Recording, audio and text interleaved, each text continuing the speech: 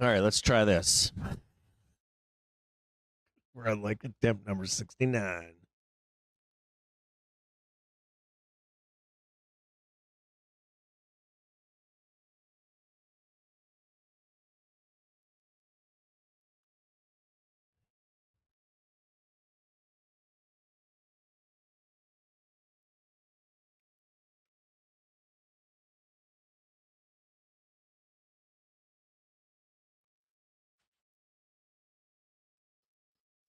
I think everything is up and running, but I'm not sure.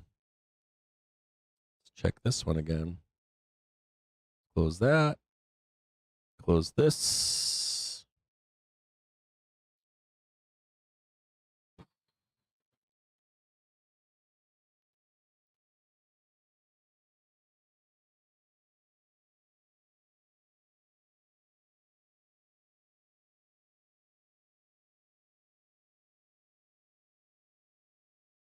Hey, what's going on, Stacy? Can you see me now? Sorry about that, Stacy. Apologize. I moved my office. Is it dark on your end? Let me on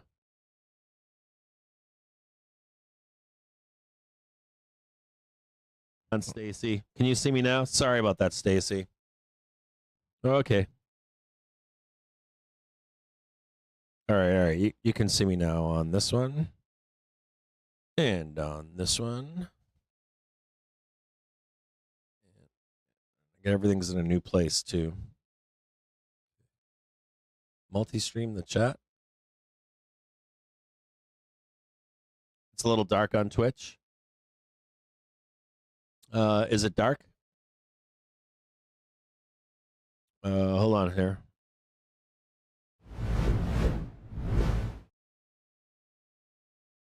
Hold on 1 second here.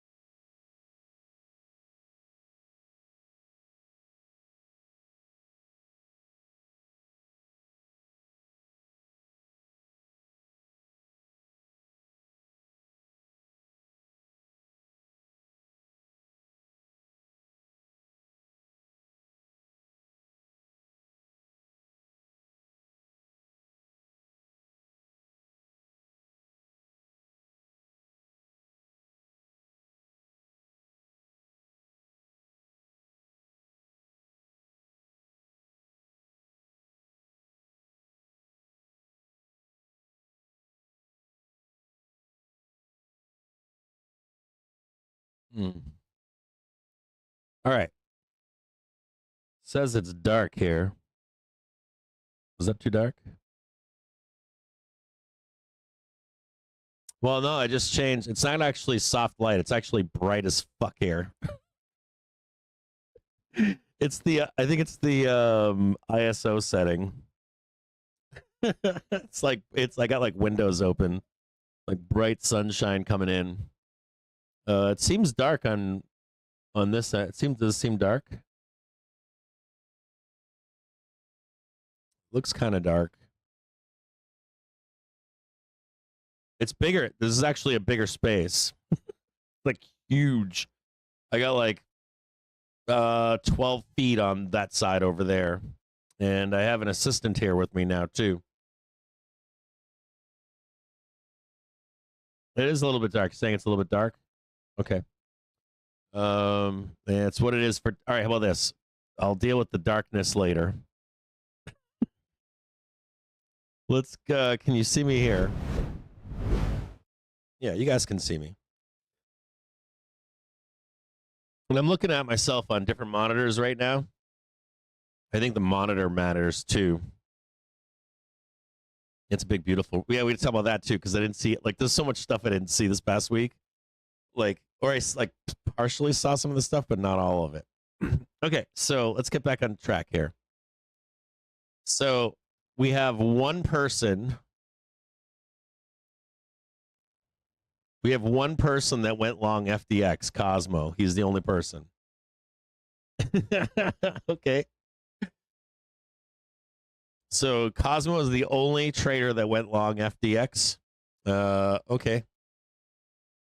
Who was the person that said? Who was the person that said we're going to go moon this past, like after the 30th, go straight vertical? Someone said that last week, and I was like, no fucking way. And that shit happened, right? We did 3%. So let's go over here. Okay, if you weren't watching us, if you're just joining us right now, let's start with where's the chat box? I don't know what the fuck is going to put that over there. Okay, if you're just joining us, there's a few things we have to go over here. One, I went on vacation. It was nice. In terms of, I got off the internet, basically. The entire time I was away, I tried to scrub my brain here. We spend a lot of time on the internet. Our behaviors are adjusted and changed. I've completely noticed it, being away from the internet as much as possible. And I didn't go down the rabbit holes that the internet provides. So vacation was good in that respect. The other side of vacation was I was trying to stay away from the internet to like clean my brain, right? And so I did a bunch of work. Like I'm going to do all this work and take some time for myself. I didn't get to take time for myself. I wound up going down the rabbit hole of work instead. And that was a challenge. It was much more work than I expected. It was every day.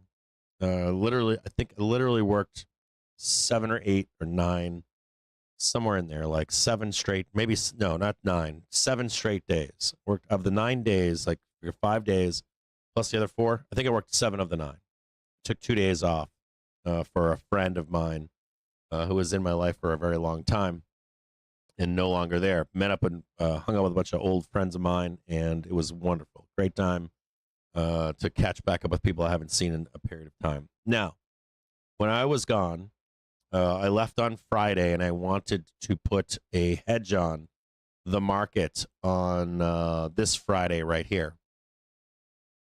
And I wasn't able to quite get what I wanted. This is Friday right here. We did sell down that Friday, but it wasn't really significant, was it? Let's not say that that's significant on Friday enough, or even that this high was enough. This was at 1650, I think, something like that. And I was like, yeah, maybe a little bit more. Maybe I can get like 618. Failure of 620 would be nice. Never saw it. Didn't see it on Friday at all. Now on Monday, I'm on vacation, so I don't put a hedge on the market if I'm going to be away. I don't want to watch anything. So I didn't put a hedge on the market last week at all. Now I did get long on FDX last week, but that was only because it was outperforming or underperforming the stock market. So if we were to take a look here at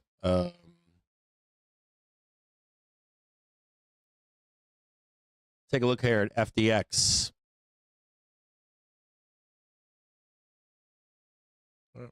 Hold on here. Let me get rid of some of this stuff here.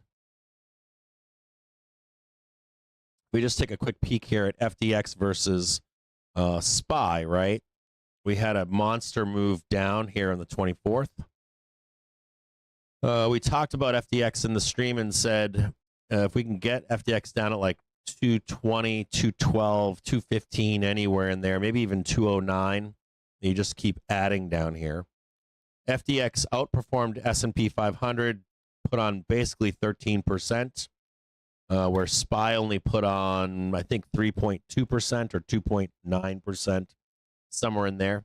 So this was a good trade. I like this trade a lot. And not only that, I like the idea of selling puts against it if you have or have not at this point. I am looking for a pullback here on FDX in particular. Just get rid of this. Get rid of that here. And then switch this to FDX.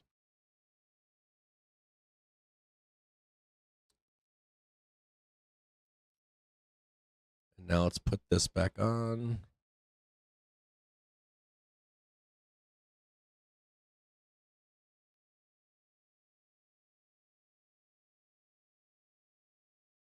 So I just want to talk about this trade really quick if you took it with me. There is a daily trigger down here at 22.5.9.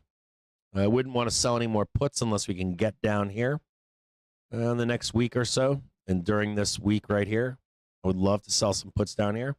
But I would not want to sell puts so today's the 7th of July. If I can sell some puts down here for the 18th or somewhere in there, right around that OPEX date, I'd love to sell some more puts here.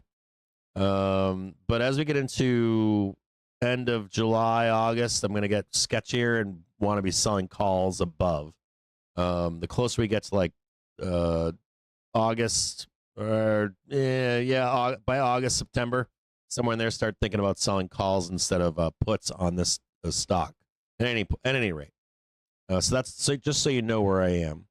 Now on SPY, moving back to SPY really quick.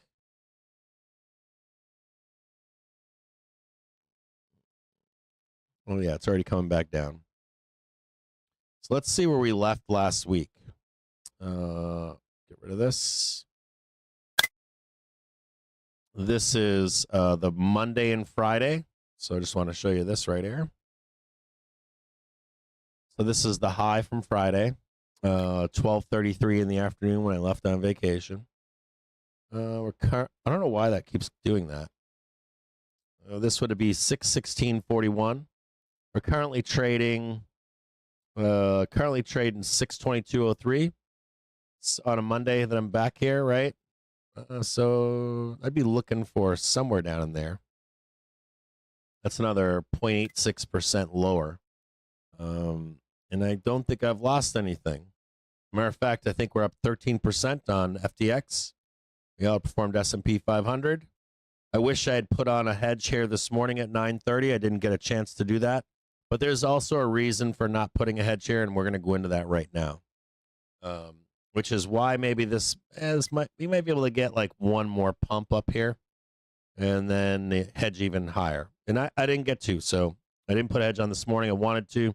I'm having some technical issues on my end. You can see right here, this is Friday when I left. So I'd like to buy a dip down here somewhere, 616, somewhere in there, maybe even lower. Somewhere in this vicinity here. This is where the instigation was, right? You can see the dip buy down here.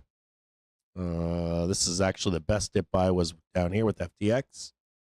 And this is where it was bought. So this is 611. This is 616. Let's just take a quick look at the market and see where we think it's going to go. Let me just delete all this.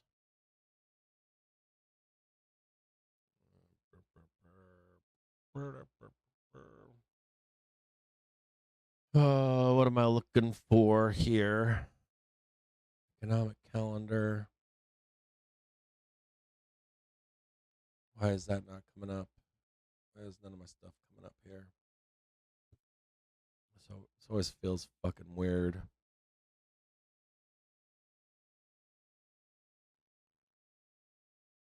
All right.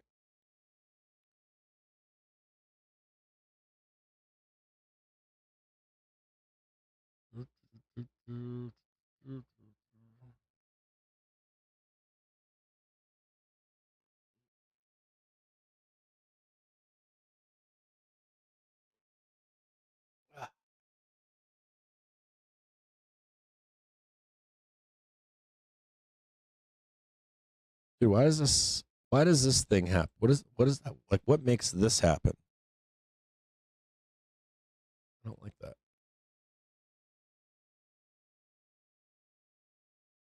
I gotta figure out why that's happening.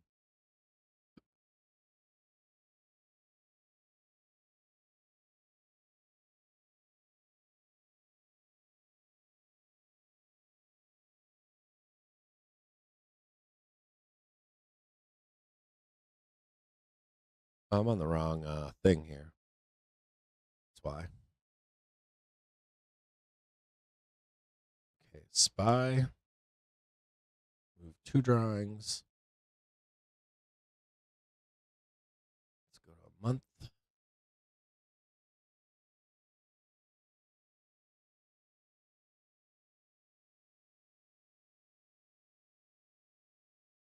Oof.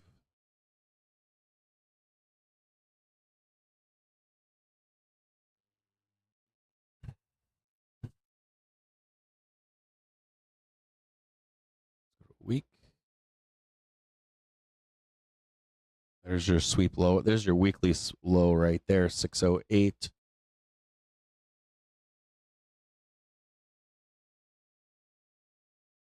No.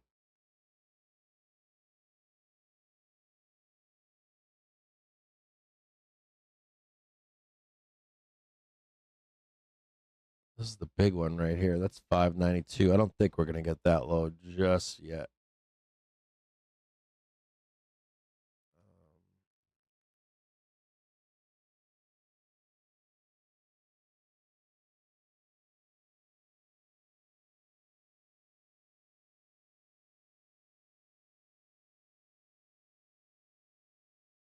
You're almost at the day. Is 620. By the way, nobody's buying this. Wall Street's definitely not buying this. So they're not going to buy this without a doubt. They might buy this. I think that's bullshit too.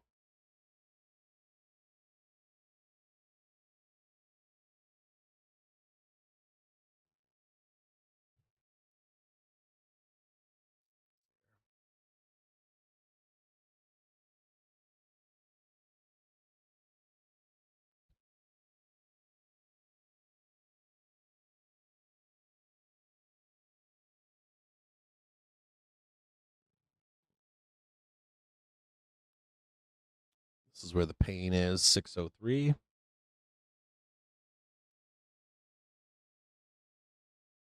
D pain.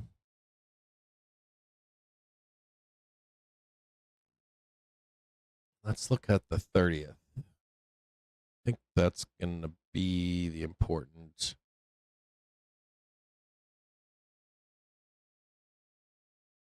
This is the new quarter right here. It's the first right here. The buyer stepped right in. And then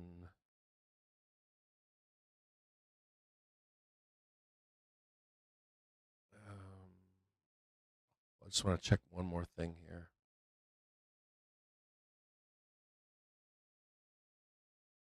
Velocity.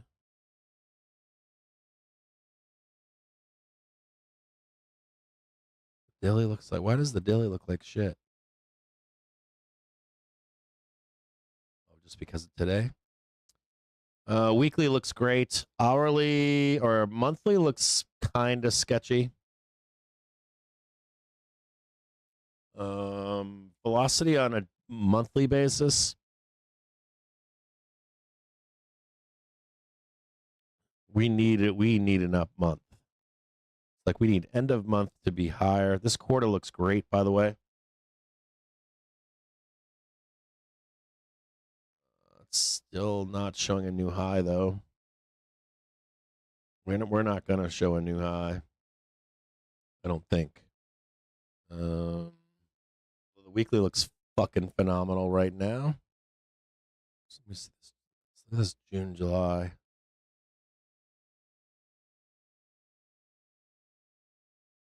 Back versus 2019. Yeah, this is the big question here. This is June 2019. See this? See this orange right here?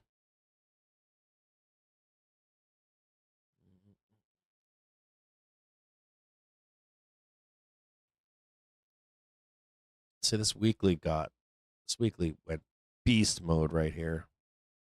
And then just the daily.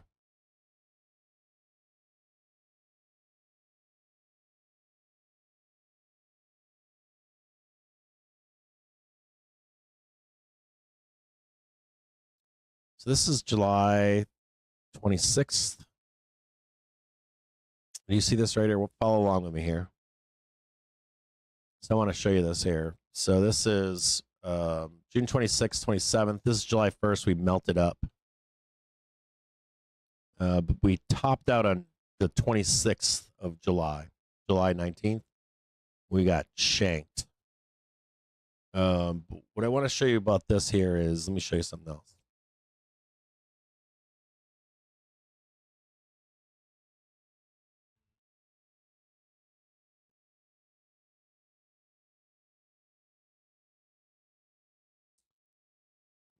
So this is the spot up vol up chart from 2019. This isn't showing 2024 on it, but what's interesting about this is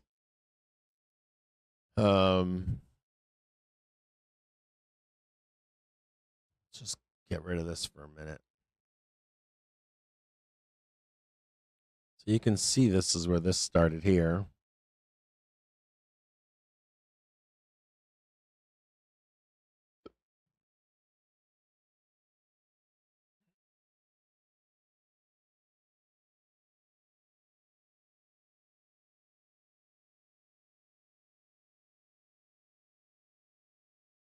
See it right there. That's what my big question is. Is that more like that? Let's get rid of this for a minute. Let's go back to 2019.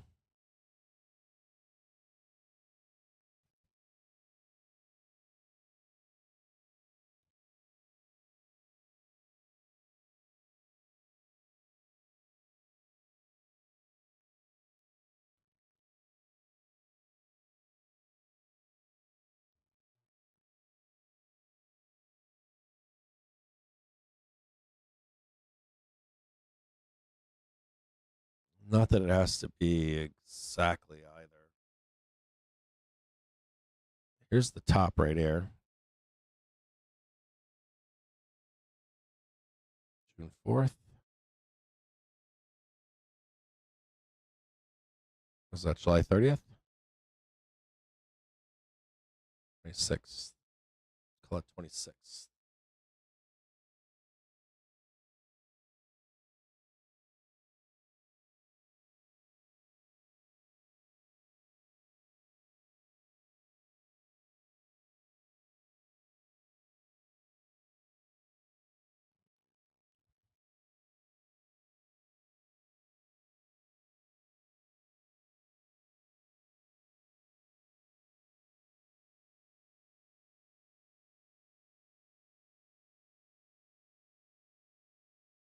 So that still goes up into this is where the next fall was here.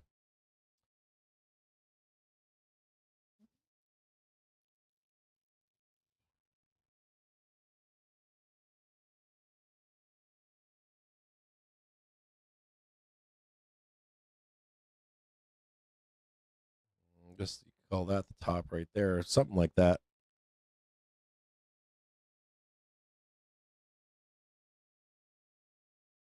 Is that February? That's February 19th. We went down in January. This is January, I believe. Let's go back here and check one more time. 2019. It's October 3rd. September. This is July 26th. A nice little pullback in here to the weekly. We didn't get that over here, though. I see. So this is back in October here. Way back over here. We didn't check this at all. There's like no checking any of that over there. I don't see any of that check going on. I guess the biggest thing we should watch out for here would be, this is actually over here.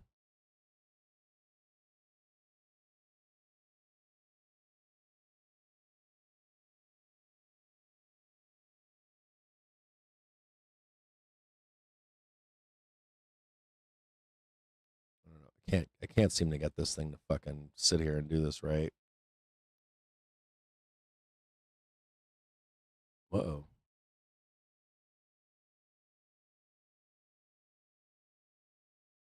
I don't know how the fuck to do this thing. I have no fucking idea. It's somewhere in there. But you can see There's a pullback here. So check that right there. None of that's happened. And then this rolls right in here.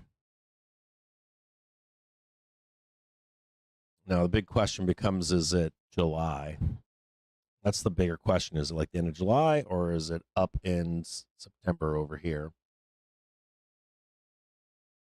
We don't know the answer to that.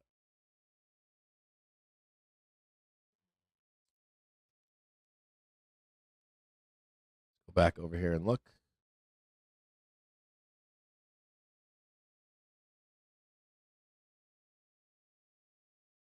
Velocity here looks fine. The daily looks like shit, but the weekly looks good. We just can't have big weekly closes lower. Monthly looks fine right now. There is like a high back here that just has to be tested on the month. That means we're not at the high yet. The quarterly looks outstanding right now. Quarterly looks great. At least go. I don't think we're done going up. Not for the month of July, not yet. Let's go to a 4-hour.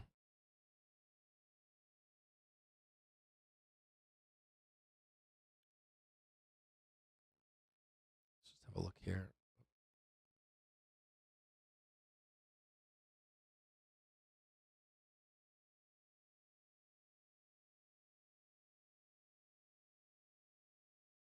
Your daily expectation.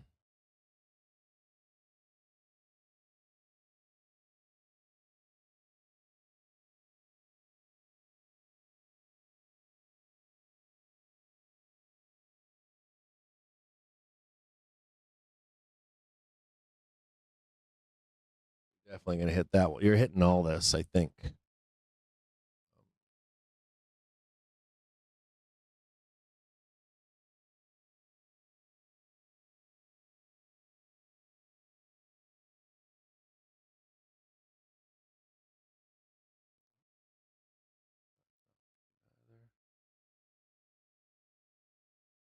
a nice sell right there. Nope, not R.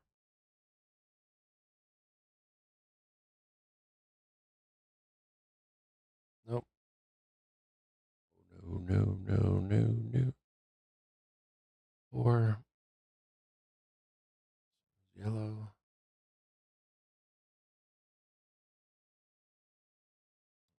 Yellow. Sell.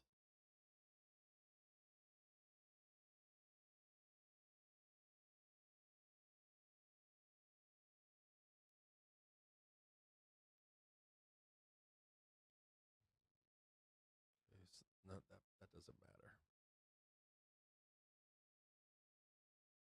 Yeah, that does matter.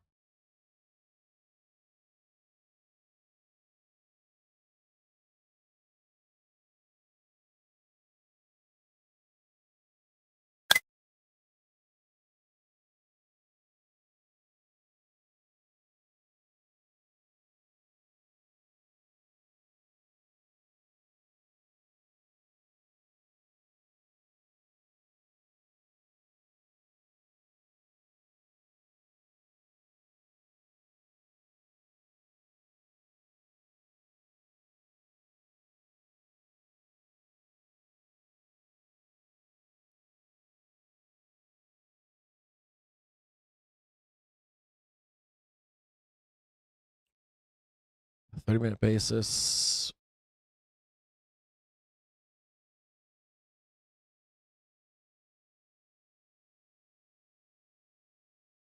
Half hour actually looks pretty good. Hourly looks like shit. Daily looks like shit on a 30-minute basis. Down here and look.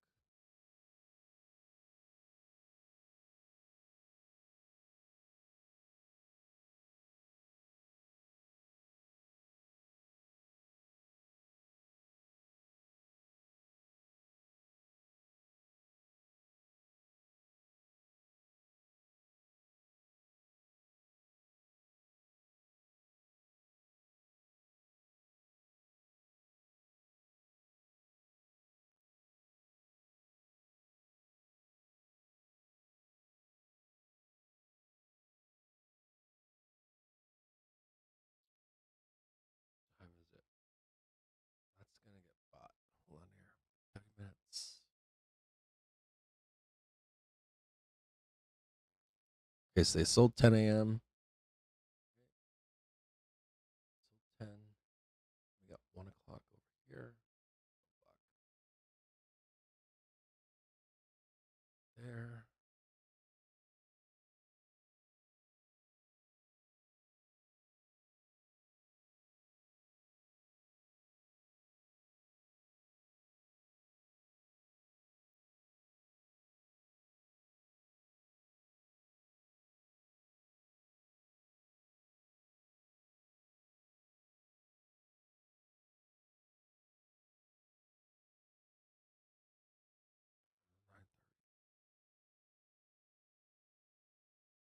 Let me check something here, guys. Hold on.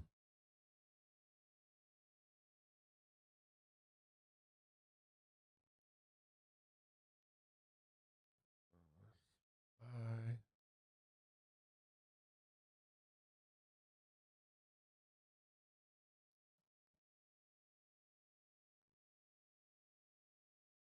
So I sold that one. I sold it there.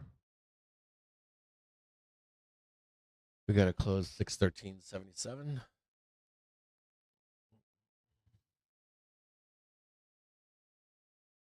At least, right? If not 608.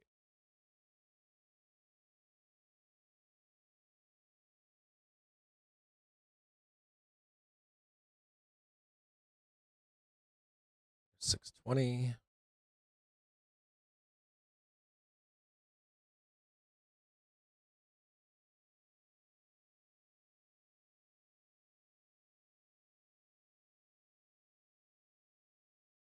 There.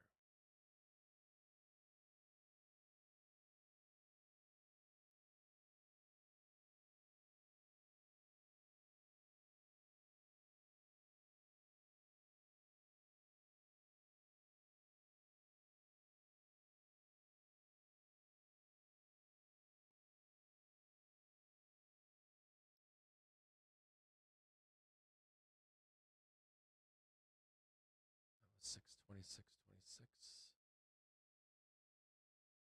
Oh, dude, seriously with this. Gotta get rid of that, whatever the fuck that is there. 630.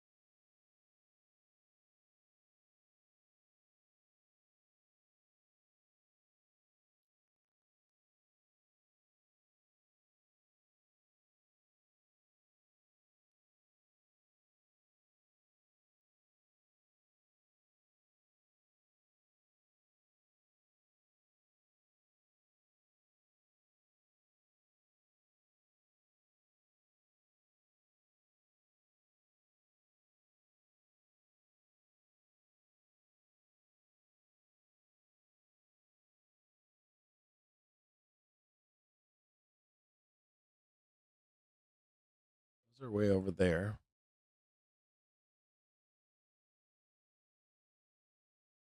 Fine.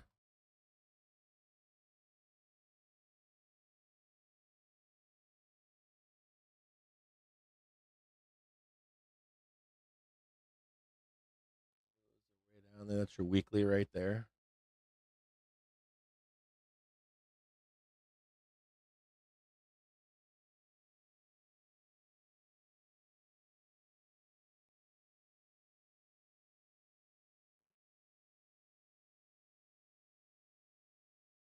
Monday close.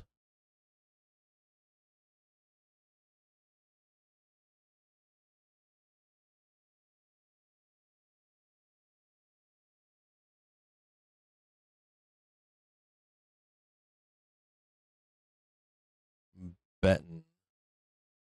I don't know what the fuck is going on with this. I gotta change. I'm betting. Yep. Where you think it's gonna go? Right there.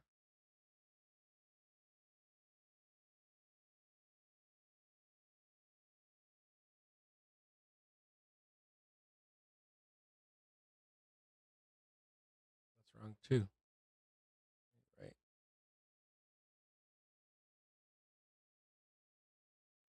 That right there.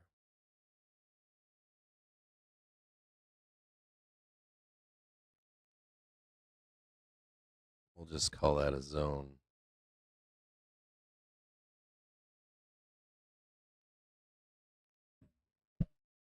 I gotta fix this. This fucking microphone ain't working. Okay. So right here.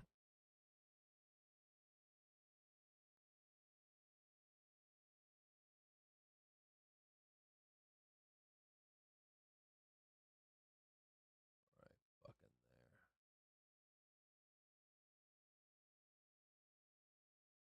That's right fucking there. There's one seller right there. Another fucking seller right there.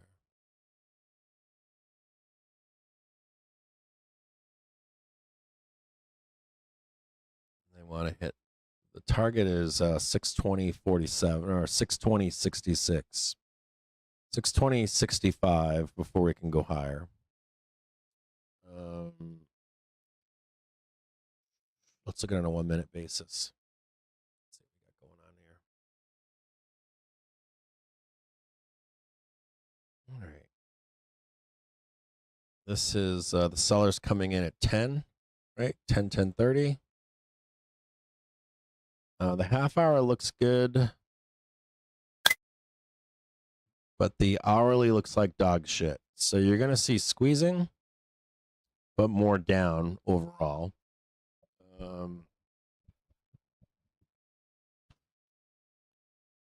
Here's 12 o'clock. This is where the buyers should step in.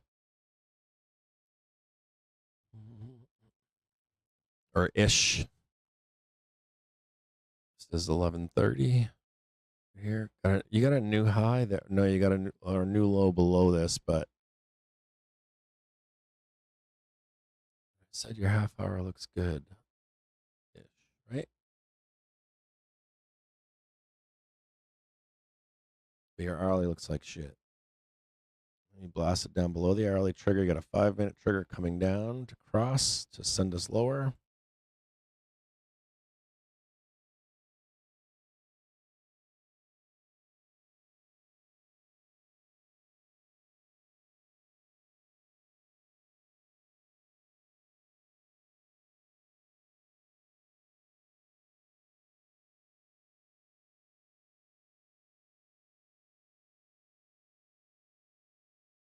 This is fucking bugging the fuck out of me.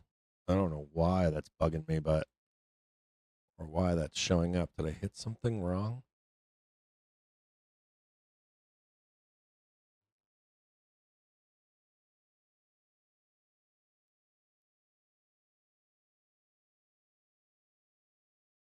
There's your target right there, somewhere down in here.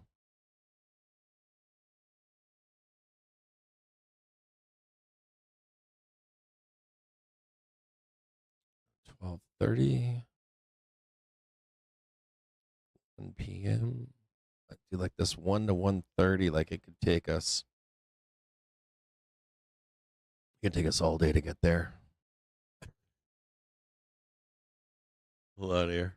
This is 1600 right here.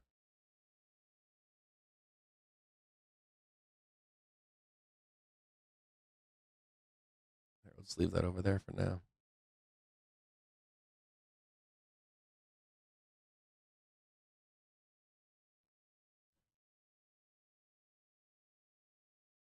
Check this here.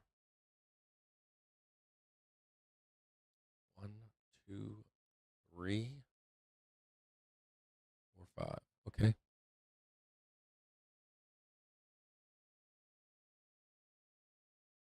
Try it like this. Get the extension of the downside.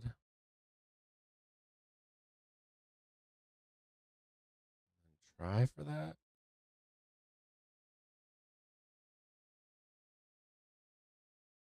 Look at this really quick.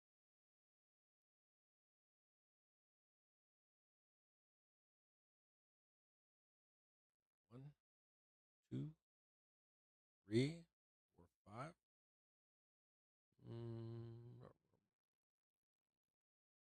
2, 3, 4, 5. Nope, because that would mean it's dead there. There could be an idea that a turnaround is going right there. It's possible that's bottom, but I don't believe it. The hourly still need. So the hourly velocity looks like shit on a 30-minute basis. If that's the case, theoretically that was 1, 2, 3, and that could be way down here, 4, 5, or just 1, 2, 3. 1, 2, and 3. That would work somewhere right here. Then we're back up again. That makes more sense than the 5. I would say this. I would say unless we break this 620, it's kind of like this. 1, 2, no. Yeah.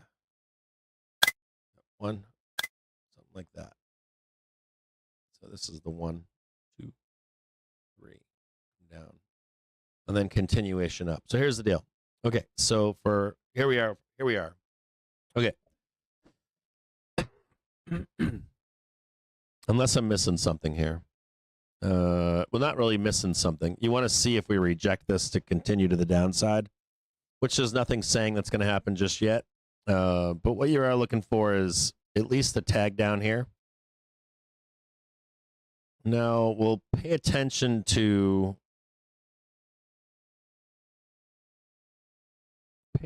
something up in here, but I don't think it's worth, like, it's not worth trading. So what you're looking for is some kind of tag down below, right? And then the only thing we have to worry about, not quite worry about, you can watch this on my screen if you want. So here's the hourly trigger. So the hourly trigger looks like shit. Let's be honest. It doesn't look good. If you're at home watching, I'm sure you can already see right now.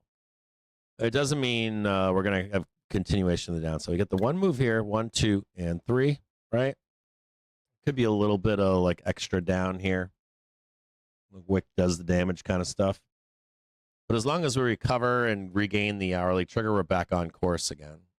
So and if that can help with the downside on the hourly velocity, then so be it. So you'd see something where we make the move down lower, right? And then it's just a bunch of consolidation. We're up and out of here. Just so you can see it between now and this is on a 1-minute basis, but you can get the idea, right? I'll show it in an hour. Show it on an hourly basis. This is a better way to look at it.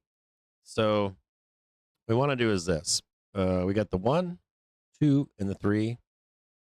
Now, we could go down here. We could even have a little bit of blood action down here. But it would get sucked right back up. So that would be a wick with damage underneath. Candle above, telling the story, right? Now, what we want to watch out for is pay attention to this hourly trigger here. And the amount of time that it takes us to stay down here. What we don't want to do is come down here, hit this, and then begin to reject. If we do, this would turn into like a 5 move down. And we'd be looking to clean out or clear out everybody down here.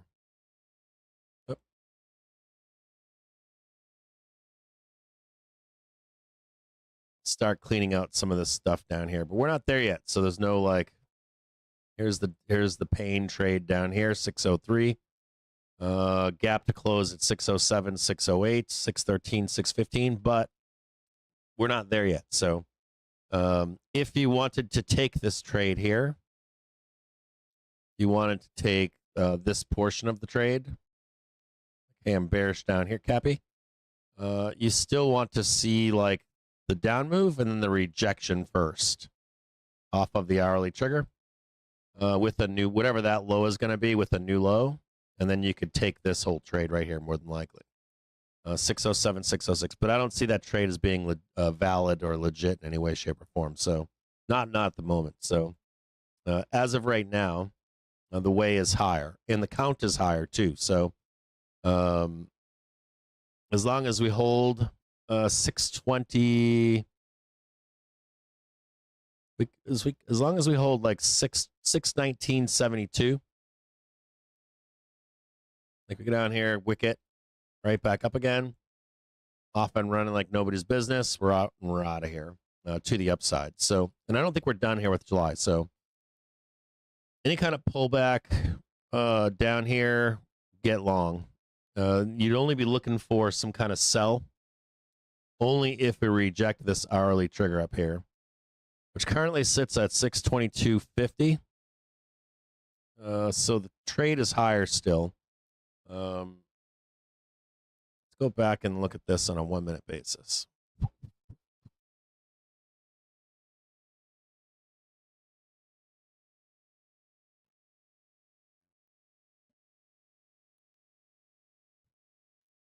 And we'll look at Qs and we'll look at IWM and everything else here in just a minute. There's 620. I don't even think you can hit this. I think you're going to hit 620.65, I think is it. And I'd be looking to buy this dip here at 12 o'clock, 1:30. Trying to buy this dip here. The only issue I see here is maybe it needs to be spreads because this is where the garbage is. Like you do this nonsense here, you get caught up in here. Could even retest the low or even just wick this down here. There could be like one more low or if you're looking for confirmation or something like that. I'll just check this really quick. Where all these buyers came in right here. Pain over here. All that, push it up. Yeah. So it looks right. So the way is higher, not lower. The only thing I would say to you is if you're looking to buy a dip down here today, make sure it's a spread. There could be a lot of fuckery between now and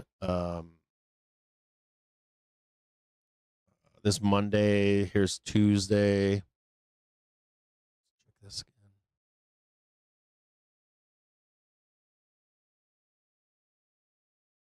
So just as you're watching this here,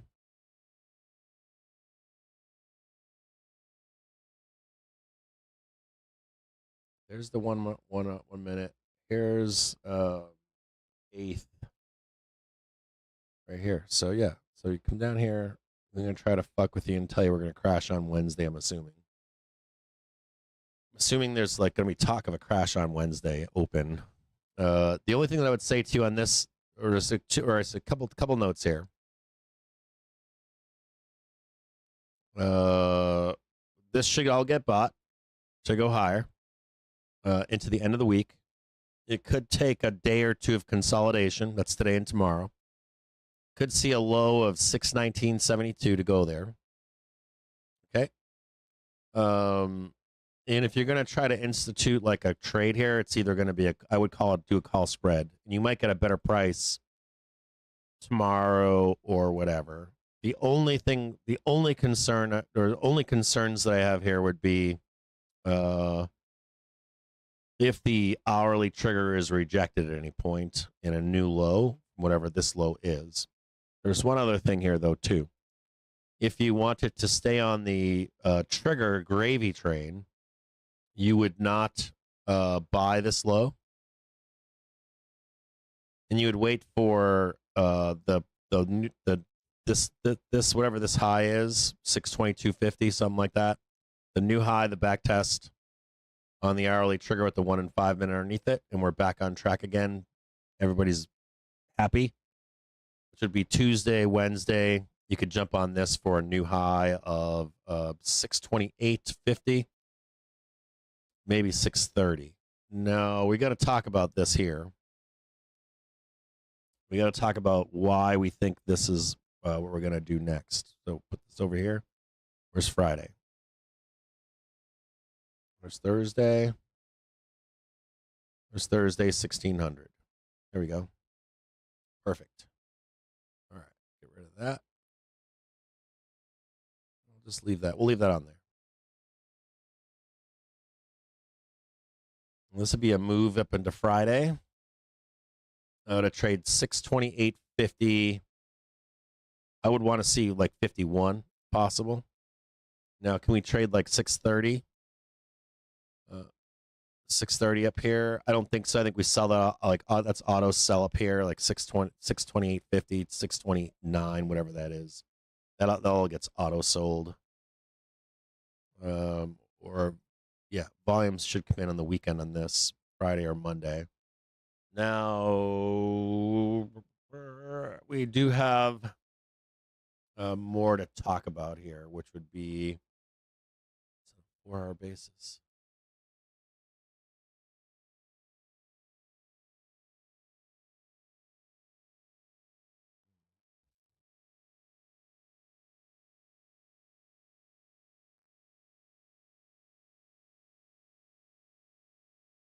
You would expect that to hold, wouldn't you?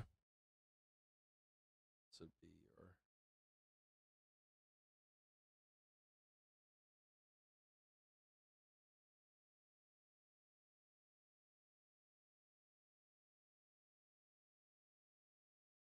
one quick second here, guys.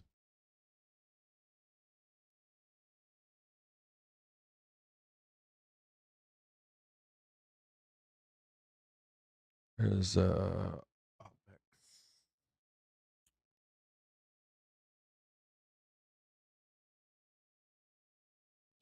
18th, Friday, 1600.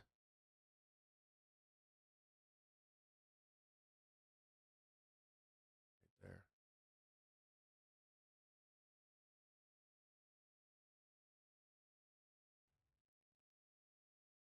There's VIXY.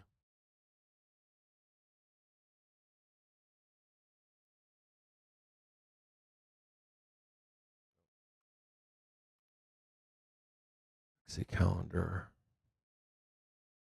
July 16th. Ooh, spicy. July 16th at 1600. So that's a little bit lower there.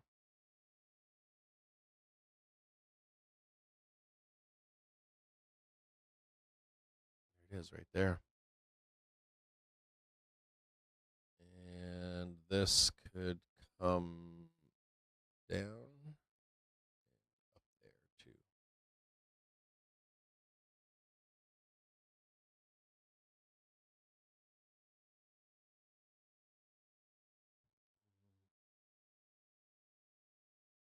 So we got 626, 628.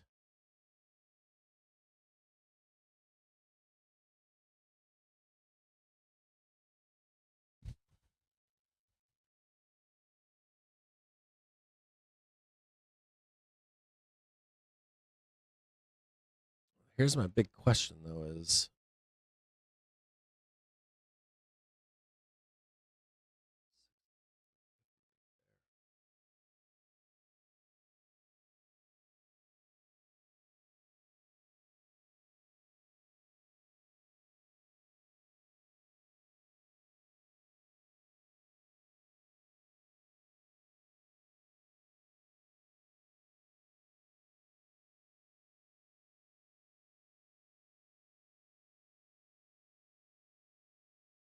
$640.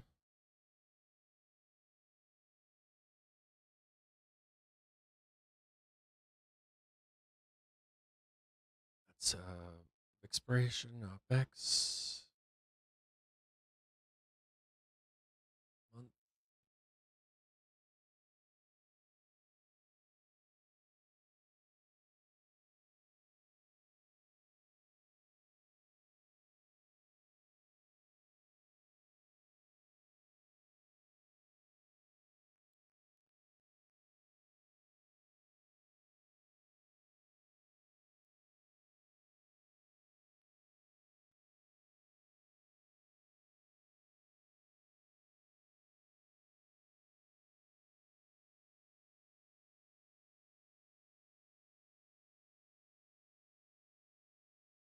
One. 628, right? I fucking think that thing fucking moves. Bam.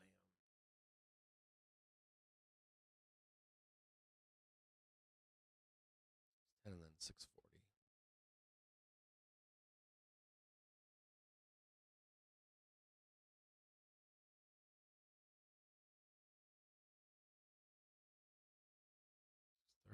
$640 to OPEX.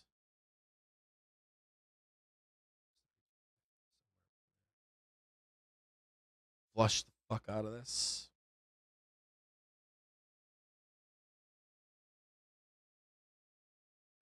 There's going to be some kind of like in a month flush in here.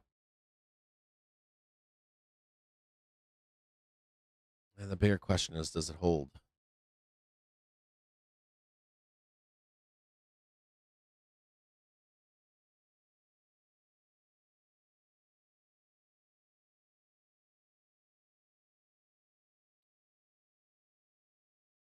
Your daily and your weekly.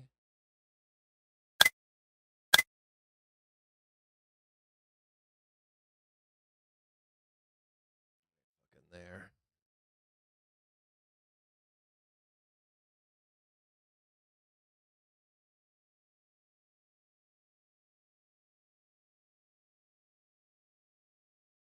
Up, up, up. Then it finally gives it up.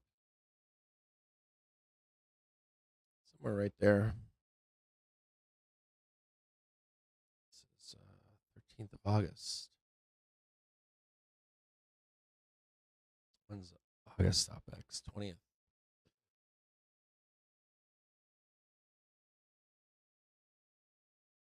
It's right there.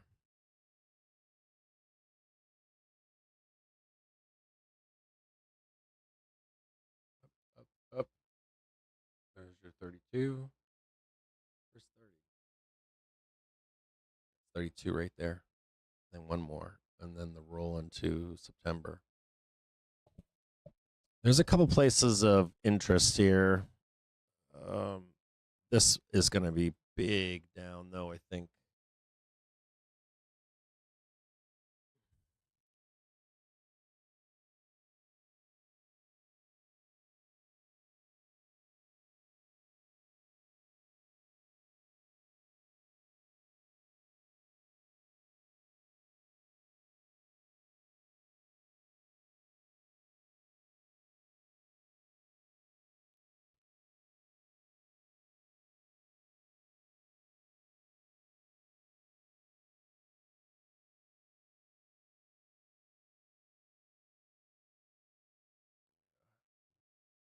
There, the month.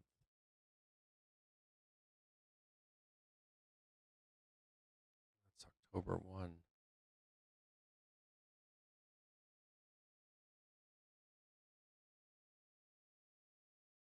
Roll, roll, roll.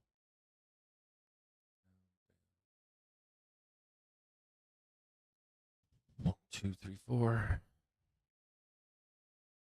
You know what's fucky is this weekly.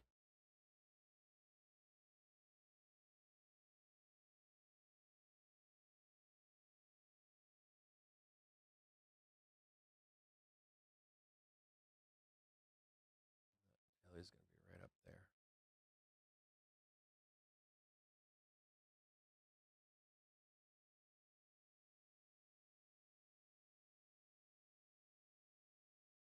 It's like that could, I don't know if that all gets filled. I still don't like the idea of that filling. So all this here, that there. That one right there.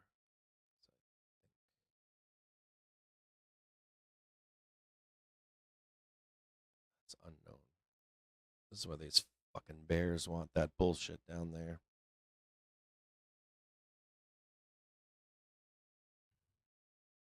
This will put on a whole nother month. See, it's kind of weird because this month here, this will move up to right here. By the time we ever get there, and that says that means that like 90 should hold.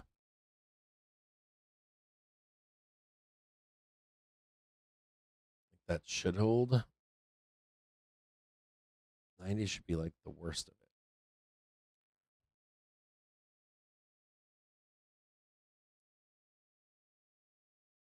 worst case scenario? It's pissing me off now. It's already being bought. Dip's already being bought. Let's go see this here.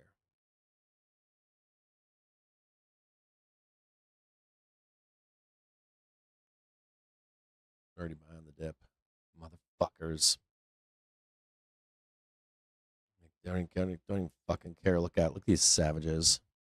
Up here and test the cross of the 5-minute and the hourly. I still think this goes down.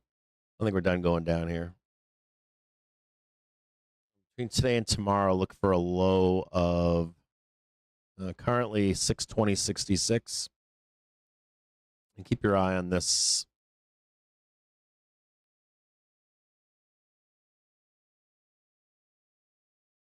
On this this dotted line right here.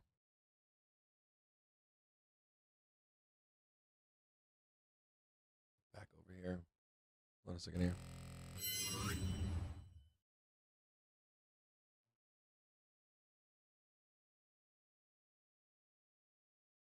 There's 12 o'clock dip buyer stepping in. Didn't even wait.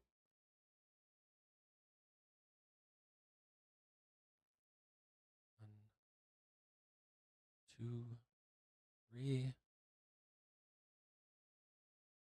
Here.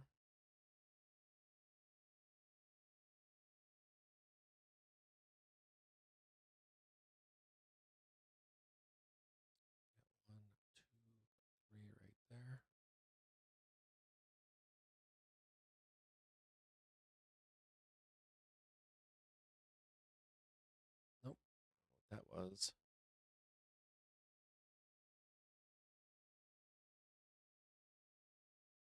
There's the sellers there.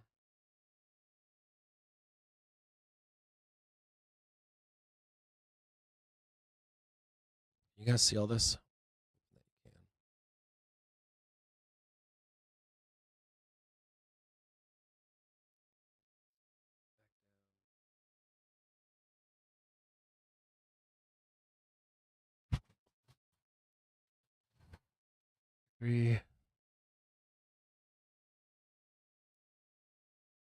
There is an equal leg up here.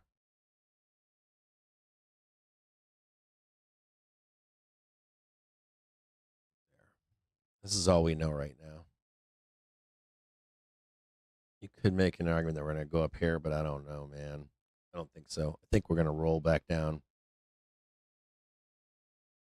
I think we're going to have garbage in here into tomorrow. They're going to tell you we're going here. I don't think so. Maybe. There's a little bit of, see all this, there's still gap up here that needs, I would prefer this left behind though for now. I don't want to see this right now because then I'm afraid of a bigger leg lower. I'd rather see that gap remain left behind.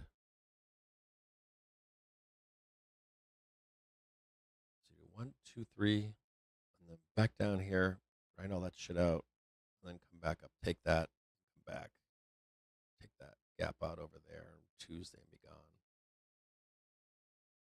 I don't think you're going to take that gap today. Maybe. I don't think so, though.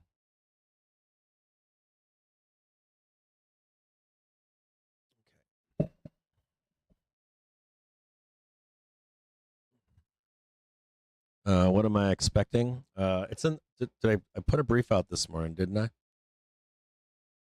I swore I did.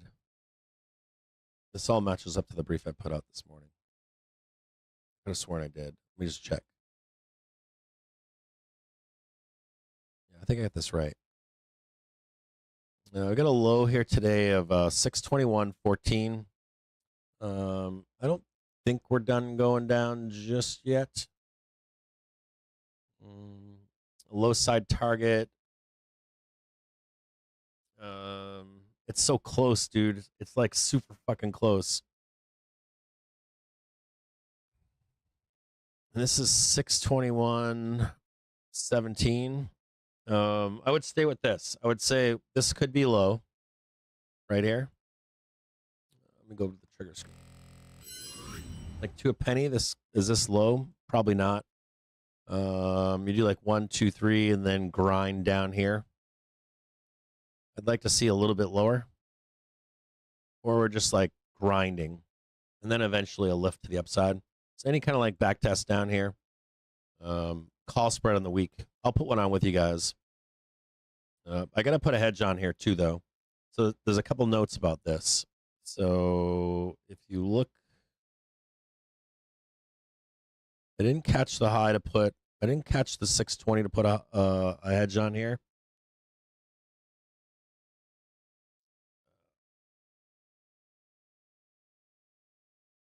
There are some issues here.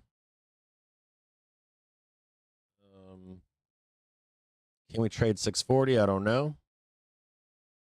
630 though is on tap.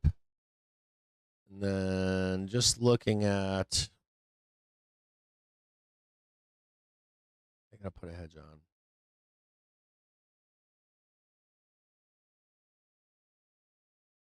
Yeah, and the reason I gotta put a hedge on, I gotta put one on somewhere in here.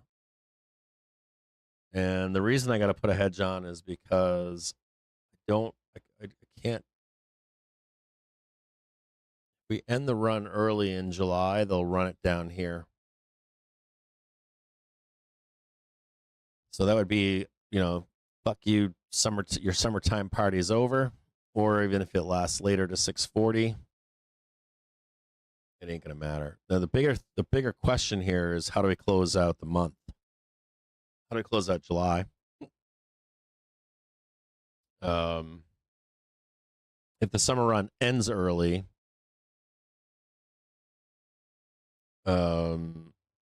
this monthly is still valid down here.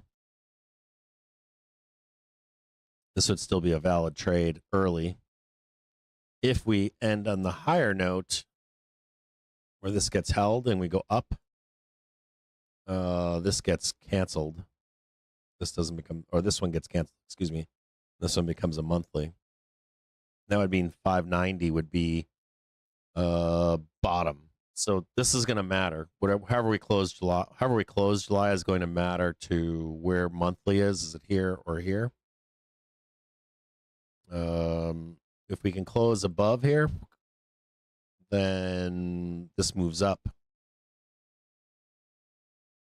And you're going to be looking for like 640 in the summer and then a low at best. Let's actually turn into this here. Just don't know yet. This would look more like this. And this would rise up here. But we're not there yet, so we don't know for the next month. So we'll leave this here just for now. And this is what this is right now. So this is still valid as of right now.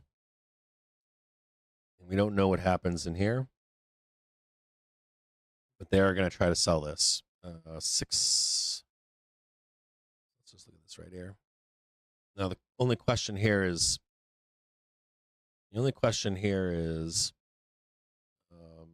is this the bottom today, or is it one more slam down and then up and away? Whatever it is, you're buying this dip. The only way you're not buying that dip is if this fails. This would have to come up here, fail, and catch a new low. Without that, this is bottom or bottom-ish. If that makes any sense. Let's take a look at this. And there's an equal high up here too.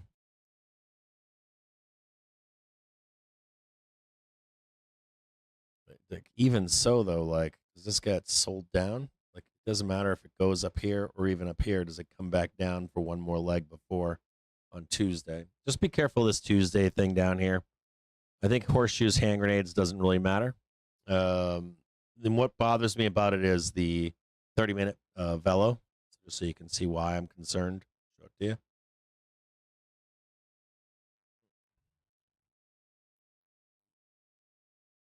It's right here.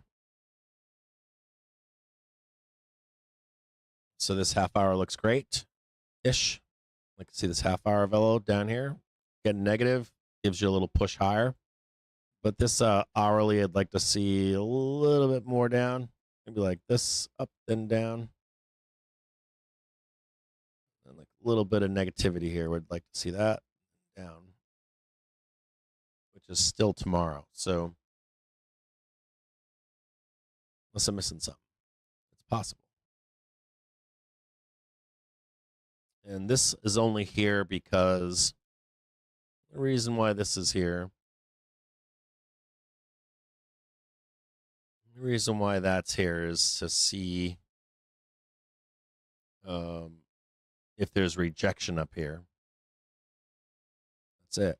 Does this get bought and rejected with a new low? And we don't know that yet, so we can't tell. So we'll remove that just so you know that it's there.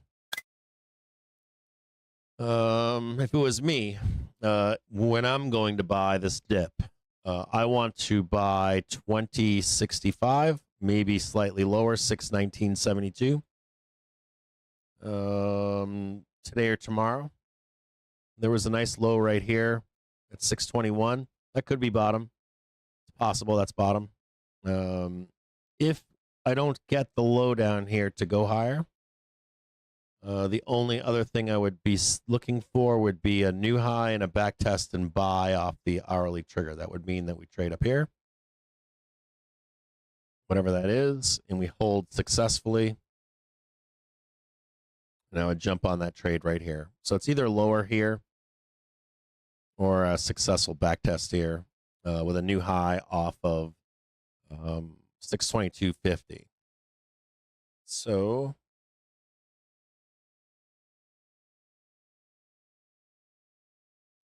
no long for me yet. Here's your hourly trigger. I think you're going to get 1, 2 into like 130, and they're going to try to slide you down to the close, in my view. If they don't, if we blast up here and we come back down, that hourly trigger, I'll jump on board the trade right here. And we're off and running out of here at like 622.80, something like that, for a trade to 630 or 628.50, 630 failure. But I think it's going to come down a little bit more, so I don't think we're done. But even like a call spread here ain't going to matter. Like, I don't think it's going to matter. Even if they roll you down over here, you come back up on Friday, do something in the middle. Now, I got another problem here. I've got no hedge in the market. So I'm going to put a hedge on it. It couldn't get a price that I wanted on a week ago. On Friday, I was looking for like 618.50 or something like that, 620. And it didn't happen. So I'm not going to buy a hedge here. It's sick. Now, I'm like, yeah, now it's not. Now it's at 621. But I'm going to wait. I want to wait for whatever this is. Right here. I don't care about any of this. I care more about like right here. And there's another thing too to be looking at here. Which the reason I'm saying that is because of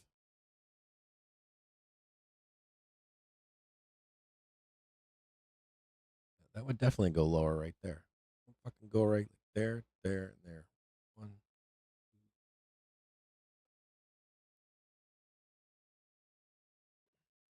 2, 3, 4. I don't really care about this. I care more about like the summer run being over early in case it ends and we don't get any of that extension. If we don't get August, I'm going to be fucking pissed. So 632, 630. Just be aware we can get anywhere up in here this week. Anytime we can get on this on Friday, between now and Friday, like 632, 630, 628.50, anywhere in here. I would have put a hedge on this morning, but I didn't have any time. I think that's fine too up here. I think fucking this is fine. I don't think any of this matters. You're still going to get paid. So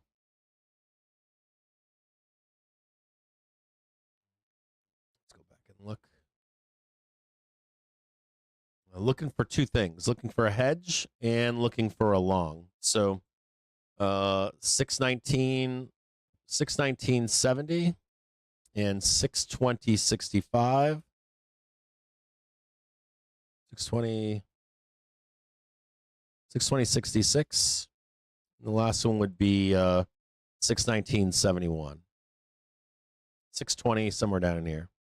And expect some consolidation over the next, I don't know, till tomorrow. Here's Tuesday, 1600.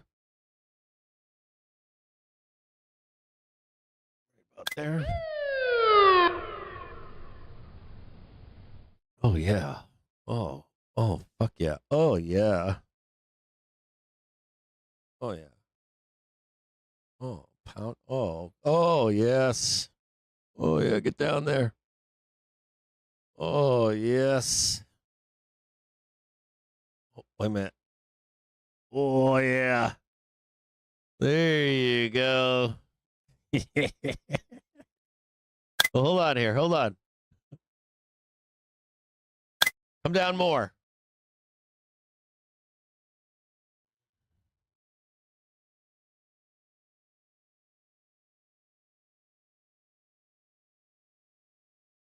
Oh, yeah. Keep me logged in.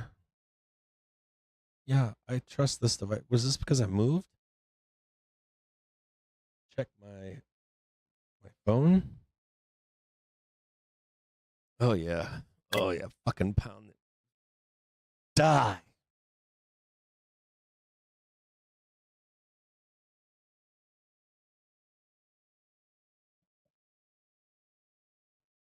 Trump publishes trade letter to South Korea. Trump, the Japan tariff is effective August 1st. We knew that yesterday, didn't we?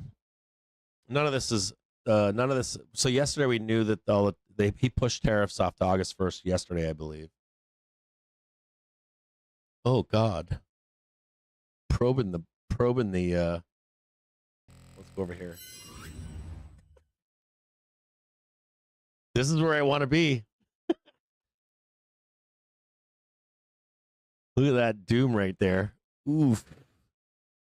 Check this really quick.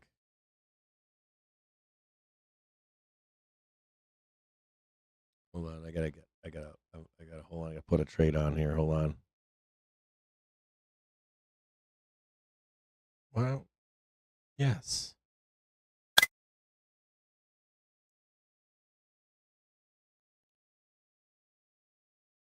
Yes. It's me.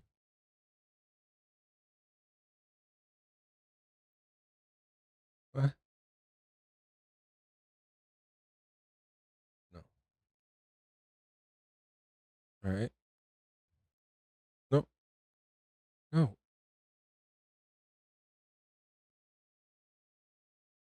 What the fuck is going on here?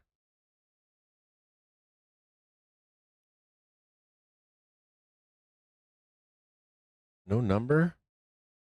Give me 1 second, guys. Hold on 1 second here, guys.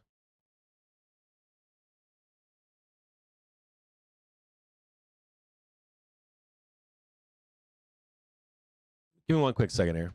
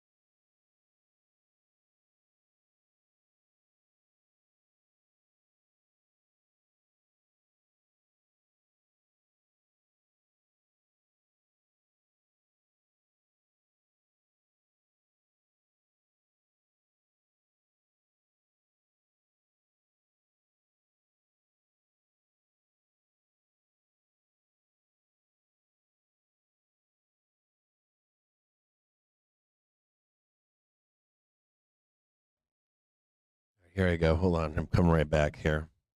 I'm still having some still got some background shit going on.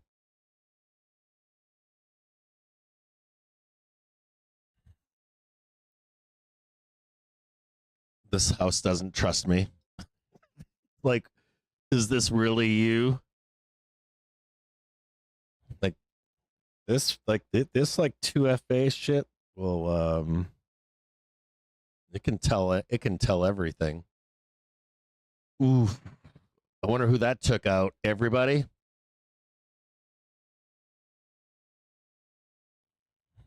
Okay, let's get some long going here. 4-day, July 11th. About a little bit farther out in time. About the 18th.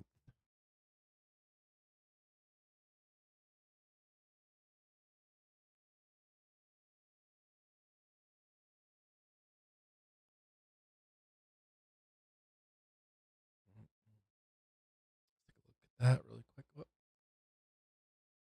613, 619. 613, 619. 613, 619. I'm so fucking cheap. I'm such a cheap bastard. Like, can I get 613? Can I get a little bit cheaper?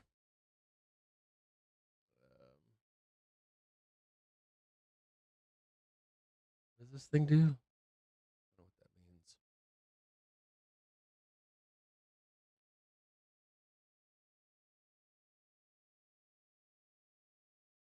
I mean, that's the fucking top. Goddamn top of the market right there.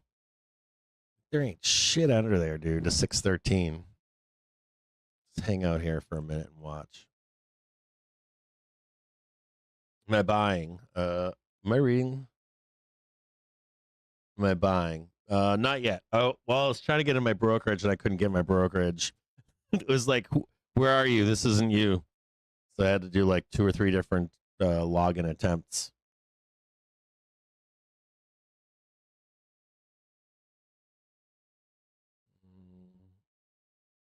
Yeah, like the Trump tariff stuff. So did you notice that we have so much to go over. We have a ton of stuff to go over. So Trump yesterday, I believe, number one, I've been off the internet, like not bullshitting. Like I get on and like shit post and I'm gone. Like literally kept myself off the internet intentionally. Try to scrub my brain of all the crap that are being trained to do. How we find our enjoyment, all of that stuff. I did go down a bad rabbit hole, though. I'll say that. I went down the P Doom again? Like I've done that. I did that once before, and I got scared shitless. Went down that hole again. I'm like, like delete.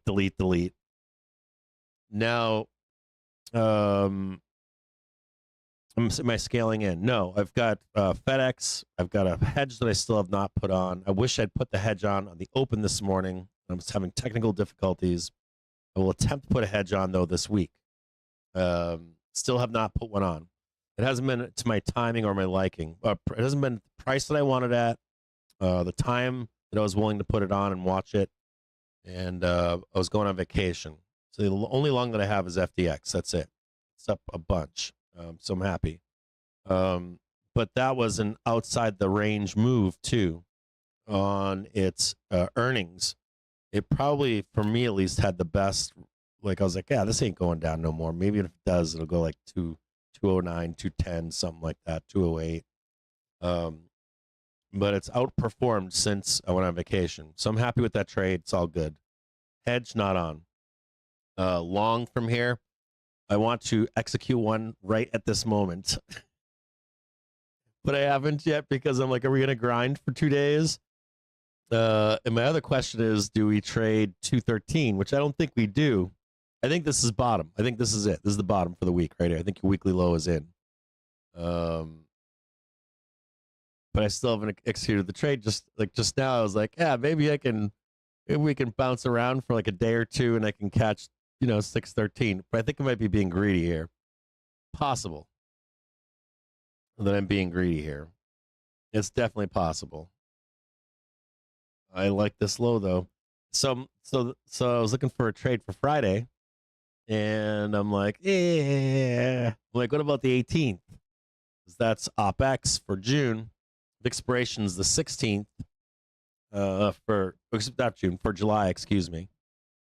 16th and 18th is OpEx, and then if we were to like trade sideways and roll down into the end of July, day is today 7th. It's like one more down day, one more sideways day, maybe. That would be kind of nice. You just putt around. That was a nice low right there too. That was S3 in the day. This is S3 right here. Literal target hit at 12:22. Man. I mean, it's beautiful. Look at how beautiful, like S3 right on the tick. Can you come down for like just 5 more minutes? Probably not. 620, 619 for Friday. I think that was bottom. I'm almost sure that was bottom. It's like a 70% chance that was the actual weekly bottom right there. That could have been it. Where are we at right now? 620? How about trading? What's 620? Hold on here. I gotta look for a trade.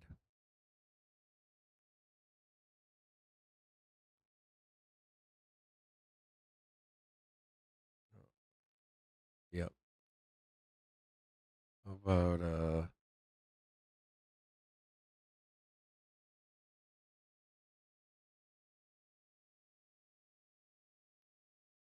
620? What about 628?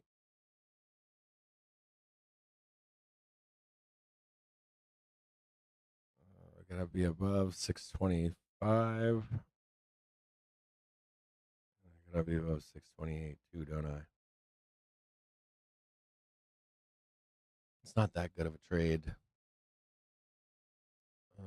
621 maybe? 627? Nope. 2.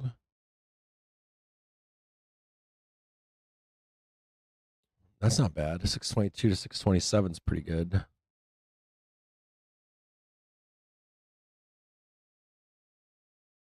No, then I gotta hit 630, 629.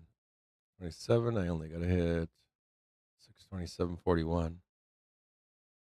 $211 pays 288. Okay. 622.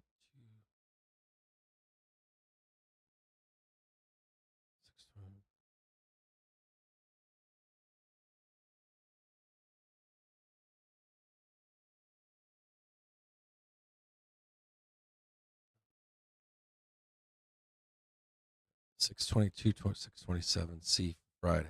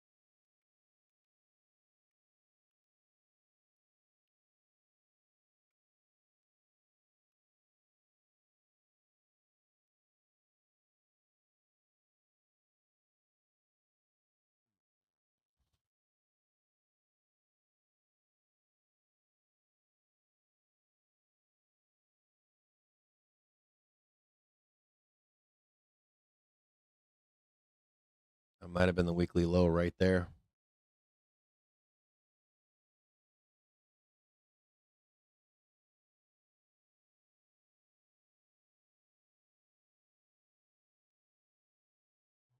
Trump publishes trade letter to South Korea. U.S. set 25% tariff rate on South Korean goods. We already knew this yesterday, though. And then Besant last night said some craziness about how they said, well, if you have trade deals, I don't know if you guys know this, but a whole bunch of stuff here. Like, I did read the big, beautiful bill, a condensed version of it. I wonder if how many people have actually read that thing. It was all over the place. I was going to call my tax attorney. I called a buddy over the weekend to find out if he had called his tax guy. He hadn't yet. He's still on vacation. He's in like Puerto Rico or some shit. And I haven't had a chance to call mine to find out. But Besant yesterday also said, he said something yesterday about we're going to have 100 trade deals or something like that by August 1st. And they were like, what do you mean? If you look at the verbiage or words, how the wording was made, Besant said, paraphrasing here, he said that they would just be sending, this is our trade deal to you, and whether you agree or disagree with this, we don't care. Now, the question about what Besant had to say fell on to, will anyone play ball with that trade agreement? So our perspective is, well, we'll have a trade deal on August 1st for 100 countries, let's say. I think it's 100 countries. But if you tell South Korea, hey, it's I don't know, 50% increase in tariffs as an example. Now, today it's 25, right, for South Korea, which is big. If you don't know South Korea, they're considered a first world country, but they're not quite a first world country. They do manufacture a lot of equipment used around the world, construction equipment, stuff like that. The argument here is from Besant saying this is our best offer. You're going to have to live by that, but countries don't have to do that. They can see an offer and say, well, we're going to do something in return. You know what I mean? EU is doing something like that. If you're a U.S. citizen, you're traveling to the EU right now, you're paying a tourist tax. As a matter of fact, the EU has also introduced plans to have published plans to follow the U.S. with the de minimis taxation on goods from China, cheap Chinese goods. It's $800. If it's underneath that, there's a tariff. Now, I did go on to the AliExpress subreddit, and they said that it's hit or miss on whether there's de minimis or not. They have something called AliExpress Choice, where if you pick Choice and your package comes in, it's the price that they advertised as, or it gets canceled. So if you don't choose Choice, you can wind up with a package that comes into the U.S., and you're going to owe tariffs, big ones, potentially. And it also depends on the carrier and all that kind of stuff. But not all of the de minimis, my point here is that not all of the de minimis is being accounted for or charged, or they're eating it. Producers eating it, sellers eating it, someone's eating that cost. Or you likely know that they're trying to avoid, maybe they're moving product to another country, or they load it up on product in the U.S., or they load it up on product in a country where we don't have huge implemented tariffs with at the moment, which that noose should tighten as we make deals with these other countries. Now, this is August 1st. Trying to circle back around here in this August 1st thing for all of these countries. You would expect in July, or excuse me, August, if they're trying to end, if theoretically, that's they're like, oh, we're going to end, I don't know, the summer bull run and switch over to an like bull. Like think about it from this perspective. You got June, right, and maybe a week of July. On if you had a curve, you go to like, hey, what's the summer trade, right? Historically, the summer trade extension. Can I just like go away from all this stuff? Now, if you got like the summer trade ST, and it's like just like every curve, right? Sometimes it only lasts this long. The average lasts this long. Some of them last a little bit longer, right? This is, we call this like June. That looks like shit. Middle of August, or excuse me, middle of July, end of July, middle of August, end of August, right? So we're somewhere on this curve for the trade. Now, I did find it fascinating yesterday reading Besant saying, the trade deals, we'll have trade deals by August 1st. Kind of implies the volatility associated with the summer trade ending. Now, classically, if it ends early, if it ends in July, what you do is you'll get a ramp into the middle of July, sideways trade for the middle 2 weeks, and then we roll down into the end of July. Now, we're still early, right? It's only July 7th. So we're still like a week early from going up. If the summer trade ends in the month of July, you'd still expect more upside here. And this whole Trump thing that I just read, it's already kind of known. But that does take into consideration also if we do get all that doom between now and end of July, that the bull run could inevitably be over. So at any rate, keep that in consideration. We'll go back to the main screen here. Keep that in consideration for your hedge. Does the summer trade end? Do they come out with like? Dude, this microphone is not working for me. Do they come out with doom and gloom on tariffs? Just like this statement in this proposal to South Korea. You get like the South Korea, I don't know. It says here that let me read this to you again.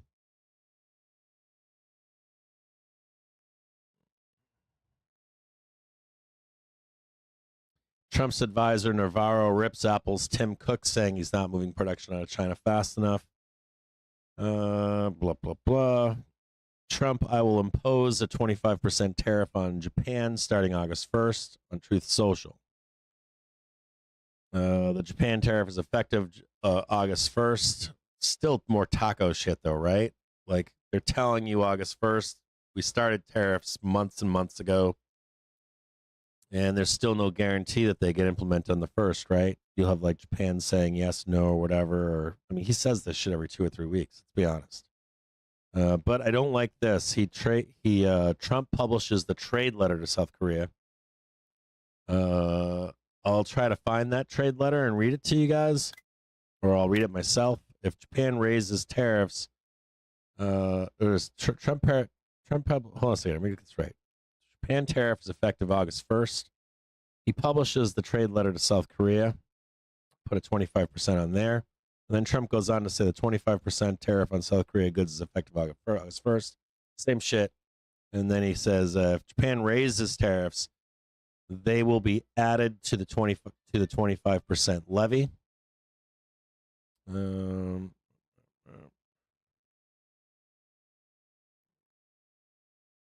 Well, you got the letter. Thanks, Waterboy. Let me read this. Looks like it's from the White House. Dear Mr. President, this is to the president of South Korea. It is a great honor for me to send you this letter, in that it demonstrates the strength and commitment of our trading relationship and the fact the U.S. Has agreed to continue to work with Korea despite a significant trade deficit. with your great country. Nevertheless, we have decided to move forward with you, but only with more balanced and fair trade. Therefore, we invite you to participate in the extraordinary economy of the United States, the #1 market in the world by far. We have had years to discuss our trading relationship with Korea and have concluded that we must move away from these long-term and very persistent trade deficits endangered by Korea's tariff and non-tariff policies and trade barriers. Our relationship has been, unfortunately, far from reciprocal. Starting on August 1st, 25, we will charge Korea a tariff of only 25% on any and all Korean products sent into the U.S., separate from all sectoral tariffs. Goods transshipped to evade a higher tariff will be subject to that higher tariff. Please understand that the 25% number is far less than what is needed to eliminate the trade deficit disparity we have with your country. As you're aware, there will be no tariff if Korea or companies within your country decide to build or manufacture products within the U.S. In fact, we will do everything possible to get approvals quickly, professionally, routinely. In other words, in a matter of weeks. I don't know what that means. This looks like a negotiation letter more than this looks like a demand letter with negotiating room. In other words, in a matter of weeks. Seems like it's opening a door. If for any reason you decide to raise your tariffs, then whatever the number you choose to raise them by will be added onto the 25% that we charge. Please understand that these tariffs are necessary to correct many years of Korea's tariff and non-tariff policies and trade barriers, causing these unsustainable trade deficits against the U.S. This deficit is a major threat to our economy, indeed, our national security. So I would expect more of these letters to drop this week or next.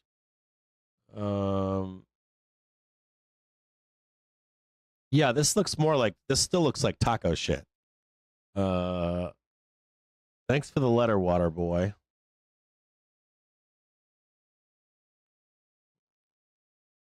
This still looks like taco shit. Think tight 1 second here. Let me see if I can find anything else.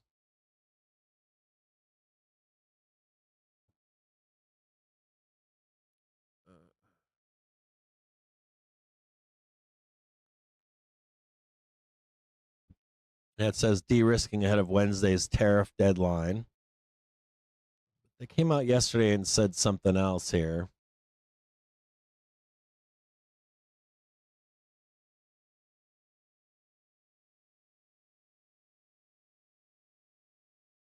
Yeah, did you read that shit? Like, the letter in itself is kind of fucking wonky. It looks like, I'll be honest, there's some stuff I haven't said here yet. If you don't have the letter, you guys want the letter? Waterboy posted it in the Discord. So a lot of the memos from the White House have looked like language models, like they've run it through ChatGPT. These are the finer points, and then put it in Trump's name. Or I shouldn't say that. A lot of the memos from the White House were very generic.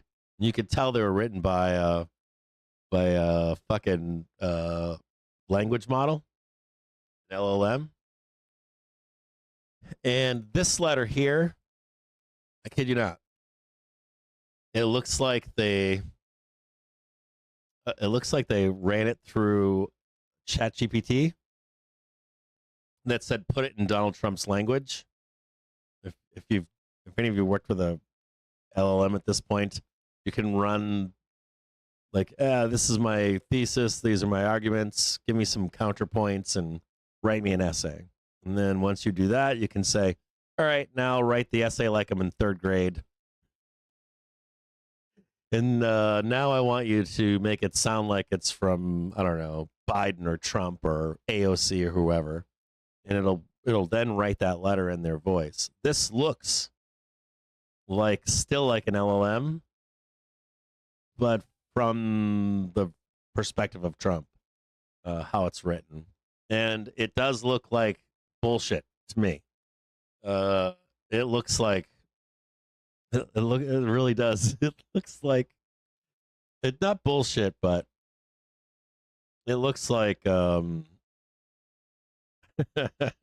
like you don't like if you guys ever buy a car you guys ever go to a car lot there's like two or three, there's more rules than this, but one of the rules is your salesperson is always trying to ask you open-ended questions.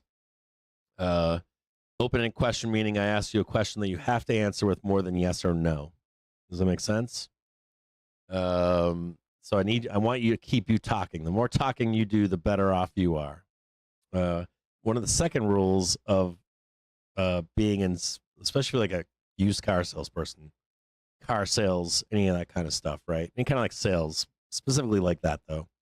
Second problem is that you don't leave room for offer.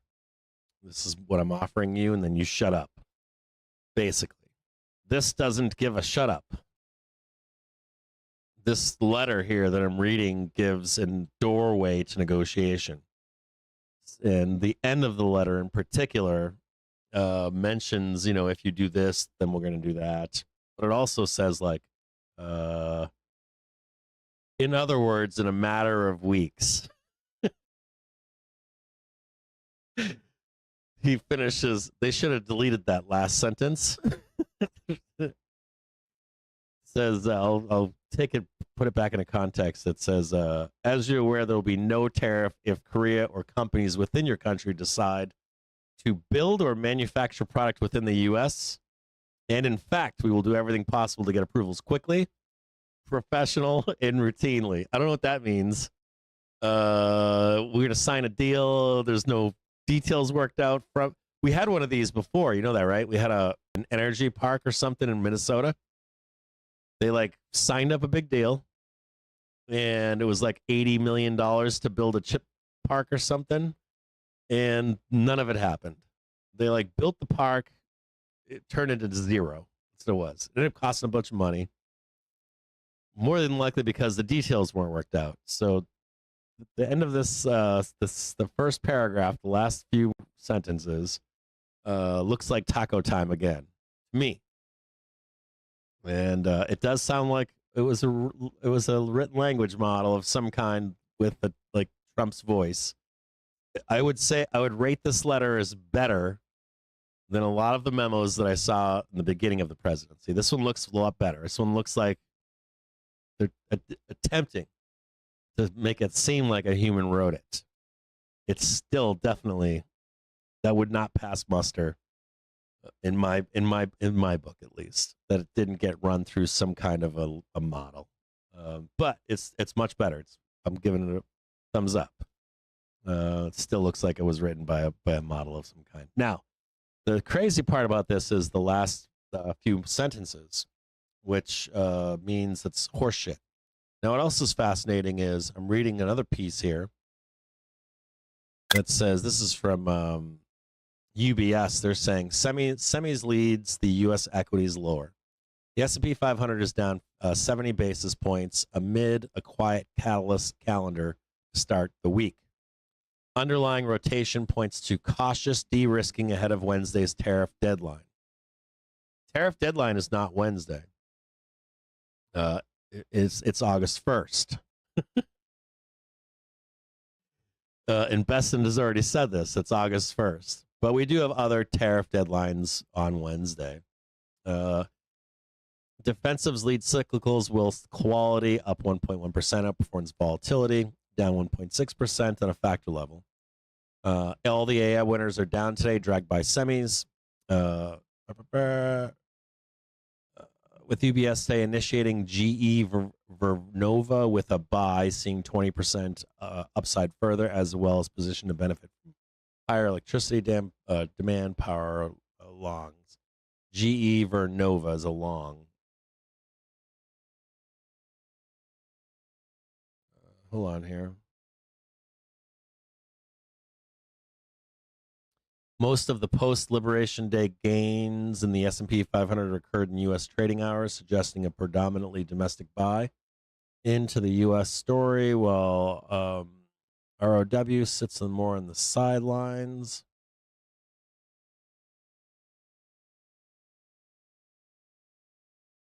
And here's the bigger question for the rest of this week. The week in 60 seconds. This is from HSBC Paul Mackel. It largely comes down to one event this week, namely what happens in the lead up to the July 9th when the suspension of reciprocal tariffs is meant to expire. As we discussed last week, there was seemingly a belief in the markets that this deadline could be extended. However, this is not clear given a few bold U.S. policy steps on trade lately. First, there was the announcements of canceling trade talks with Canada, which was subsequently reversed after the latter dropped its digital tax service or digital service tax. Then a deal of sorts with Vietnam was announced last Wednesday, whereby U.S. tariffs would be set at 20% on Vietnam's exports versus 46% announced on 2 of April, but a steep 40% tariff will be applied on goods classified as transshipment. And last Friday, Bloomberg reported that the U.S. Commerce Department is planning curbs on AI chip exports to Thailand and Malaysia to prevent their export to China. And the president said many countries will be notified about their tariff rates effective August 1. Some believe these will just prove to be more taco examples, and hence there is little reason to be concerned on the 9th of July or thereafter. In other words, more deals could be announced, tariff rates reduced, and the imposition of duties delayed. A litmus test could come from the Trump administration deciding whether to be more flexible with some countries, such as Korea, given its new government. I don't know what flexible is, because this letter is just more taco shit. The past couple of months support this thinking, but in our view, it is best not to be complacent. There is a lot of uncertainty over what the U.S. admin will decide in the coming days and what will stick. It is also important to note that the U.S. Court of Appeals will hear arguments on 31st of July or whether Trump overstepped when using emergency powers to put up tariffs. All of this points to elevated U.S. economic policy uncertainty, which has been weighing on the U.S. dollar. May not be as potent as in early April, but we think its correlation still matters. Even more so, this week's outcome were to reestablish the U.S. dollar's triple threat higher. U.S. yields, weaker U.S. equities, and weaker U.S. dollar. We also are cognizant that the market short USD positioning is far larger now than at Liberation Day, so the risk of a spike exists this week. They're saying another dollar spike this week because the big short that's been on the dollar for like months now. Yet it would not likely be sustained as the conditions for U.S. dollar recovery are not in place. For us to start thinking differently, there would need to be signs of the broad U.S. dollar responding positively to the wider nominal and real yield advantage versus other currencies. The relationship between the Dixie, its weighted rates differential has broken down this year, which points to other factors dominating the USD slide, including the aforementioned policy uncertainty, structural forces, FX hedging, and conversion flows, and current account pressures. Other highlights this week include RBA, where HSBC economists see it lowering its policy rate by 25 BPS, 3.6, and that's anything. Yeah, we got FOMC 2 coming Wednesday, with part of the FOMC suggesting a July cut is possible. The minutes will be timely ahead of the U.S. CPI and PPI data due the 15th, 16th of July, respectively. Okay. I still think this Wednesday tariff deadline is bullshit, which is what HSBC is basically saying here. Maybe it's not bullshit. So we have unrealized volatility on this. That's what they're going to assign, I'm assuming. Unrealized volatility, this downside move for the Wednesday tariff deadline, but I think that's bullshit. In any case, I think that's utter bullshit. We're going down anyways. If we go up heading into 4th of July, we usually they sell it all. Like nobody from Wall Street's buying this. Come on Monday morning today. Like walk in the office there, you're going to be buying that? No.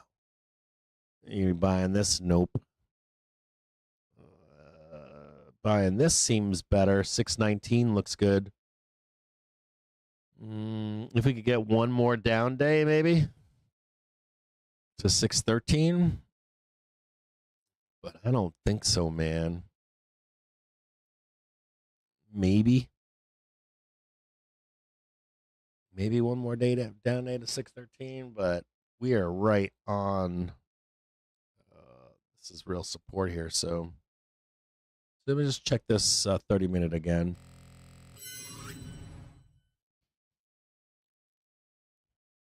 Let's see what this looks like.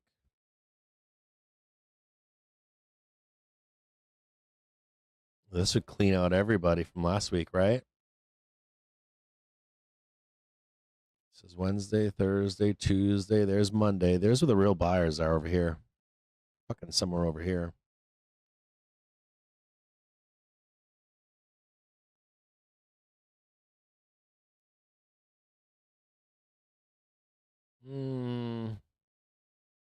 No. Yeah, I'm not buying it. There's 1, 2 right there. 1 and 2. That should be done. In no way, shape. I mean, I'll give you this possible, but I ain't buying it. Still think you got that last leg up there. Check this economic calendar. Tuesday.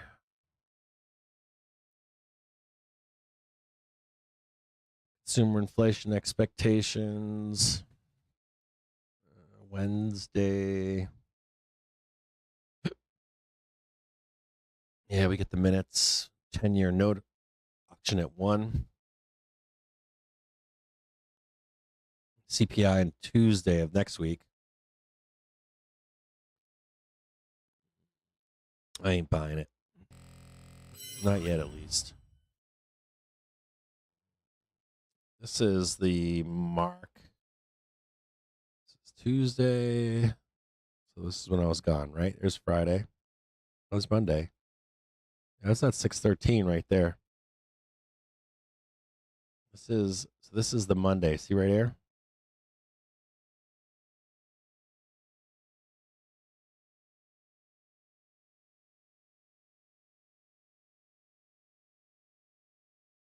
Let's bring that over right there. 613. Monday low.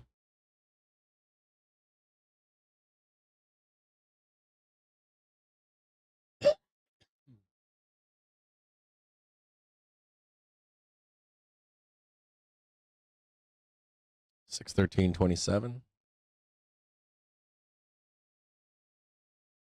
That's where the ask is, right there, right?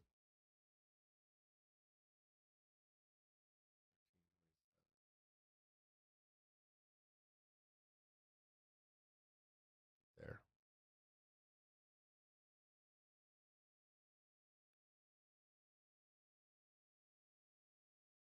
Ugh.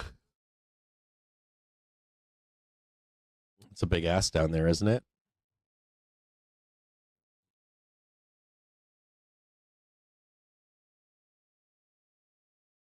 $613.68.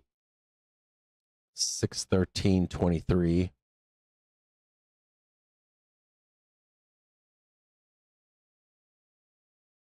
I ain't buying it.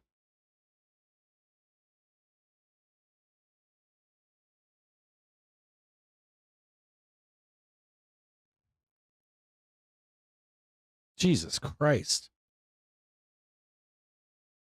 Like a zero date for today is $2.95 fucking cents. Get the fuck out of here. Oh no, that's the 9th. Like what the fuck is this? Hey, hold on here. All right, let's go back to the 7th.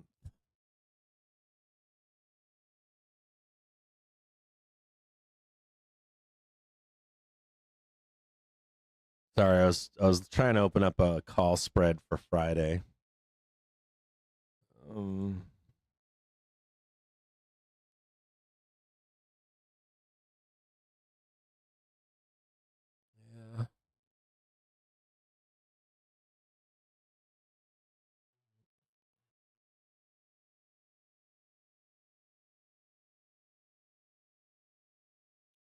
Yeah. Fed paper flags ongoing risk of hitting. Hold on, Levitt's speaking right now.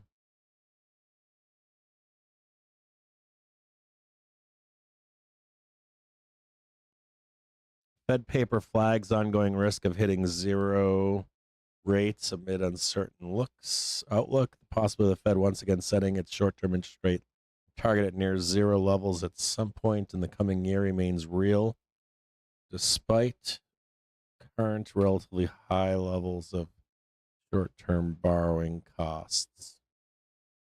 I don't want to see zero this year. That would be the end of the bull market. That's some negative shit. You don't want to hear zero rates. If you're getting zero rates, that means the market's on fucking fire.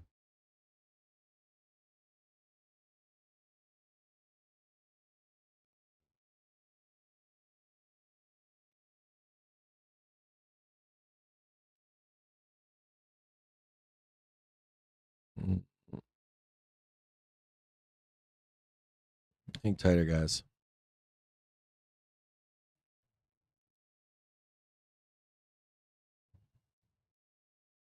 So I guess Besson spoke again this morning. The U.S. has a spending problem, not a revenue problem. Congress is working to control spending and boost growth. That's horseshit. He questions where deficit hawks were during the last 4 years of the Biden administration.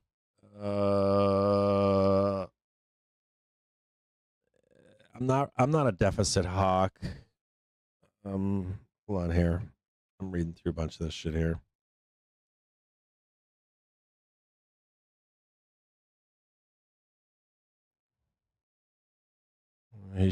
Well, I don't know what he's trying to say here. Hold on.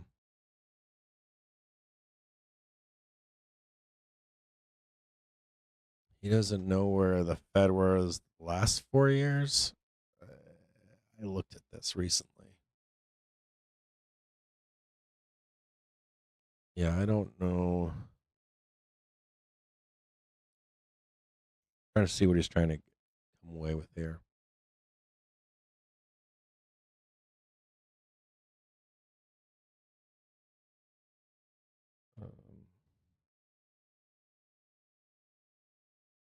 Yeah, deficits come in line. 24, 25.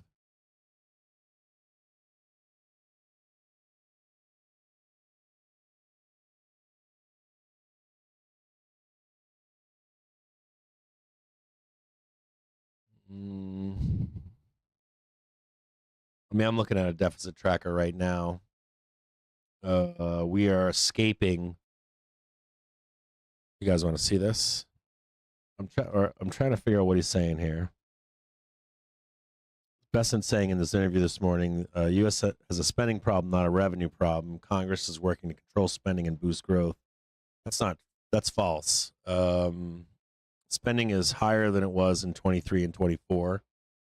And it's actually on track with in between now and 2020, which is when we really fucking spent money. 2020 and 2021, we spent a shit ton of money. And we're in between, we're above. He's out of his mind saying that's bullshit statement from him. He questions where deficit hawks were during the last 4 years of the Biden administration. That's false too. 2020, 2021 is our biggest spend. Our less spending was 2022 is the least amount of spending. That's when the Fed actually throttled the money flow in the U.S. You guys, do you want me to show you this? I'll show it to you right now so you guys can follow along.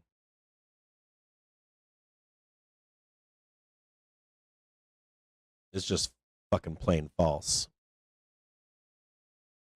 Hold on here. So here's deficit tracker. This yellow one is 2022. You can see it. So this is when the government tightens, restricts spend, right? Helps the market to come down. This one right here, 2024 and 2023, slightly higher than 2022. But the purple here, this is 2025. We're above both 2020, or excuse me, we're above 2022, we're above 2023 and 2024, which is, you want to see this, means market's going higher. If you're a bull, you want to see the deficit going up.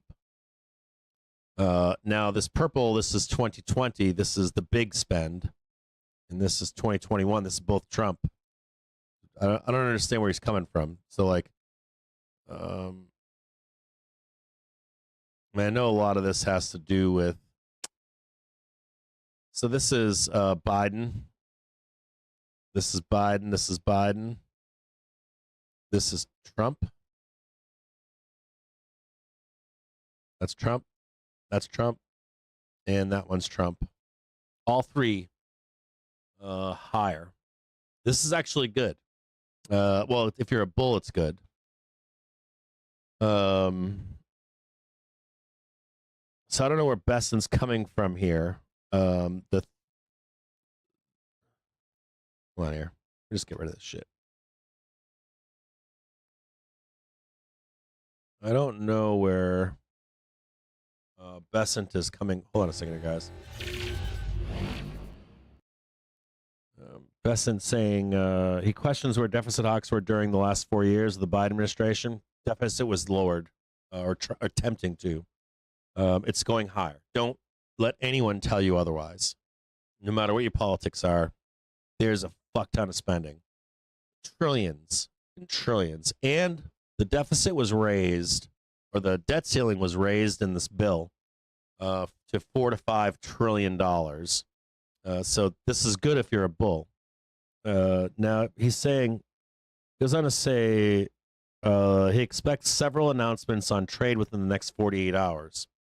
So that's Monday, Tuesday, negative, right? South Korea, Japan just came out. That's not a deal. So he said he expects several announcements on trade. You got to like read how this stuff is like quoted. He expects several announcements on trade within the next 48 hours. We just got 2 of them. But the announcements aren't a trade deal. Trading partners will revert to April 2nd tariff levels if no deal is made by August 1st. So you've got 2 weeks of, or you basically have 3 weeks of volatility surrounding deal or no deal. And not only that, these aren't in stone. The letter that I just read leaves a giant fucking door open over the next coming weeks. You could invariably see, I don't know, South Korea goes, yeah, I don't know, we worked out a deal with the U.S., not what we thought. Not only that, but we've already priced all this stuff in, theoretically, right, to an extent. We priced all of this in on the left tail. So you're like, maybe there's a right tail in there, right tail risk, but what would it be? It would have to devolve, right? If we've already priced in the tariffs that were due, reverting back to the original bullshit, for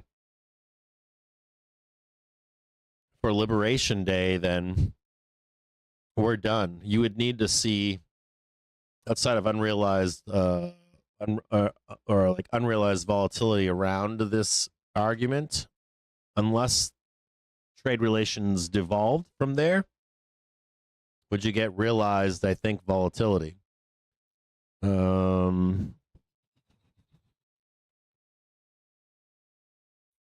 You see, also Bessent also went on to say many countries are changing their tune after recent tariff threats, with new proposals and offers received last night.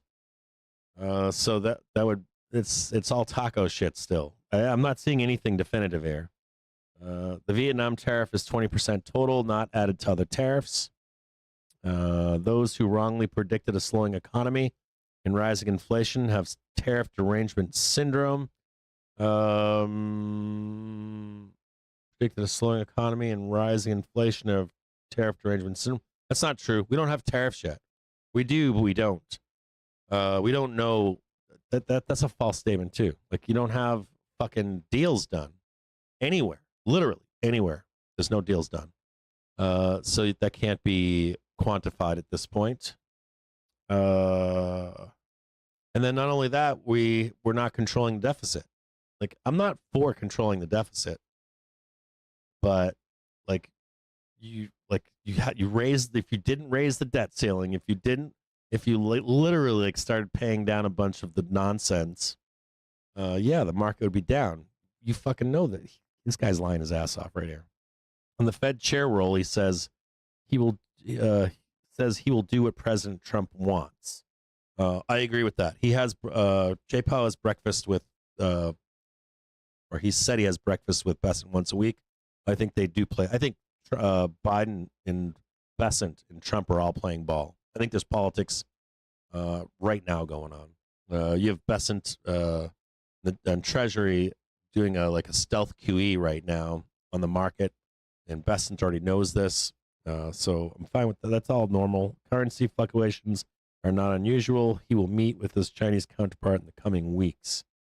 So I'm not seeing anything like I'm trying to like see if there's like something material. I don't see anything material, boys and girls, on this at all. It's the same old shit. Do I want to get in? Yeah, I want to get in. I think we're gonna grind here. Today, tomorrow, I think we grind. We have minutes on Wednesday, but I don't. I think we just grind here. I think it's just a bunch of grind. I was hoping I can get 613, but I don't think that I can. So somewhere in here, I'll get long. I was thinking about a Friday call spread, and then I was also thinking about a July 18th call spread. So I might switch to a 618. So let's look at that together. So here's July 18th.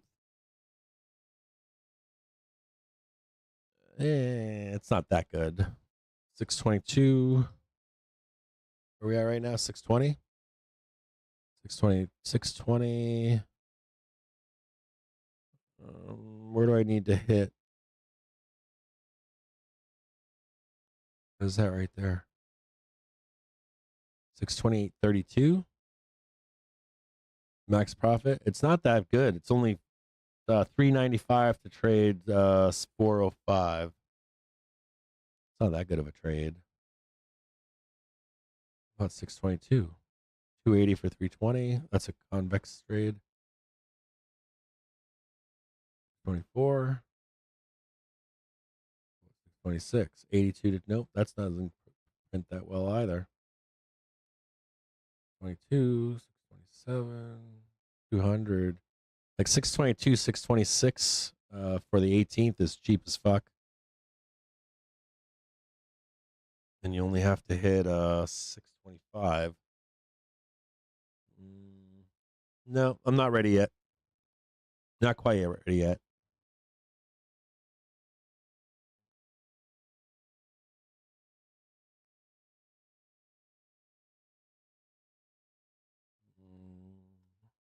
I'm tired. I'm just reading through this stuff, guys.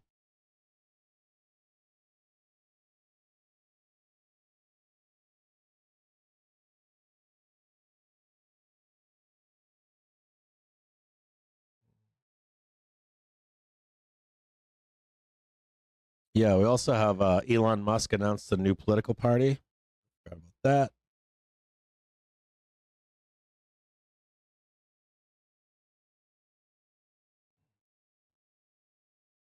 Is there anything else that I'm missing here? I don't see anything else here. The only thing else I'm seeing here is Goldman's Pravorsky saying feels like the early July seasonal tailwind is well known now. Earnings kick off next week with low bar equals potential upside for SPX. Admittedly, numbers have even now come down in Europe. Vol control remains the key buyer. As long as realized volatility remains contained, they will keep releveraging globally. Buy tariff-related dips this week. Brace for headline volatility, but real deadline is August 1st. This seems right. This is where I'm at. This is basically where I'm at.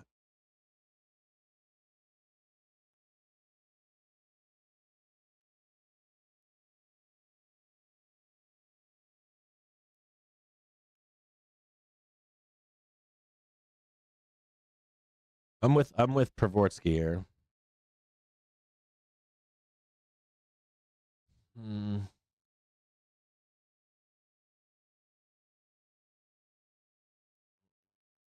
Yeah, I should have grabbed a long here and I didn't. Had another chance to buy right here.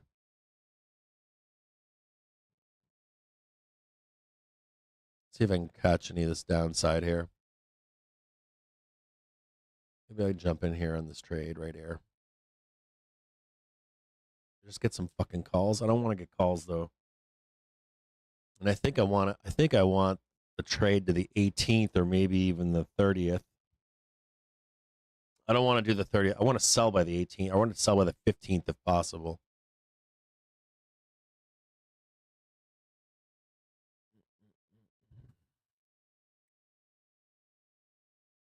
What is it out to the 31st?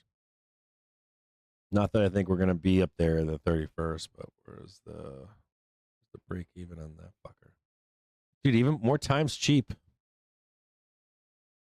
More time is cheap as fuck. 626, 627, 628.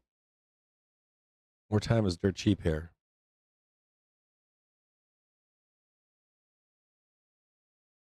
Six 620. What is that? 628.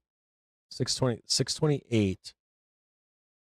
So if you go with July 31st, 622, 628, it doesn't pay that great, but pays 315 on 285.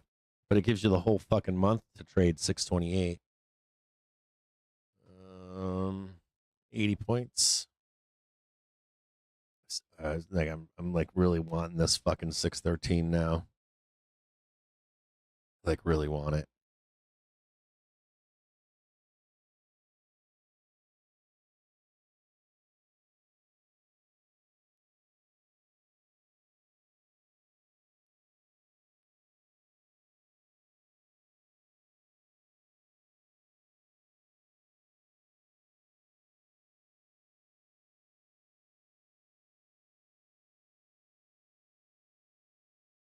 What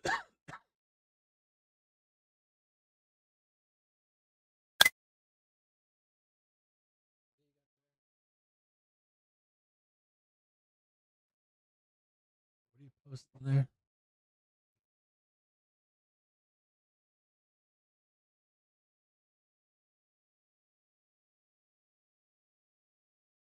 Yeah, yeah.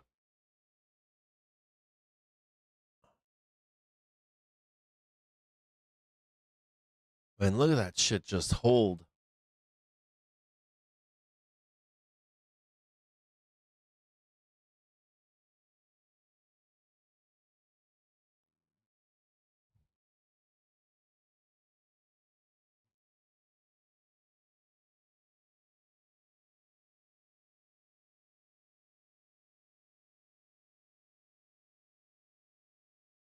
Thanks, I appreciate it. Did you guys take FTX? I want to look back at FTX again. Hold on here.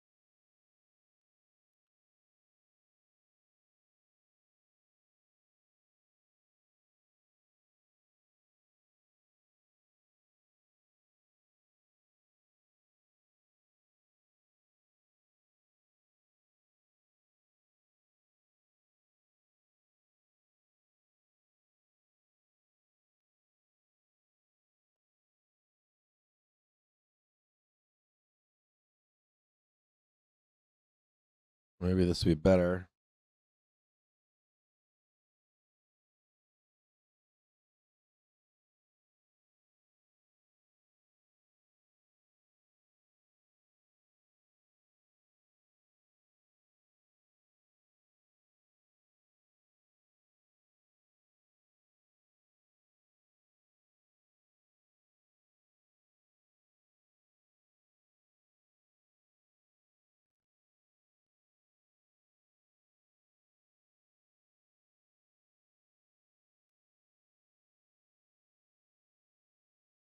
No, that's wrong. Why?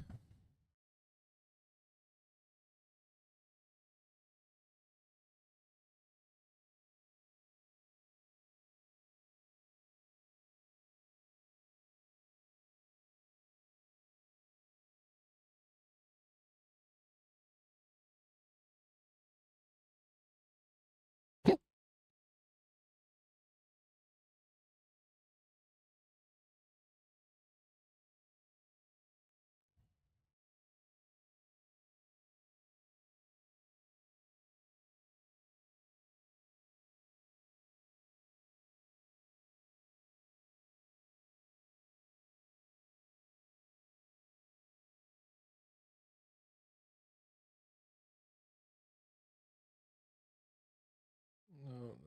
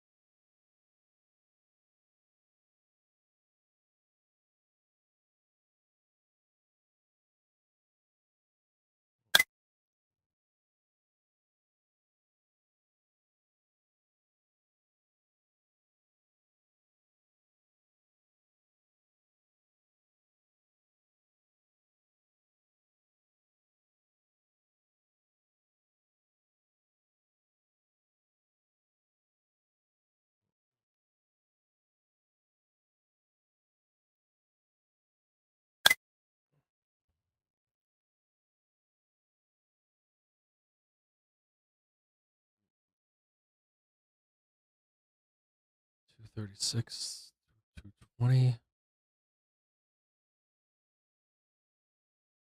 25. Hmm.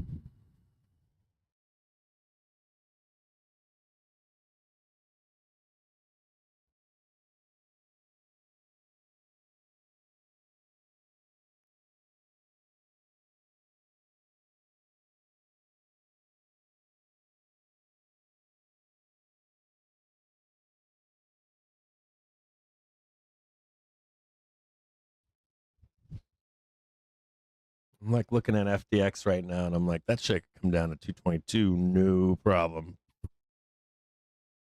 I can see it coming down to 226.46 too. Give me one quick second here. I'll look at a bunch of stuff. Let's go look at. Let's go look at.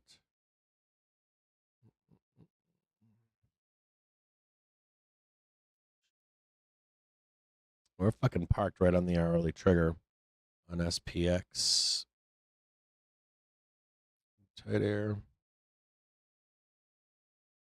Net gamma.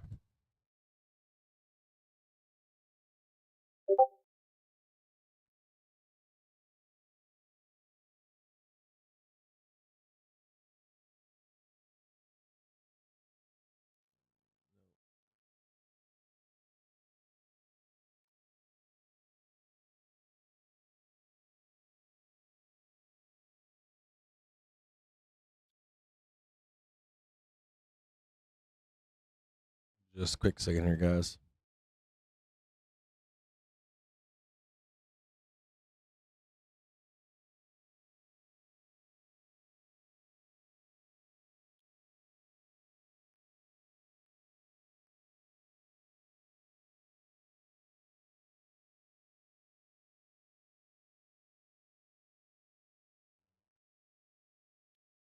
Six 250. See this together, yeah. 4.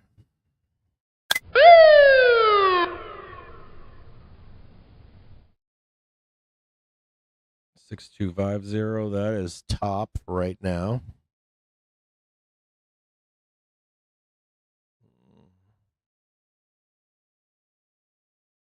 Nope, not no more. It isn't. It is not top. 6275.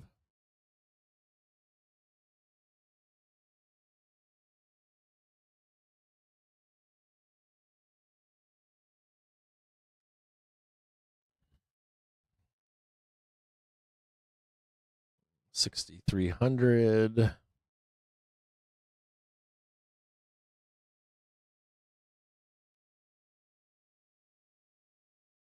That's actual top right there.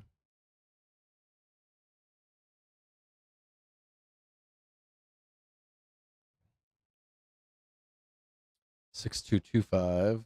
We already hit that one. This is good. 225.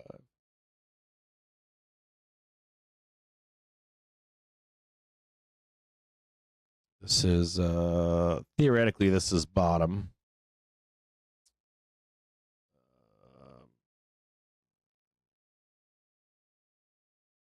Let's go look at this together.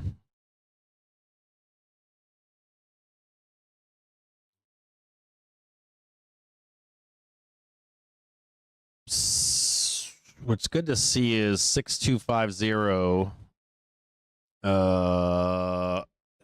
We have rolling of calls higher to 6,275, 6,300. This is good. This is slightly higher. It's 54.85 gamma, 54.54. So this one here is this one's higher than this one. Can't see it, but it is. And that means we can go at least to here if we really wanted to. 60-30 is possible. But not only that, we got this 6,500 up here. Now we have to break above the 630 to trade the 6,400 and fail all this nonsense in here. But the thing that matters here is this. So this is 6,225, but I want you to look at this one here. And then I want you to look at this one right here. This is 6,200. Now there's like this one right here, or where I think we're parked right here right now. So get rid of this. So this is where price is.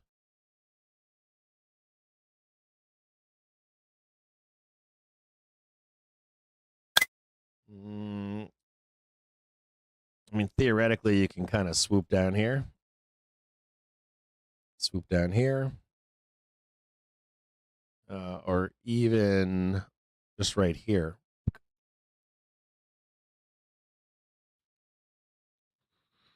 $61.50, $61.75, $6,200.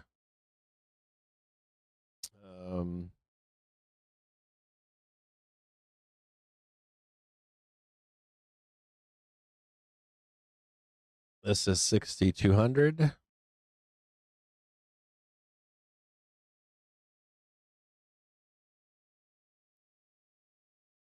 that's really fucking close. 6,200. And then it just falls off from there.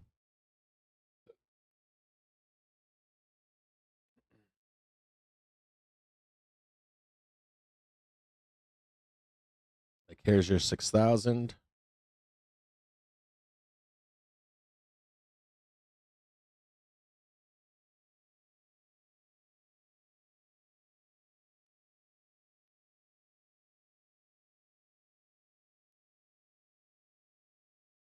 There's like there's like nothing down there.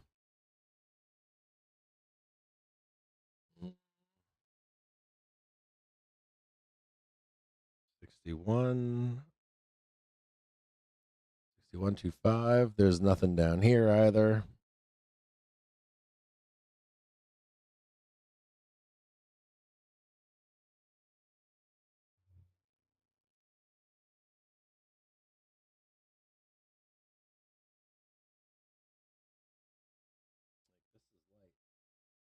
This is like a 1. It's like a 1.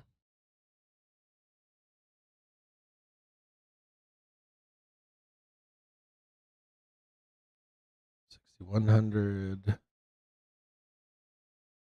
61, 61.25. These are all light.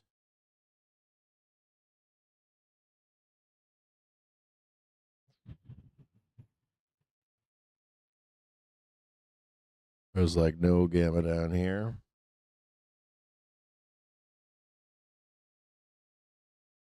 61.50. This is a big bar.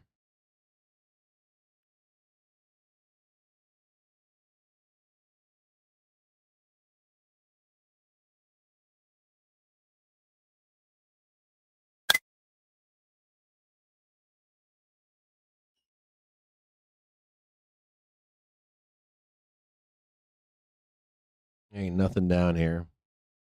This is like bull volatility down here.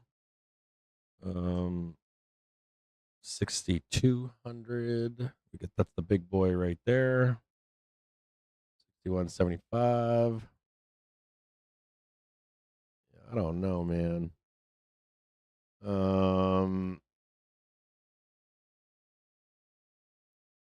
It could be a bull trap here, but I don't see it.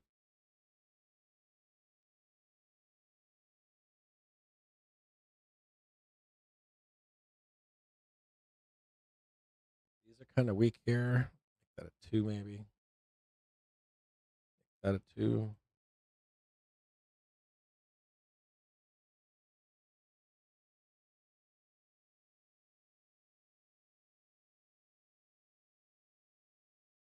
Maybe 6,200.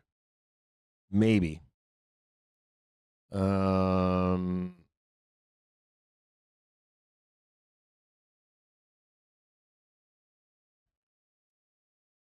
This is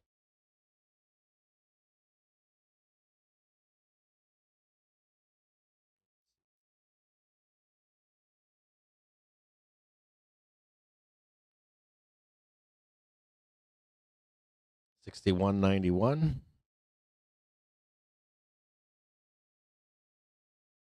It's the same place on SPY that we were looking at earlier. That's that 613, I think. This is Wednesday at 9:30 of, I believe, last week. This is the 2nd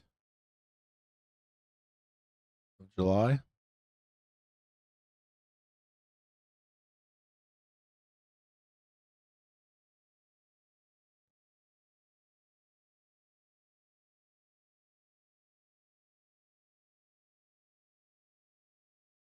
So if you had you could try to argue, you could be like, yeah, there's one right here. One more. Dude, that's bad.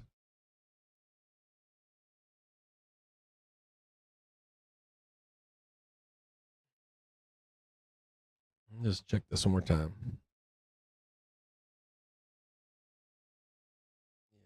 Yeah, I ain't buying this shit. Like, I ain't believing it. 6225, I can believe. Right here. I think any of this gets bought. Any of this gets bought. It all gets bought. Kind of hard to believe.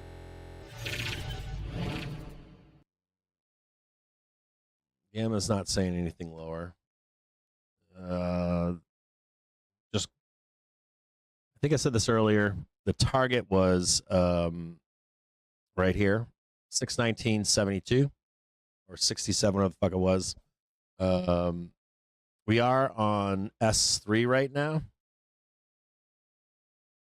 The only thing that I would say to you would be maybe we grind out today and tomorrow.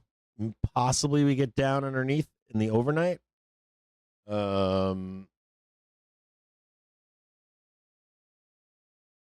And this down below here, that all translate. I mean, maybe in the overnight, you swoop down here. But that's still that's just 613. It's right here. It translates, I think, on SPY to 613.68. Trying to find a reason for us to go down there, but the only reason that I would see us going down there would be after hours, overnight. Let me just check.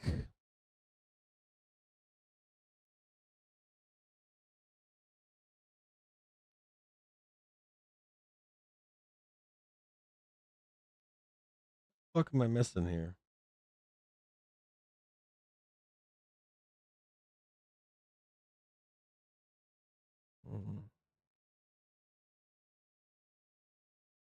609, 608. Here's where they stepped in on the 30th.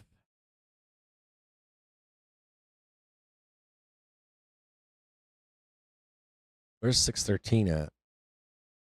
Yeah, that's that. So like that 613 is the gap closure on the 27th.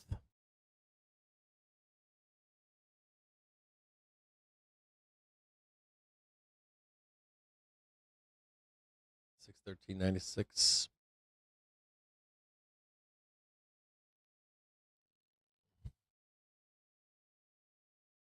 They bring this whole thing back, I'll be stoked. They're gonna, but if they do.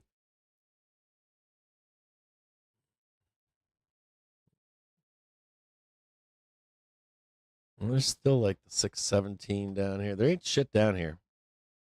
There's like S4 is right here. S4 is, I believe, Thursday high of last week. That's S4. But there ain't shit down there.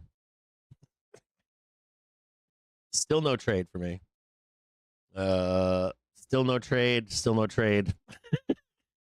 And I don't like the I like more time trade right now. I like a trade to like the end of the month of July. Although I still think you close it out like the 7th, 15th to 18th. I like the idea of more time on it though.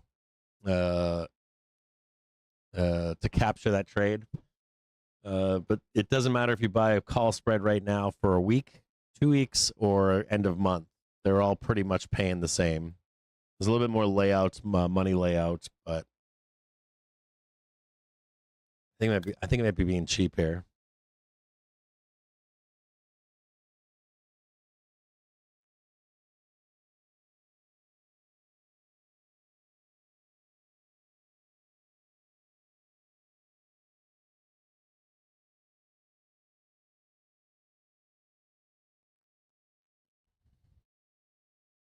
We're fairly close.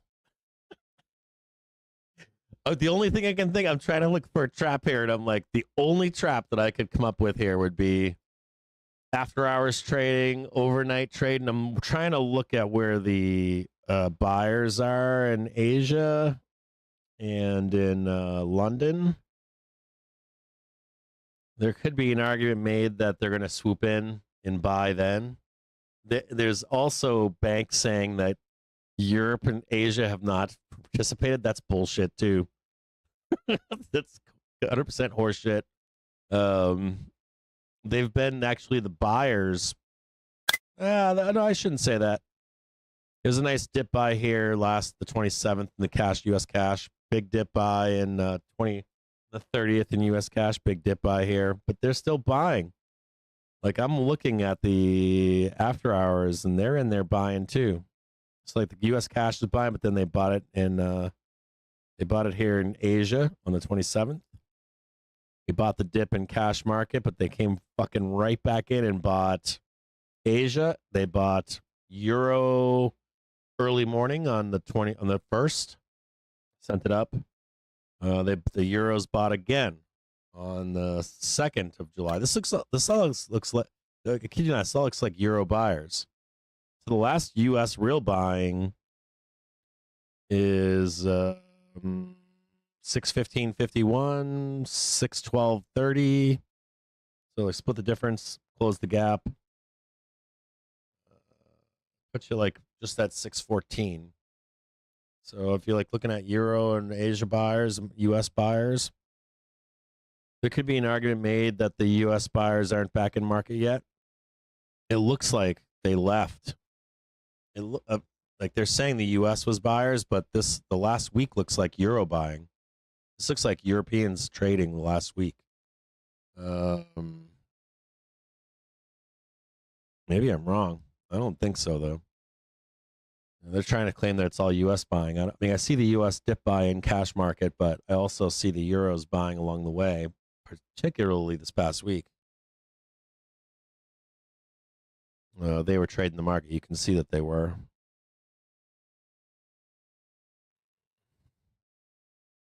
I think we have a little bit more down to go.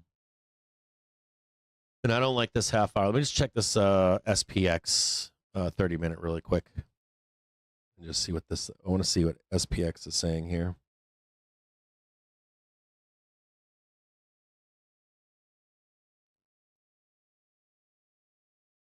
Yeah, this looks kind of bearish on SPX. SPX 30-minute vela looks like shit.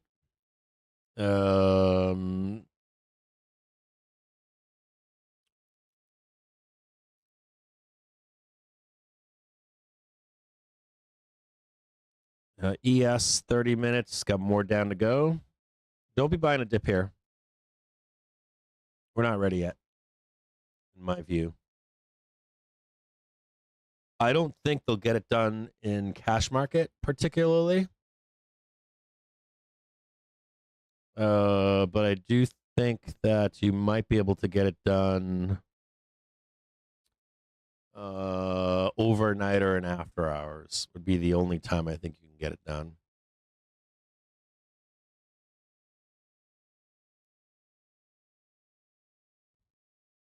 I think that would be it.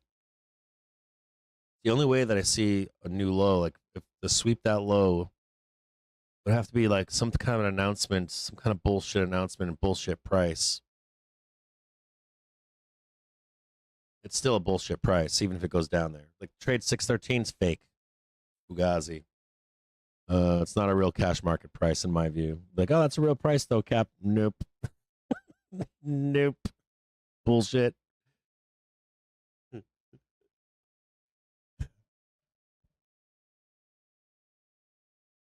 It's the only fucking way. It's the only way that I see that low is in cash market or is in I don't know, some kind of like bullshit, like doom shit, fake ass bullshit down candle. I see like so SPX and ES are both saying we have more down to go. I don't expect a lot. I expect this to be consolidative. This could be invariably bottom. If you don't care about another knife down, there's a couple other considerations here. First one would be, do we get a knife down to 613? Do you then rein in your expectations from 630 or higher, 640, 650, whatever? That could throw a monkey wrench in the entire options chain. So you have to be aware of that. But,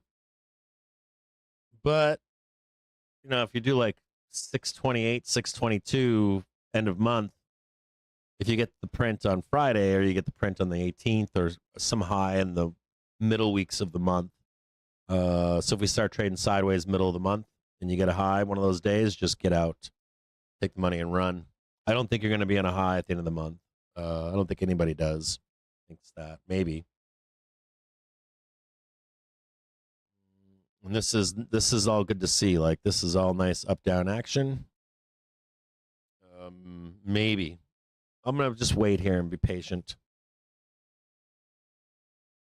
There's a few other tickers here that I don't like. There's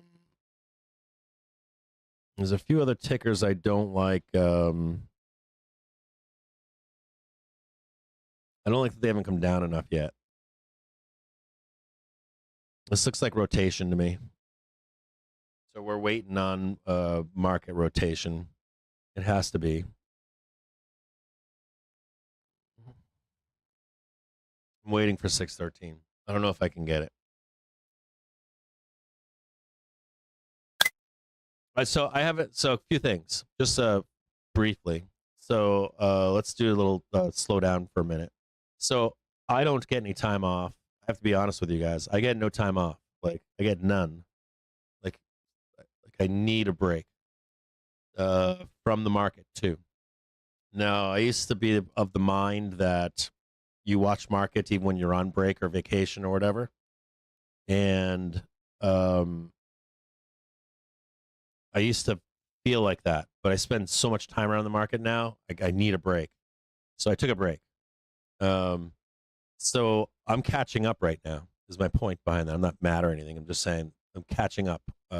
Intentionally cut myself off from the internet. Now I've had mentors tell me you should never do that and you always look and all this stuff. I think that doesn't apply in this situation for me. So I'm doing catch up right now at the moment. So Tesla, you're asking about Tesla. I have peripheral information on Tesla right now. But I'm not in the shits with Tesla at the moment. We'll look at it right now together. But my point too is that I really, truly stepped away. Like 12 hours a day, 14, 15 hours a day working. I kid you not. And I did that intentionally so I could have a clean slate. It helps me for a new quarter to like unravel, unwind, get the brain working again. Kind of like a defrag or a sleep. And you go to sleep and you have to get some sleep to just brush off like the coils and stuff. So like, what are my thoughts on things or the market in general right now? Think of me as like being in a car accident or something, being gone for a week and a half. It hasn't been a week and a half, but it's been 5 sessions or 3 and a half sessions, and some weekend bookends. So I'm a little out of the loop. I'll be honest with you guys. I don't trust myself at the moment. Now I went into this vacation long FDX and not able to put on a hedge where I wanted to in the Friday close. We were at 616, I think, 616.50 or something. I'm like, I'll just push it up and get a failure of 620 and I'll put a hedge on. That didn't happen. And I was unwilling to look at the market last week. I didn't even look at my FDX holdings until Saturday, I think I asked Binky, or Friday. I was like, well, how's FDX doing? It's like, I'm not even looking. Mostly I'm not looking because I have to peel yourself away. And what you end up doing is you end up crashing and burning if you don't. So we'll look at Tesla together right now if you want. I have seen peripheral stuff on Tesla going on, but I refuse to look at that shit. I was like, I can't. I was like, you go down these fucking rabbit holes and you don't get done what you need to get done. And so we'll look at Tesla right now. No, I'm not mad or anything. Oh yeah, no, don't worry about it, guys. Well, I'm missing a bunch of stuff here. That info.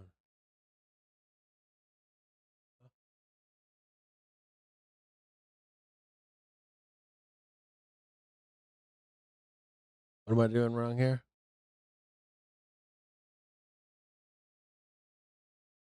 Oh, wait, hold on here. Oh, God, yes.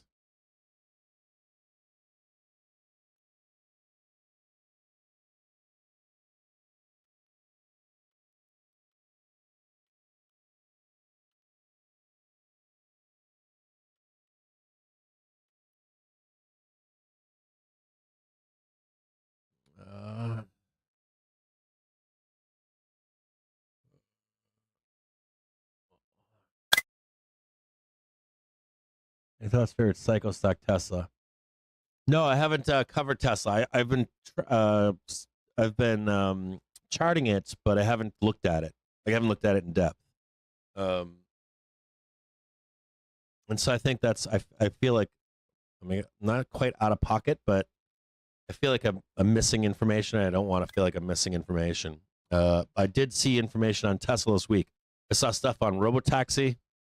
I noticed that all the fanboys are now the reporters. I noticed that their numbers look like shit in the U.S. Again, we also know that Elon is getting back into politics with another America. I don't know what the fuck's going on with the politics, but I don't know how that impacts Tesla. I know that people were happy that they want him back as CEO. Then I read another article yesterday. There was in my feed that said Elon doesn't care about cars anymore. I don't know how true that is. There's a lot of like information about Tesla right now. Yeah, no, sorry, yeah, exactly, Goliath. I got to look at the whole market, dude. Like, I haven't looked at everything yet. Just like, where are we and why are we here? I have this. It looks like they want to slip it underneath end of day if they can, like a gotcha surprise moment. I don't think they can do it in cash market. I'll tell you that. I don't think there's a way to get it any lower in cash market. Only way I think you're getting any lower is if you get bullshit news from Trump and Besant and the other guy, whatever the fuck his name is. And I'm with Pravorsky here. I think Pravorsky's pretty much spot on. What he had to say was, it's all bullshit. And it's kind of funny because it's kind of funny because I'm coming to the same conclusion that Pravorsky is. Some of the stuff I already knew before I got here today, but is it Pravorsky that wrote that this morning?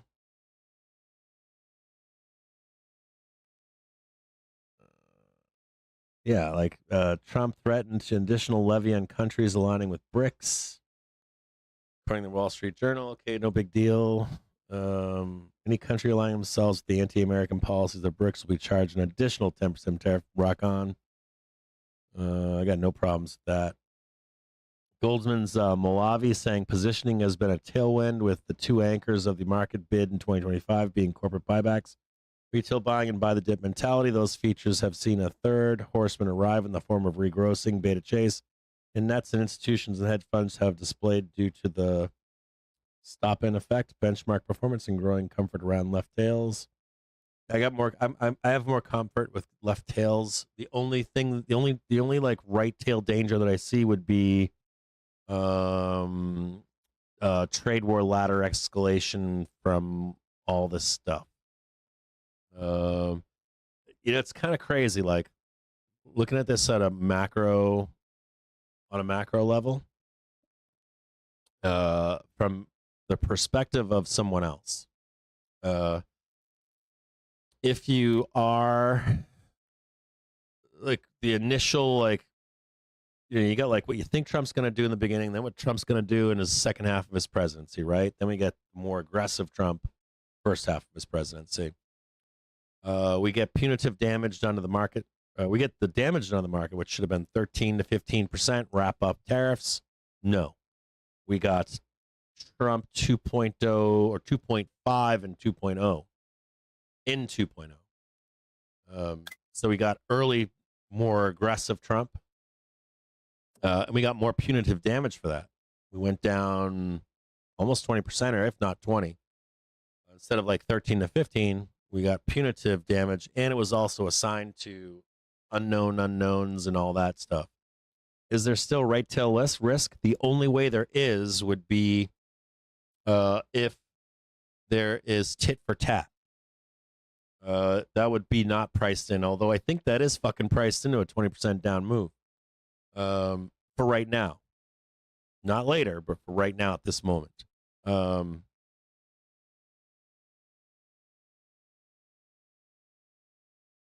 left tail is gone, yep. Right tail would be tit for tat.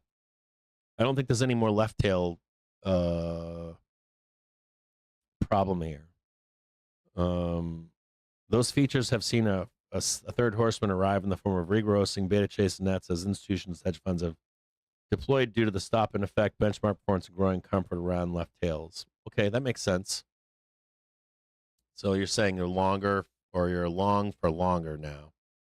I'm in agreement with that into the end of the year. Ish. And more prices. I think 2 weeks ago we said 700, 720s on deck. So they're saying that if you buy the dip, don't sell it. Basically, is what they're saying. That's what Malavi is saying.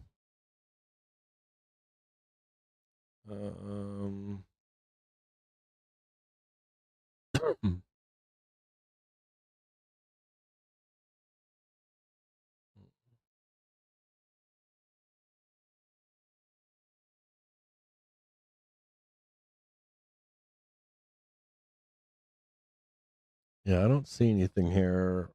It was Pravorsky. I'm with him, I think. Feels like the early July seasonal tailwind is well known now. Earnings kick off next week with low bar equals potential upside for SPX. Italy numbers have even now come down in Europe.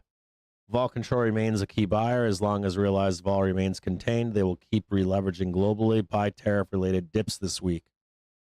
We got one more day of that left, maybe two. brace for headline volatility, but real deadline is August 1st. I'm going to agree with that. It's August 1st. So all this like deadline vol nonsense noise, you might get some headline volatility. The best way to say it. Headline volatility today and tomorrow. If they do it in the after hours, we could see 613, but otherwise, like 620 end of month. OPEX, expiration. We have a little bit more vol Wednesday and meeting minutes. Trying to see what I'm missing here. I don't see anything.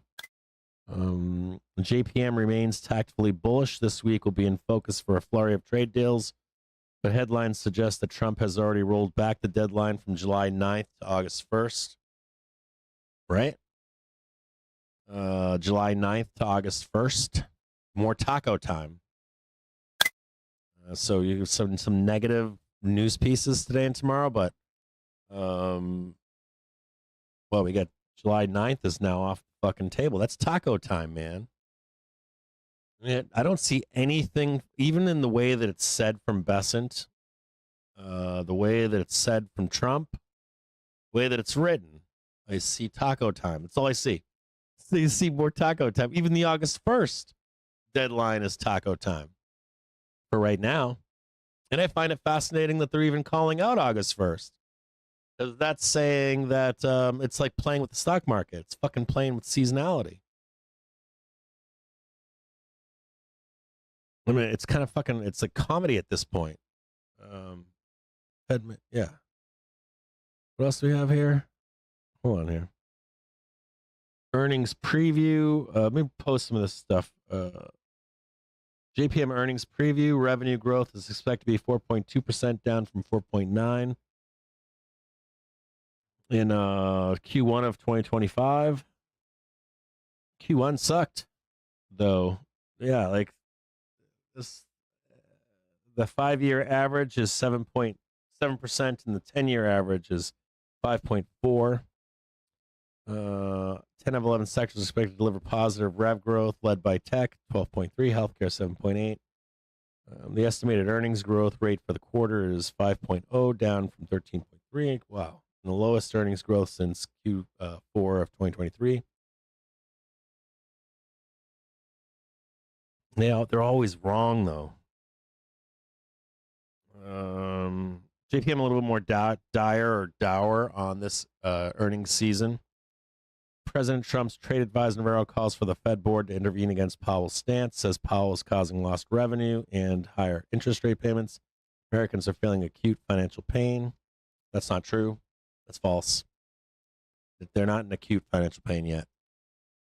B of A says that the buy the dip dynamic by some metrics has been even stronger than that seen in the later stages of the 90s tech bubble. Yep. That opens a whole nother can of conversation, though. We talked about that repeatedly. You'd see like 20%, 15% down moves, 30% up moves, 20% down move, 35, 40% down move, 30% down move, 50% up move. Be insane. That is partially what the expectation was from all the big banks this year. They said, hold on. They said, watch out for big giant dips, but hold until end of year. We continue to see monetizing the vol floor to cheapen directional equity trades. In this respect, given U.S. equity so remains a pain trade for many, we would like to cheapen S&P call spreads by selling VIX August 16th puts. Oof. Trade the SPX call spread versus VIX put. Sell VIX August 16.5 puts. Buy SPX 6,500. Well, we know that they're there. 63 to 6,500 for August.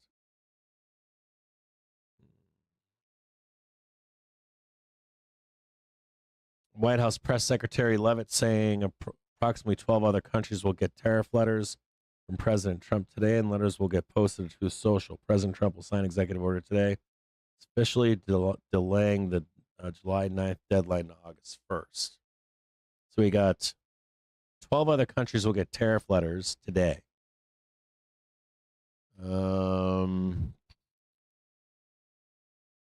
We've had two that we've seen. One that we've seen in one statement to Japan and then one letter to.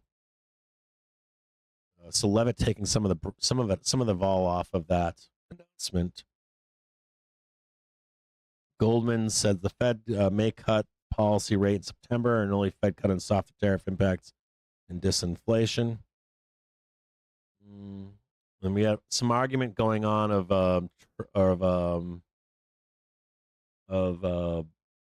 Powell raising rates and the president and Bessent wanting rates cut now. Now, the consumer's not in a bad place right now, though.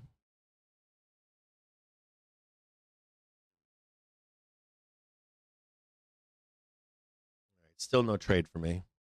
I think this is all being absorbed, but I think that we might get a wick. I'm going to remain cheap here.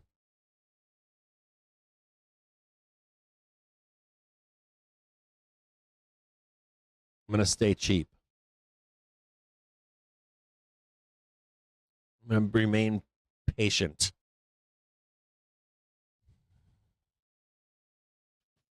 Let's bring this back down. Let me just check the VIX 9-day. A few things over here.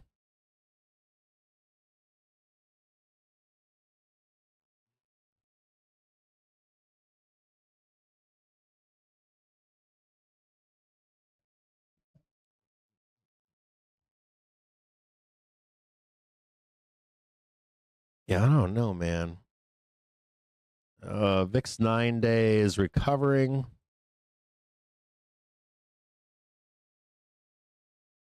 It is coming into some resistance on its monthly and weekly trigger here. What is that? Down, squeeze, then up. It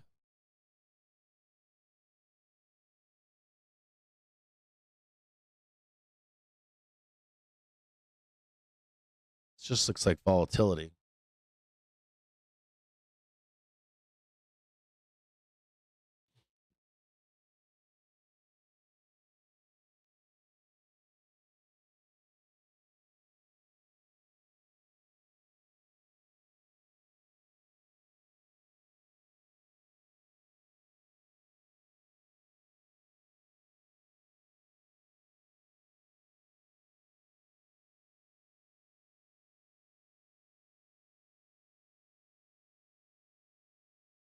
Yeah. Let's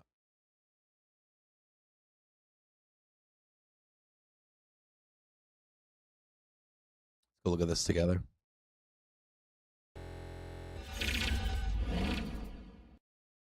Here's VIX 9-day.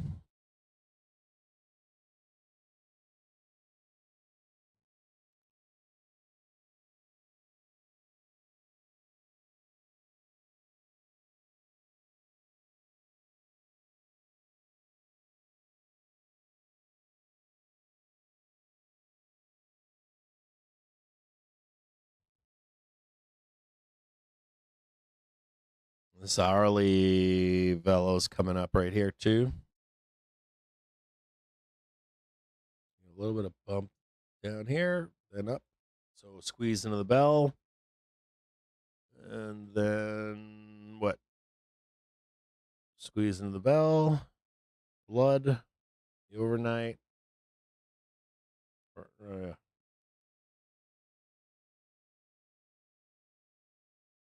Squeeze in the bell. Down tomorrow. And then crank, right?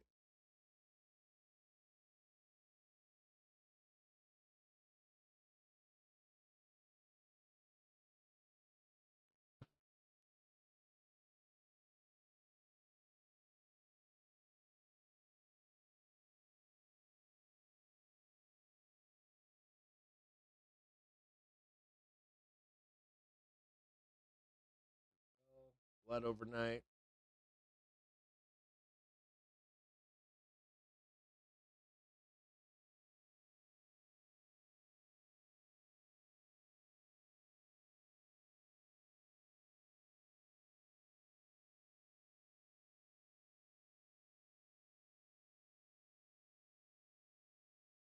Oh my God.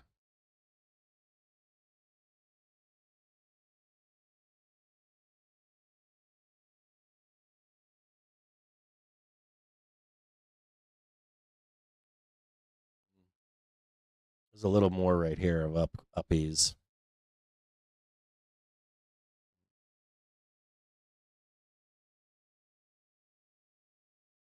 Down, but then up. You want to be getting long right there. We ain't there yet.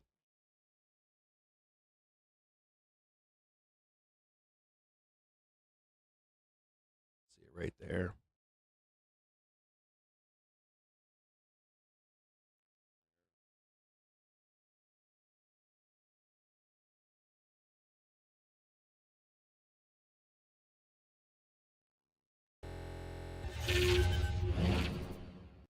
I don't think so. We might get a little bit of a bump into the bell, but we have more down to go. Let's look at this. Here's VIX 9-day. You want VIX to get long. I would think you'd want to be somewhere up here. We're not quite there yet. So you might get like a spy up for a minute, or excuse me. You might get like spy up for a minute into the close, but then you should get a spike in VIX tomorrow. So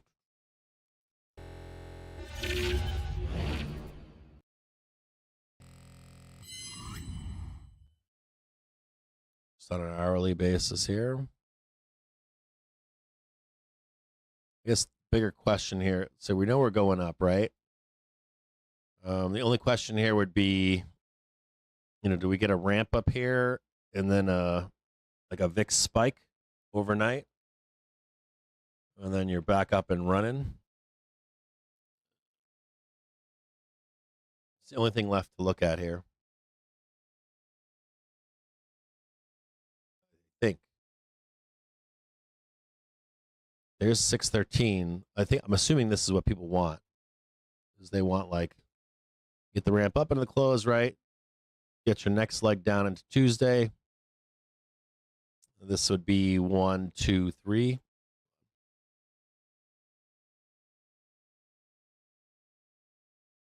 This is now 1, 2, 3 right here. Can you get this low? Don't know. Velo says yes. But this is enough here. Like, I'll tell you this, if it's 1, 2, 3 like this, and then we just grind,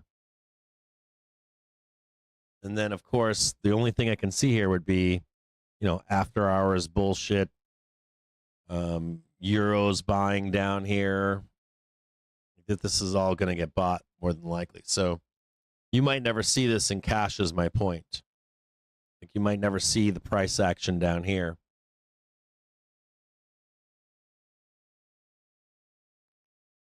You might, but you might not. You could easily see, up, back, down over here, like down here in after hours. So you're not seeing it in the cash. This is SPY, by the way. You just only see price up here.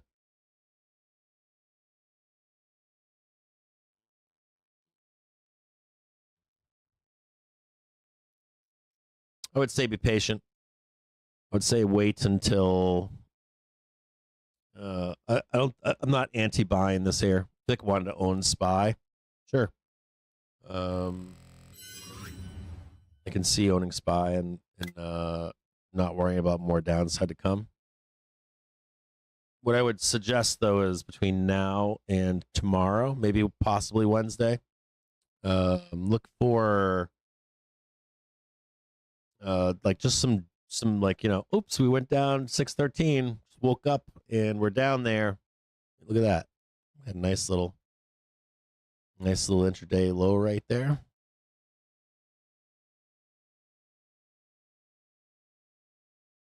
Now trading 16 or 619.25. Still on the same level though.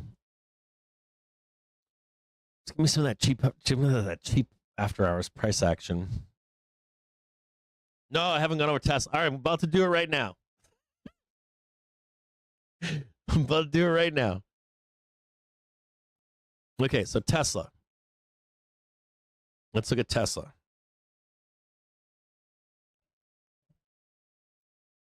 Jesus Christ. Looks like a fucking collage down here. Okay, so let's look at Tesla here. Okay. Let's go to let's just look at Tesla. We said sell 360, right? That's what I remember. Sell 360. Looks like we traded 368. We said sell 360. We went down, right? Back down again. Let's look at it on a daily bits. Gather around for Tesla.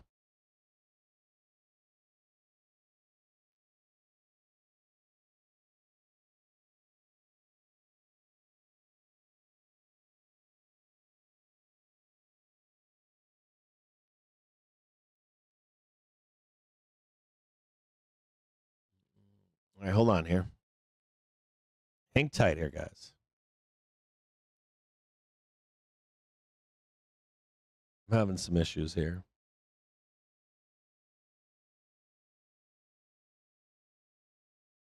Hang tight here.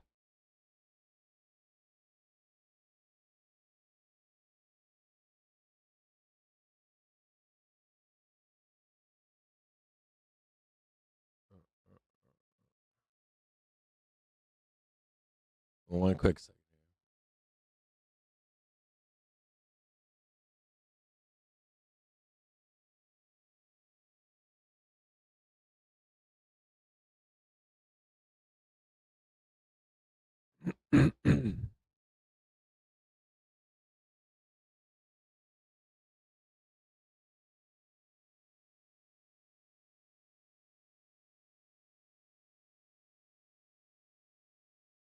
Okay.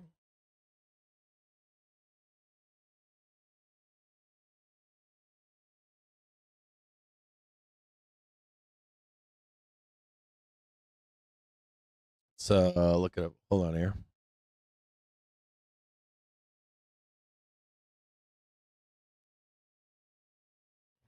All right, what do we got going on here? We've got Tesla 2025 forecast. So Tesla, let's take a look at this really quick. No, I don't want that paint. Can I get this? Okay, just follow my cursor here, okay? So we've got, this is late May, supportive in here. There's a July dip buy, or excuse me, a June dip buy into late July. There's one more beginning of July dip buy, but then look at this. There's nothing holding Tesla up until we get into, let's call it late August, early September. You start accumulating here, late August, early September for Tesla. And they super ramp early. None of this looks good for Tesla right now. Tesla looks kind of like garbage. This is the Tesla chart right here. So they're basically saying, make sure I got this right here. Make sure I got this right. Let's look at this one more time. Let's back up.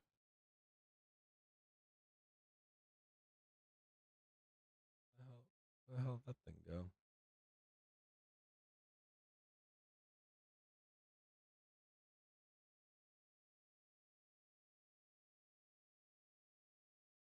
That doesn't belong here. Get rid of that. Let me just check this one more time.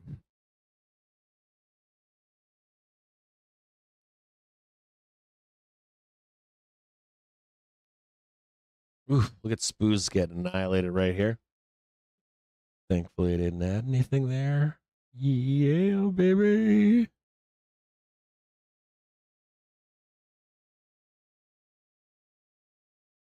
Control F. Yep, Tesla. The Tesla forecast, they're saying to buy the second week of August. 15. that all out. Let's look at Tesla on a daily basis.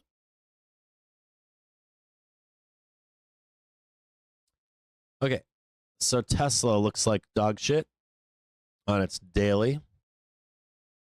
I don't know if you can see that here, but I'll show it to you. That doesn't look good. And that doesn't look good. But it's coming into a major accumulation on a much higher frame. So I want to show you this right here if you can follow this with me. SPY bleeding again. I want you to look at these major lows down here. And I want you to look at how the daily becomes negative right in here. And then that weekly becomes negative, but it becomes a time for accumulation. Kind of see like that blood, right? Accumulate, accumulate, accumulate, accumulate, farther out in time payout.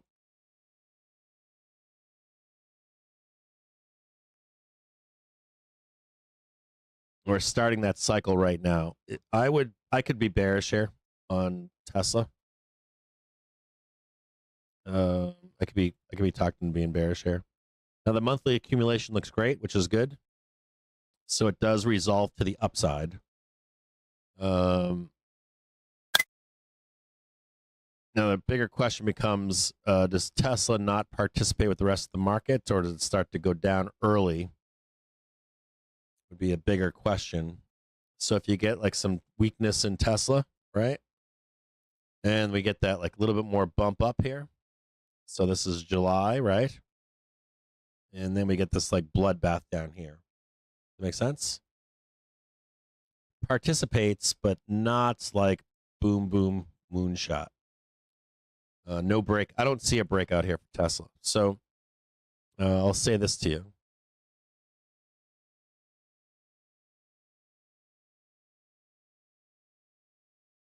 Place to short Tesla. I see Tesla like trading this shit here, but I see it ending up down here. Okay. So it should be reined in from new highs.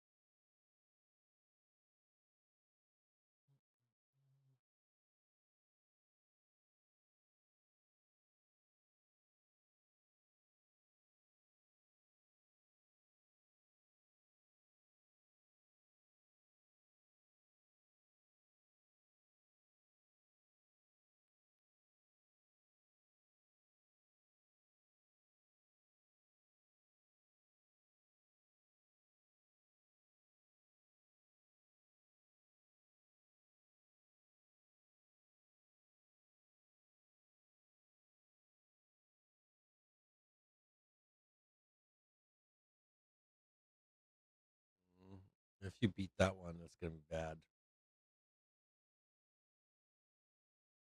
It's gonna be bad.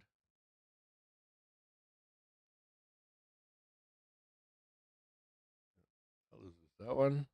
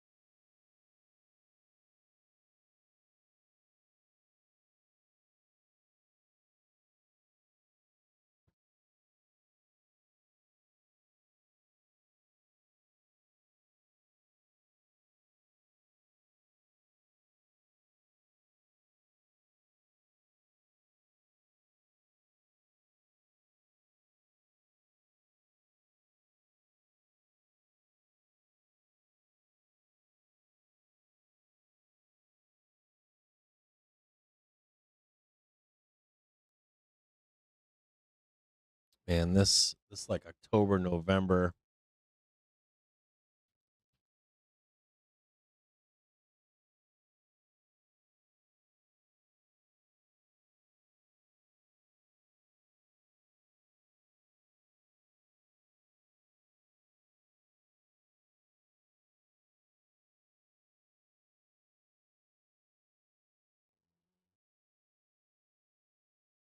This is fascinating here. We're looking at Tesla. So far, this is a breakout move at the end of the year.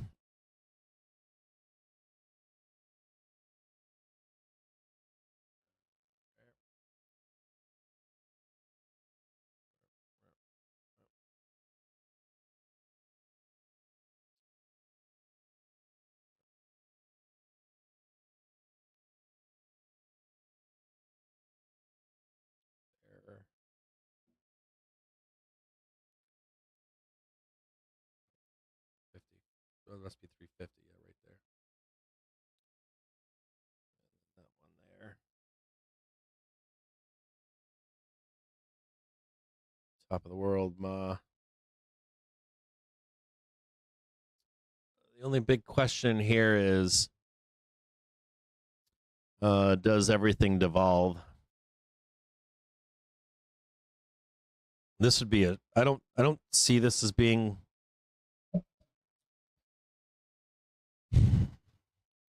I don't see this as being valid. I would expect this price action next year. You really want to watch you really want to so if you'd be able to trade up here and up here for the rest of the month, rein it in, right? And then some doom for the fall. I think it comes early for Tesla, and they're an early accumulation for the fall winter trade to go up and away. But the only thing I would say about this is, it's more question mark stuff we don't know yet. This would be like a fuck you November, fuck you October. We get these sometimes. And what you would be looking for would be, you'd be looking for a failure to get the new high. You can just see it right here. Maybe the prior high. You'd get a new low, right? This would start there, down here. If you're able to get the new high here, and more particularly this one right here, just a straight shot.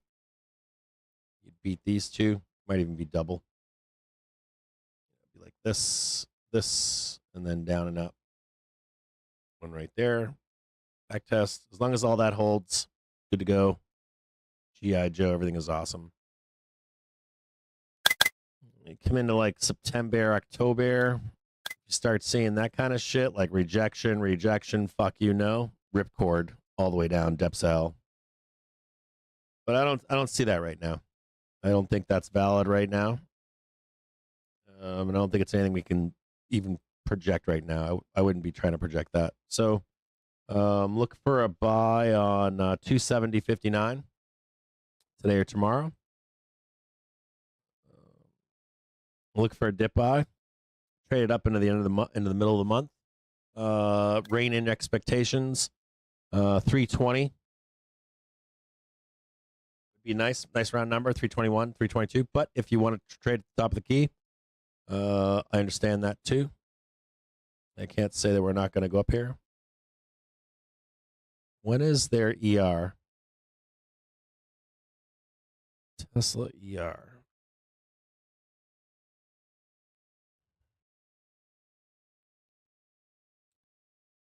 July 23rd.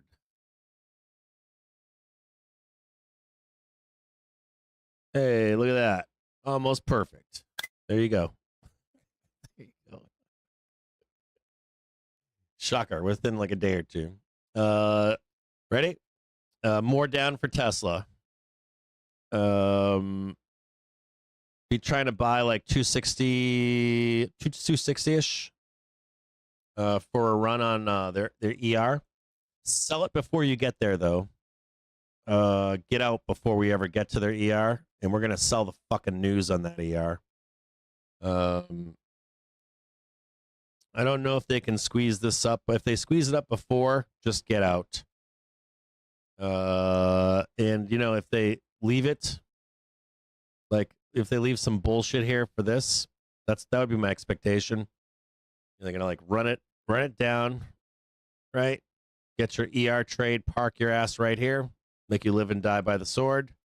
You get the rip higher into their ER. You exit long underlying Tesla. And then you look for a new buy here in middle of August or later, September. I don't see this trade yet. I don't see this trade yet. I do have real concern though. I had more concern in 27, 28 than I did 25, 26. But if we're going to front run all this stuff and the Fed doesn't comply,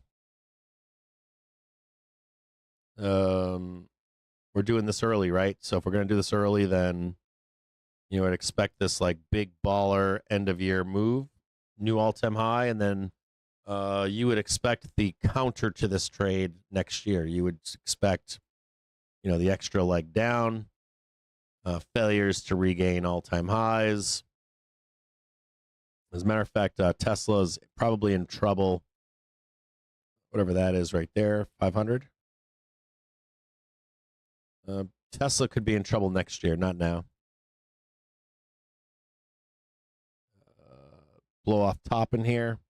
I see the blow off top so bad. Like just fucking vertical. Like literal vertical here. But then next year it's a fucking mess. It should be a fucking mess. So if you're looking for that explosive move up on Tesla, that big huge payout, I think it's there.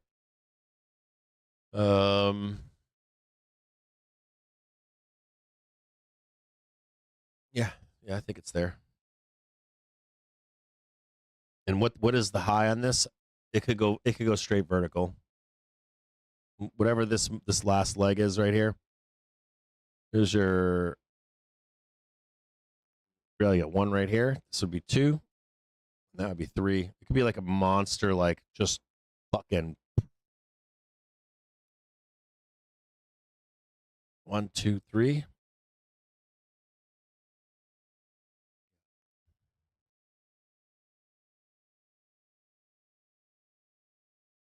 You got equal legs up here too.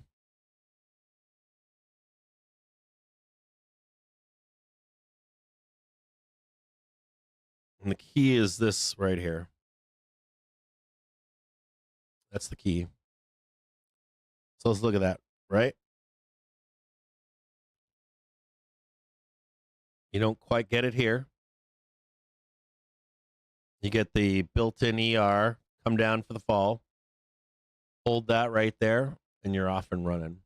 So, all right, ready? Expectations for Tesla. Buy 230.61. I don't think that trade, though, is until the fall. I think you can also buy the ER trade here, probably a little bit lower. I'd like to get closer to...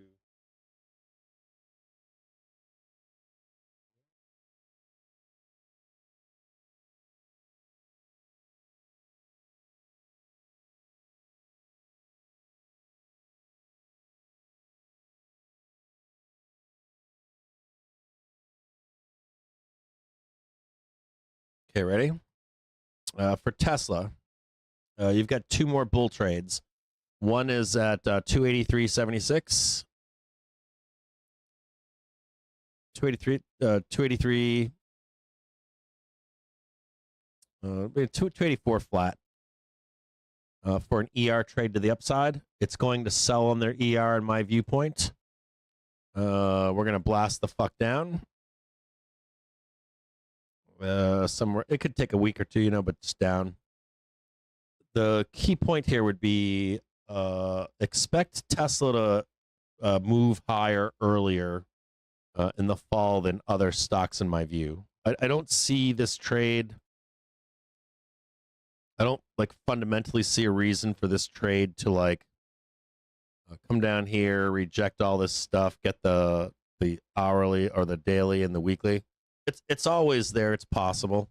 You know, there are people talking about like Black fucking Monday in October.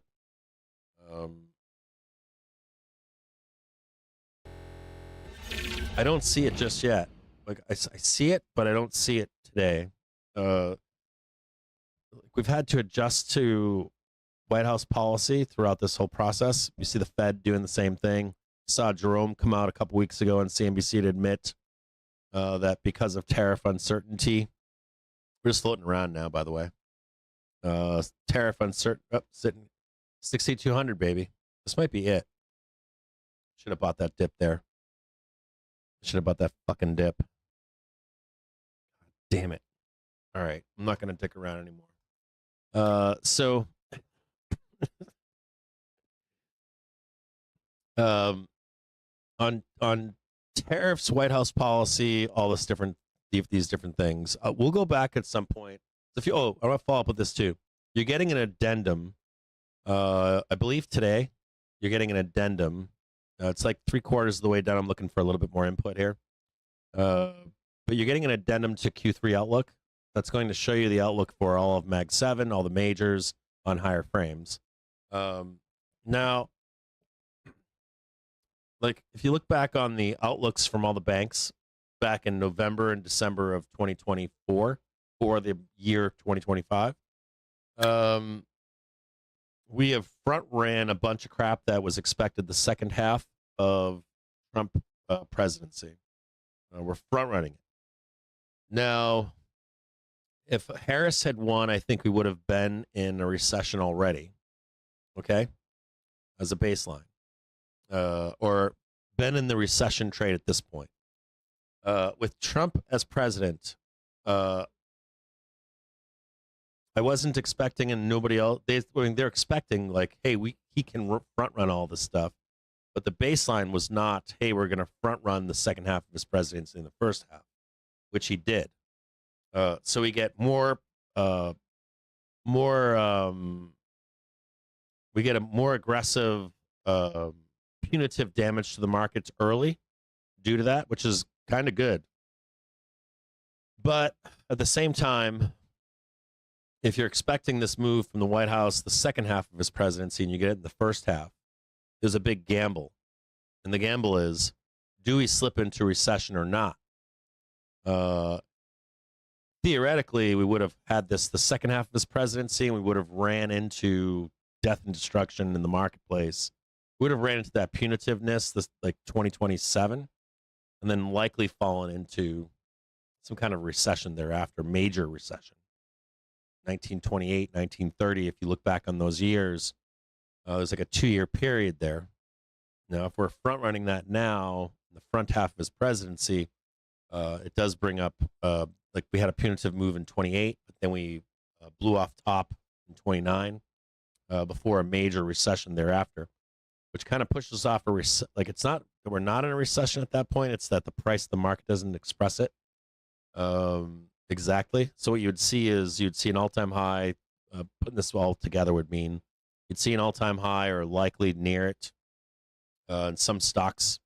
You'd see a blow off top in like S&P 500 end of this year, and then you'd have a failure to recover that next year.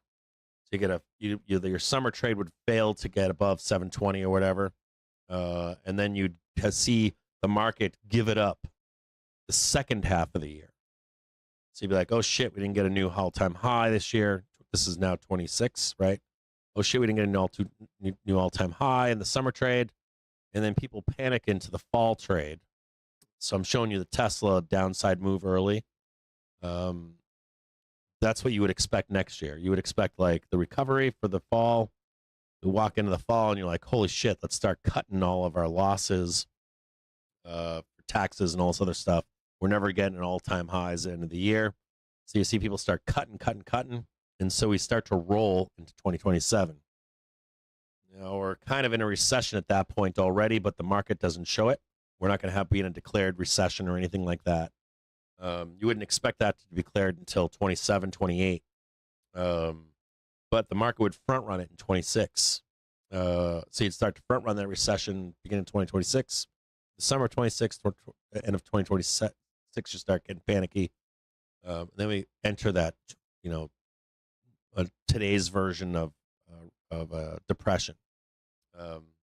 Now, what Besson's saying and all that kind of stuff, they're just buying time, which is normal and good. They're doing a good job manipulating the market. I can't say anything bad about it. Or extending the market as best they can. I even think that, to some extent, Powell's involved in this. So even though they'll say something negative against Powell, the longer you don't cut major rates, like major cuts to zero, the safer the market is. And if anything, even if you got a knee-jerk reaction on a rate hike, the market is still safe. It's saying that the consumer is okay, that they can take more, and that they're trying to thwart continued explosive upside moves, right? So I think that even Jerome saying you could raise rates or something, that falls in line with that blow off top. Like, Jerome is cutting rates and we're blowing off a top. It's not going to be good. Even just like a little cut here, cut there, for that blow off top. I think if you see that blow off top, you want to be like at 6, not 7 or 8 on the blow off top, so you can start cutting rates aggressively as we roll down to the right hand side. So there's a lot of argument here that Jerome should be cutting. I disagree with that. For the bulls, I think that's your best bet, is to not have cuts, not major cuts. You have like 1 or 2 or whatever, cut and a pause and then a rate hike. Like, the whole idea of going to zero now is off the table. Unless you had some kind of a Fed that was bent to the will of the White House, which we're not at just yet. I think they are bent to the will of the White House. I think they're just playing fucking kabuki theater with us, to be honest with you. I think that Trump knows that he can't cut rates. He doesn't want him to, but he's going to blame him. Makes him look good on the face and stuff like that. So, God damn it! All right, I gotta get in on this trade, and I haven't yet. I haven't done a fucking thing. So what are we at here? It's 3 o'clock.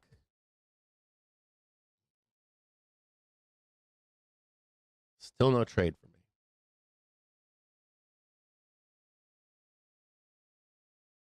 And I still fucking, yeah. Why are they in trouble next year? I'll show it to you. Want to show it to you why? I can make it easy for you. I can simplify for you why they're in trouble. I'm gonna simplify for you. It doesn't matter how they. It's a good question. So, I'll explain it for you here.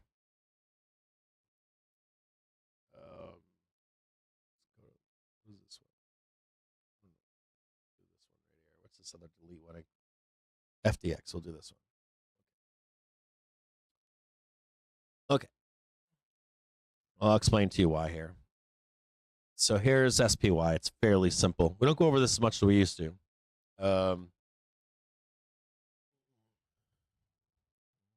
We need to go over this stuff more frequently. Okay, so I want to show you something here, okay? Now, if you follow like Wolf Richter at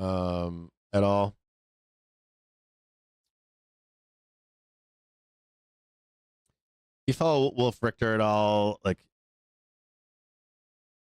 you start thinking about like tariffs, trade war, how long it's been going on. You start to look back on things and say, oh yeah, we were doing this, we were doing that, we were doing this, we were doing that. If you look at like factory builds, like new factory builds, if you look at machinery builds for right now, you can go on the Fred and look at these charts. I'm not going to bring them up because it's kind of off the cuff, but you got to think about financiers. I want you to think as an American. You may not know this. If you can go to school for business or finance, you don't know this, more than likely. You think you know it, but you don't. banks finance countries, and they are the reason that anything happens. You might want something. You might say to yourself, well, this revolution took place or this civil war took place because of the people. No. They need to be financed. Revolutions, civil wars, they need to be financed by a country and a bank that's willing to finance that to happen. So the way to think about financiers, way to think about how long Wells Fargo's been in business, and JPM and Goldman Sachs and other very wealthy individuals, like you've got the French and the English, and you get the gist, right? So these people finance these things. These people also, the reason I'm saying that is because I don't always know why things are happening. You're like, why does this happen? Why did that happen? Why did this matter and that didn't matter? And the reason I'm bringing that up is because of 2020, or like what's going on in the background that you can or can't see. And oftentimes what you end up seeing is you see accumulation and distribution on some fairly high levels. So when you see like these big accumulation moments here, and you can actually see it here too in here, this big quarterly accumulation right here, you can start to see like accumulation there. There's a big drop, right? There's another one right here. You can actually see the accumulation and distribution in the stages of it. And the big one is this right here. The big one is like when you say, hey, the elephants are in the room.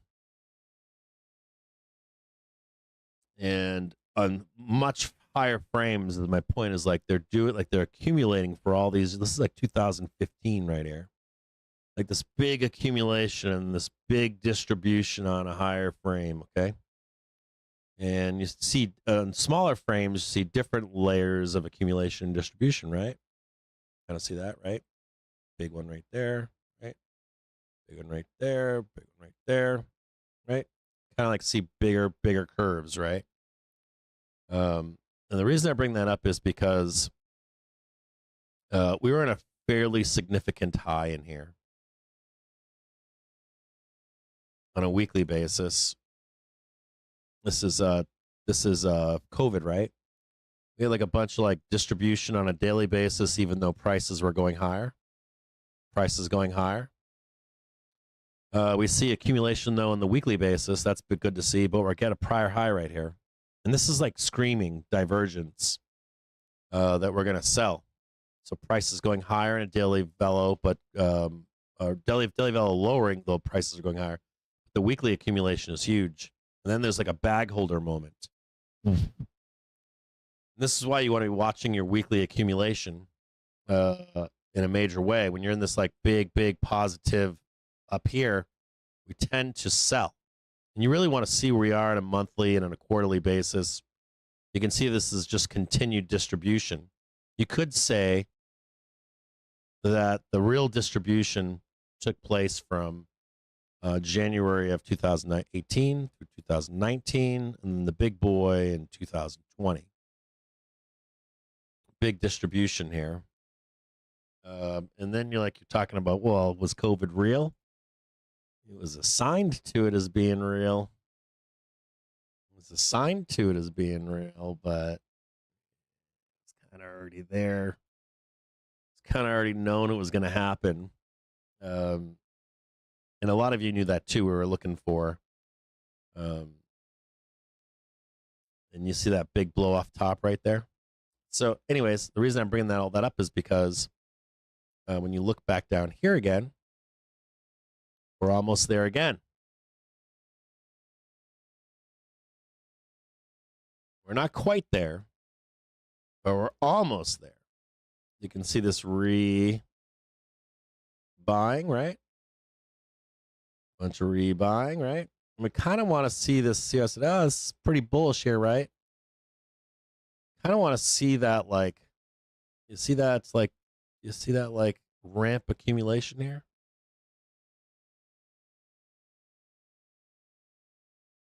So that this is January. Let's pretend this is, let's say, February at the latest, right?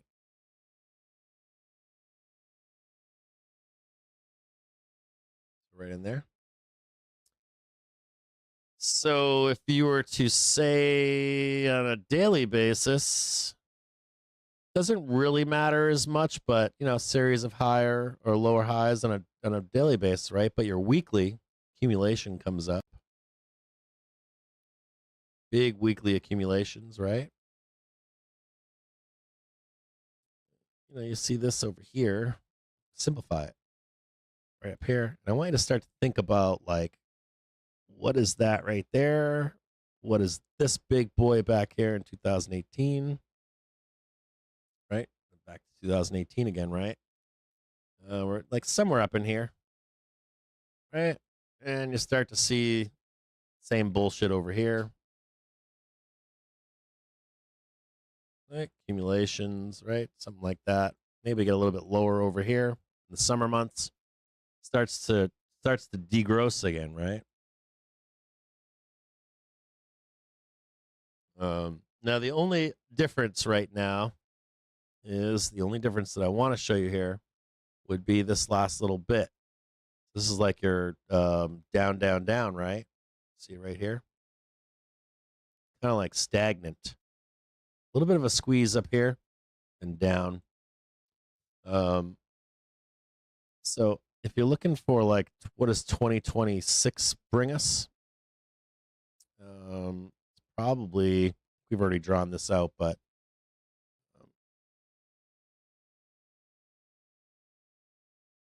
you know, something up here, right? And then some kind of failure down there. And there's the start of your distribution, right?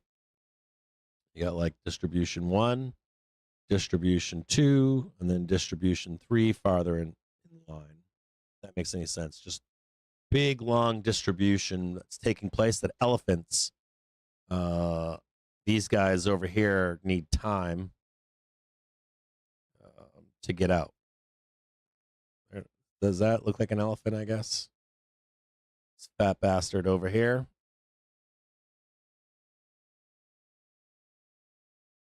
He's distributing all along the way.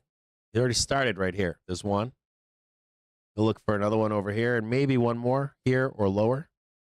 But somewhere in here, they're looking to get out. There's your first one right there. And double correction wise, 1, 2. Bigger question becomes, do we get the second leg down? If you don't know what the second leg down is, this is like 2008. Normally it's just a double correction. This 1, 2. This is where things always get fucky. Like 2000, 2008. If we go way up here, all the way back down there, and this is where you get the fraud leg.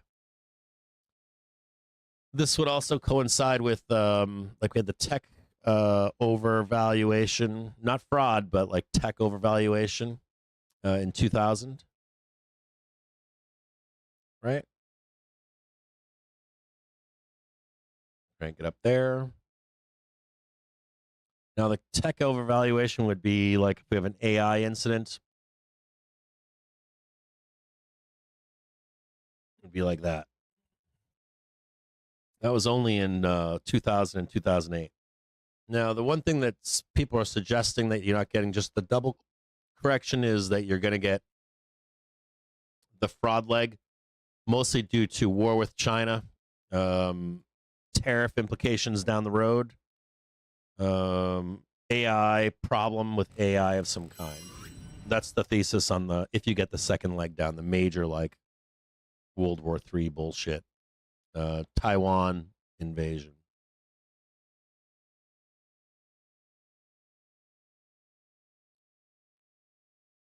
Back to hot stocks.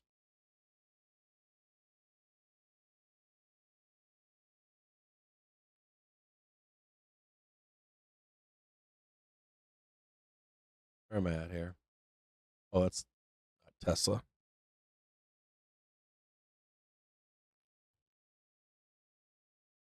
The big question becomes, do you get the fraud? Oh, dude, I should have bought that fucking thing down there. God damn. I got to stop. I got to pay attention to the market.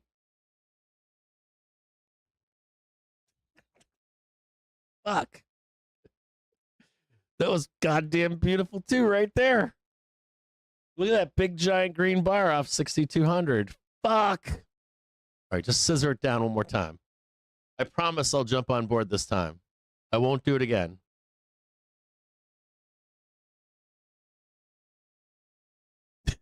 I'm trying to will it into, like, I'm going to try to will this into, we're probably done.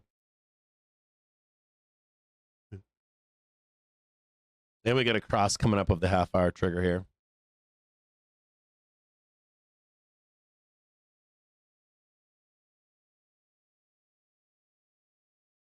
So I think that's how you get. It, right? I think everybody was aware of this. Like, I think everybody's aware of, like, if Harris had won, it was early recession, almost guaranteed. Everybody's in agreement with this.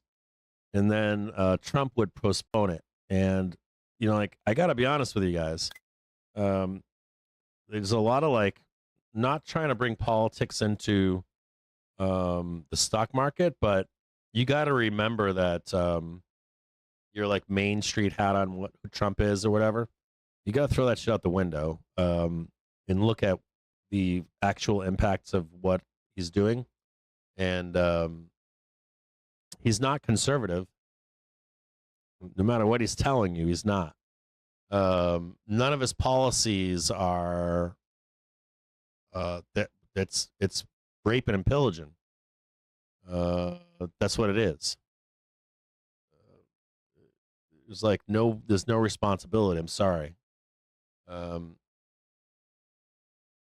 when you don't have that, markets go up, right? Generally speaking, overall, like, open up a chart over the course of a year and you look back and you're like, oh yeah, I forgot all about that when I said the market was gonna, like, burn down to the ground or whatever. Like, you look back and you're just like, oh, we're going up. And why are we going up? Normally it's from fiscal irresponsibility. We get a little bit of that from both or not a little bit. Both parties are very similar. They're like corporate Democrats, corporate Republicans, and then you get populists that can throw a wrench in the pudding or whatever. And I don't see how. The only way that I see that it goes down is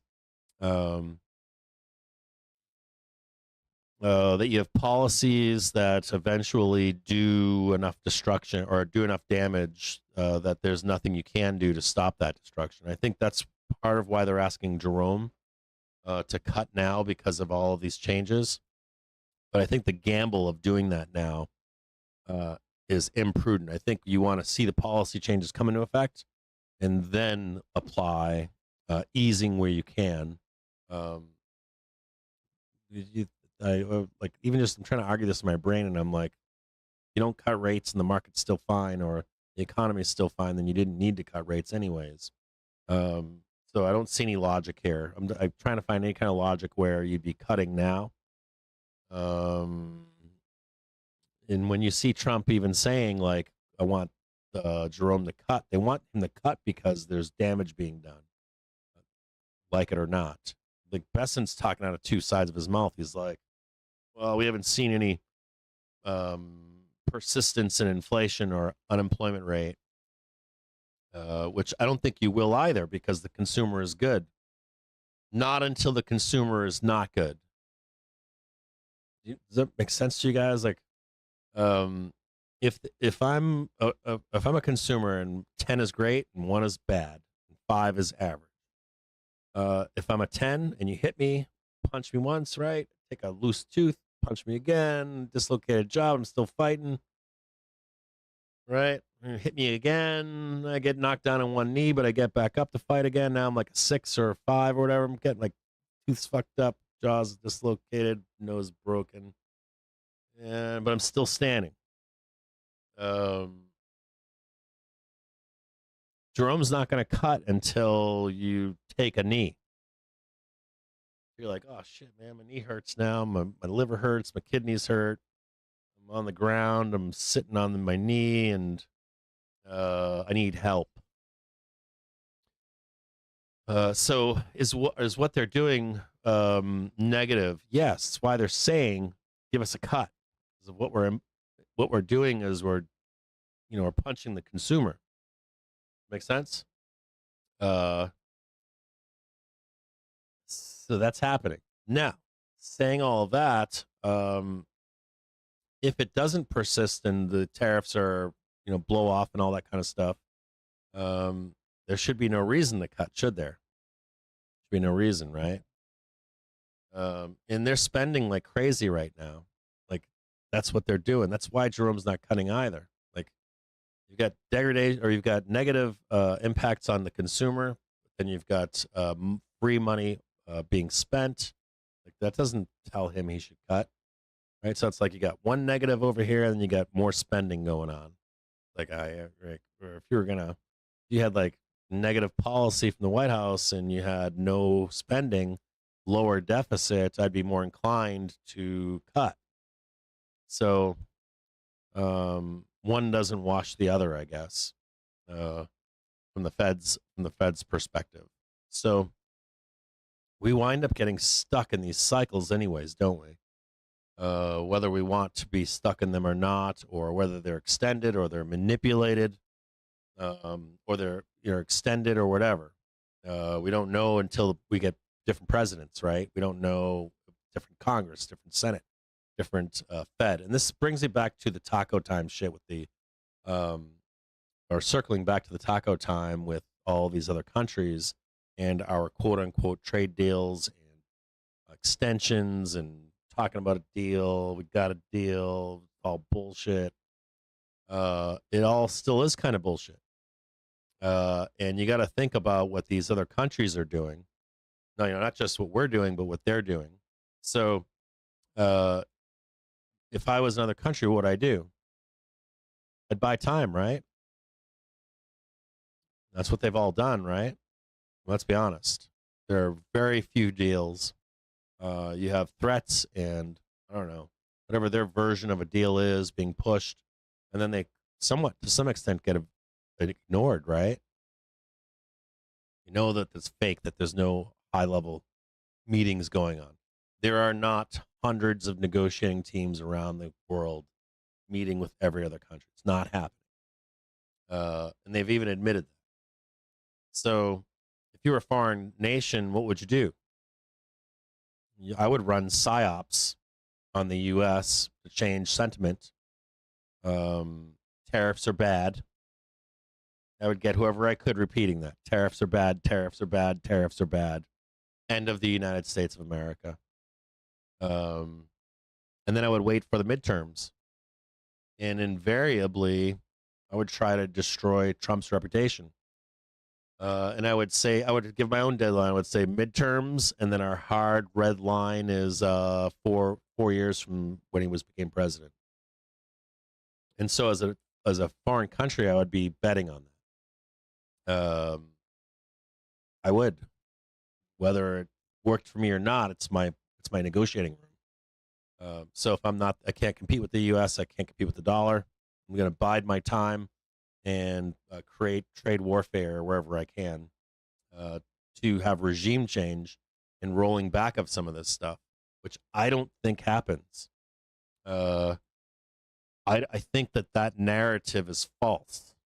I think the Democrats are in on it. I think everybody's in on it.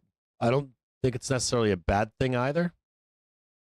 I don't like how it's being done, personally. I think it's slop. That might be required because of the speed bumps we have. The speed bumps that we have in place in our country, and our government is meant to stop you from getting anything done. We're a nation of gridlock intentionally. So the only way you could probably get it done would be how it's being done right now. You throw shit in the wall, see what sticks, what breaks, what's weak in the system, what can you break in the system. That could lead towards these things. And I'm saying that because it's right now. You have that person doing that, Trump. But I got to tell you guys, at each stage along the way, they've had the right person there to do what needed to be done. You had Sleepy Joe Biden coming in, right? All I want is a break from Trump's craziness right now. You got every president prior to Trump have all put tariffs on. You can track the factory builds, the machine builds. Financiers likely got together with CEOs of Fortune 500 companies and said, "Where are we going? Where are we headed? What's this shit with China?" And they want to displace the dollar as the world's currency. You got BRICS, you got belts and roads, like all these things that have been going on for decades. And when you really look at this stuff, Trump's a bad guy in my view. Like he's a fall guy or he's the bad guy. We need a bad guy. Okay, we got one. And the rest of this country and financiers and corporations and CEOs and the power brokers of politics likely want this fundamental change to our economy. That's what they want. So I don't think it matters who president is. I think, as a matter of fact, I think whoever the next president is, however far along we are, will reflect what's needed for this continuation and change. Now, if you're going to change our economy, is there a way to drive through it? Sure. But you have self-realizing prophecy, right, along the way. So you start to expect things like, hey, we're going to change our economy. Hey, we're going to bring manufacturing back to the U.S. Robots are going to do this, and AI is going to do that. And also we're going to, meet up on the corner with China and Russia to some extent and pick a fight, right? Whether it's only a cold or a hot war or just a trade war that escalates into those two things, I don't know. But all the cards are there. They're literally all spread out on the table. You can see them. Other than timing, it's all there. And, you get pulled into those things whether you want to or not. You can see it in both industrial revolutions, the one that came at the late 1860s, 1880s, and the one at the turn of the century that lasted into World War I, World War II. You get dragged kicking and screaming into these things. You say, I don't want this. I'm a Luddite. I'm a this. I'm a that. I'm going to go, bury my head in the sand. And meanwhile, it all happens around you. You can't predict the time frame for this stuff. But you can kind of like look at it all and go, yeah, I can see it. And here are the graphs that show it. Here are the graphs that show that we're actually been doing this stuff. These meetings were had years ago, decade ago, 5 years ago, or more than that, 15 years ago. You actually see it with all modern presidents. This includes Clinton, Obama, Biden, all these guys. Bushes, they were all doing, they've been lining this shit up for years and years and decades. So does it go as fast as you want to go? Probably not. Does it ultimately resolve into some kind of a major correction? I mean, like, not this last correction, but I mean like a bear market, major bear market, like 2000, 2008, 1928. Sure, I think it does. I think it's very plausible. Not the exact same one. I don't think it's like the crash of 1929 or anything, but I think that the net effect is something like that, some kind of a get rid of the debt, austerity to some extent, and then some kind of a new generation thing. Maybe it takes 5-10 years. And you're in the top of a fifth wave right now, too. Theoretically, you're in the top of a major fifth wave, which usually results in a pretty big, to some extent, some kind of a pullback. So why does it have to happen? Accumulation, distribution. You start seeing accumulation on highs on quarterly, monthly, weekly at the end of this year. Looks like it's probably a major top. You get 5 waves. You get policy implications, and trade war intensifies and escalates. Then we have elections, midterms, and then we get the presidential election. And I think that people will be shocked. I really do. I think that people are going to be shocked that if you see a regime change, you might see like might see like a midterm that could rein in some of what's going on. But I don't think you see the progression. Nothing has stopped this progression. Nothing in decades. It's just coming to a point now where you're seeing the effects of it on the surface. But I don't see how this train stops for anybody. And I think you're going to be shocked when you see that. Even if they hogtie Trump, I think that the next election would be someone that continues on down this path. And so I think that path does, to some extent, align with some kind of confrontation with China.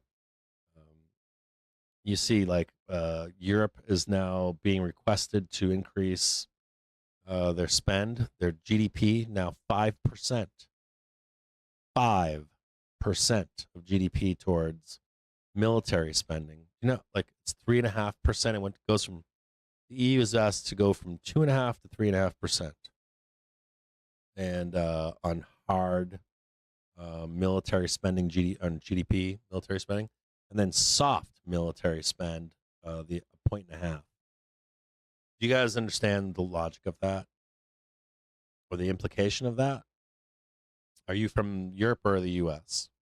I think that's like I think that if you count up 5% of GDP of the EU versus Russia, it's like overkill.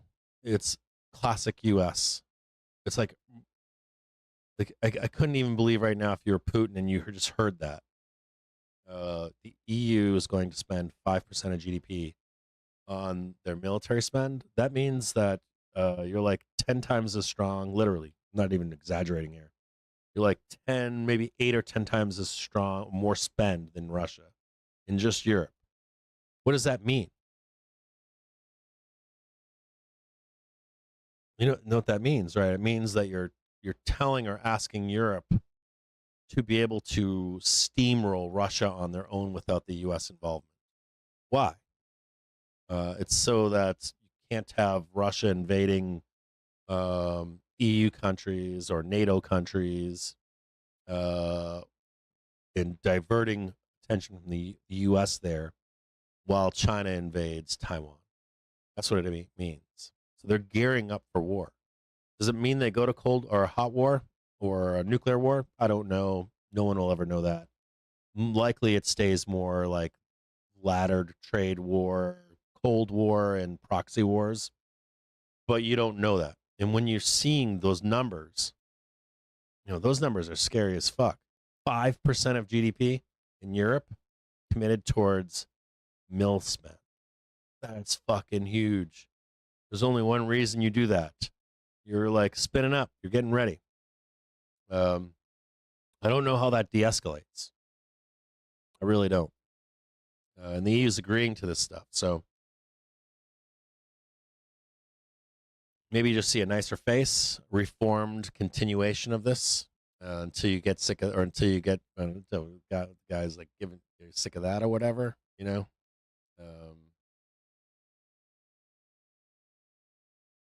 Make any sense to you guys?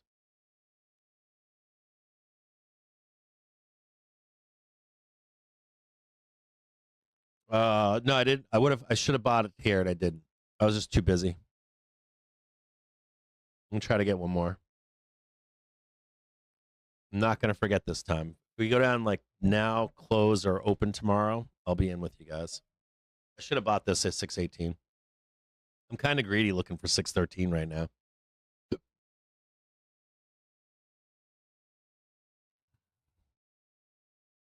Target for me is 628, 630, maybe even 640 in the next run.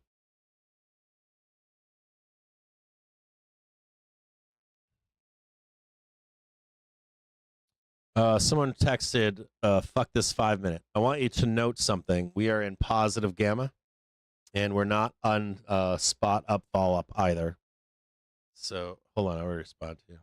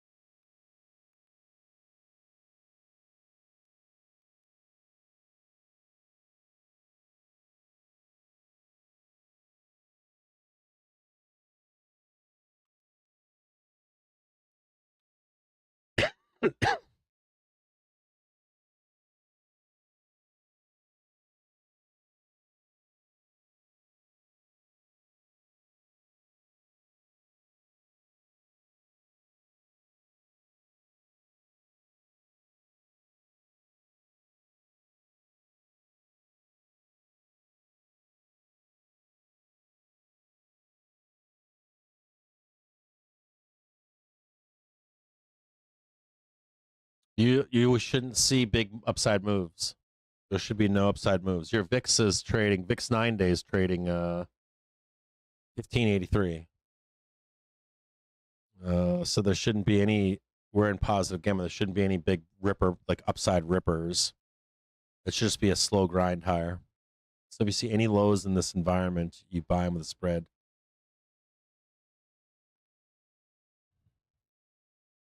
No zero. Well, I guess you could do zero dates at some point, but you shouldn't see huge upside moves. Any downside should be bought with a spread. Like major downside. We should grind higher.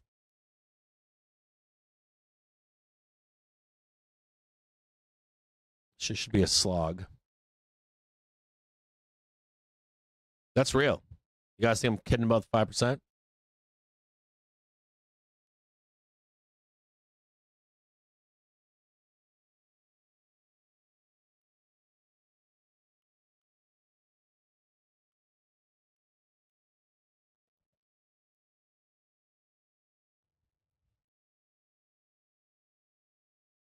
There you go. Oh yeah. Oh, I got you, James.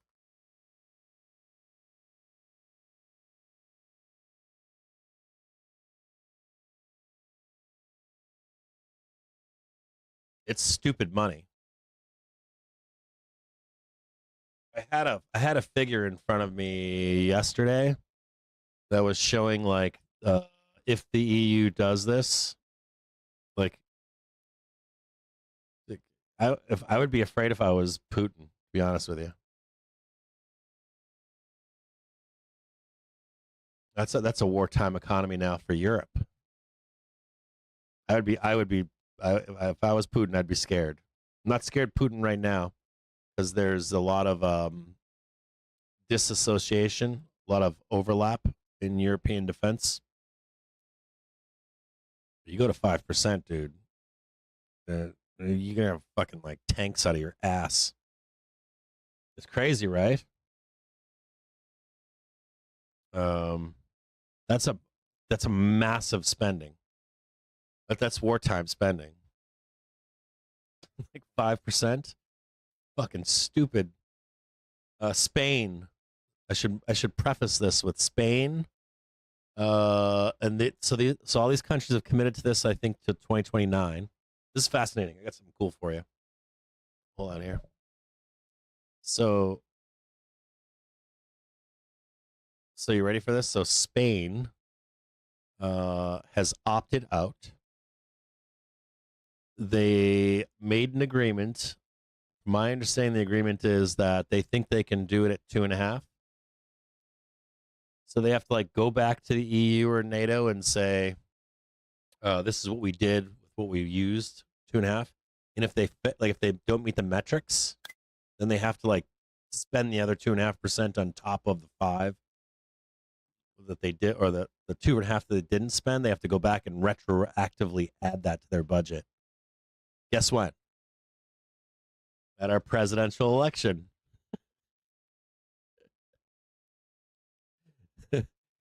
Literally, it's in the presidential election for the US. So you get like, the dogs of war being trained. And then you go right into the next election with in a Europe that's armed to the teeth. When you guys put all this together, like, so I just gave you a post inside the Discord of I don't know, I haven't even read this article, but I know for sure that there are others that state like you're going to be heading into a presidential election with Europe, a military superpower at that point. What does that look like for our elections here in the U.S. You've got like, Thugalicious just like ripped. You feel like the EU just looking like they're looking for a fight. Just like, you go okay over there? Europe's like, oh, you're like, what do you, big man, little closet over here. Uh, I think that'll be fascinating heading into the next presidential election in the U.S. Of course. Um, like talk about the posture of Europe and the U.S. heading into the next election. Um, it's all being done right now. All of it. It's all being done. It's don't be a Luddite. Just like look straight into it. You can see it. Now there's parts of that if you guys know anything about debt cycles, gearing up for war is part of that debt cycle, right? So if you know anything about debt cycles, you know that to prolong a major recession, you'll sometimes see civil strife, and you'll see war. You'll see war economies, and we're seeing that right now. So that falls in line with the rest of that shit: accumulation, distribution, and timeline, and all that kind of stuff. How much pain? When do you want the pain?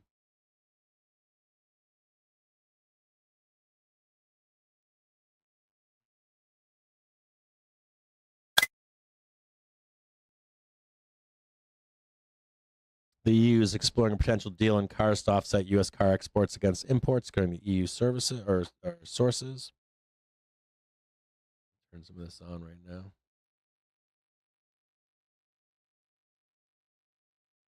South Africa received a letter subject to 30% tariff. Malaysia 25%. Letter set to Kazakhstan for 25%. I wonder if we're sending letters to any of these countries with no inhabitants on them again.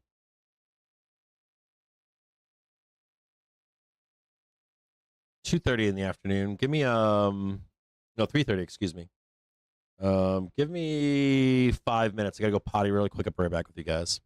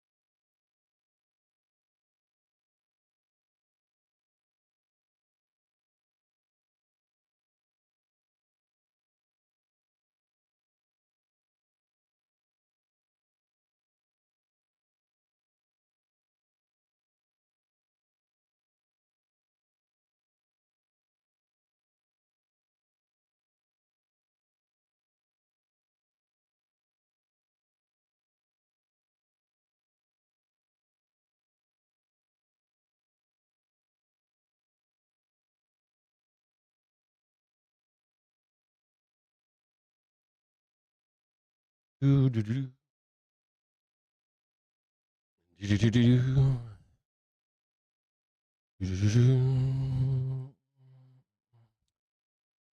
here, guys. Rid of that.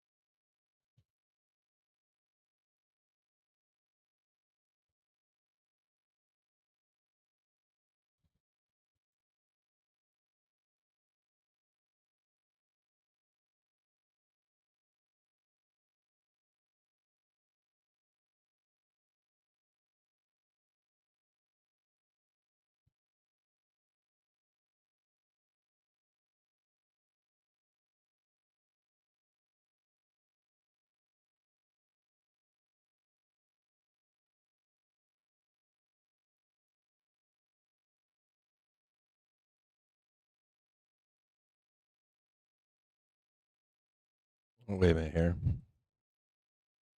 Where's Tuesday close? 100.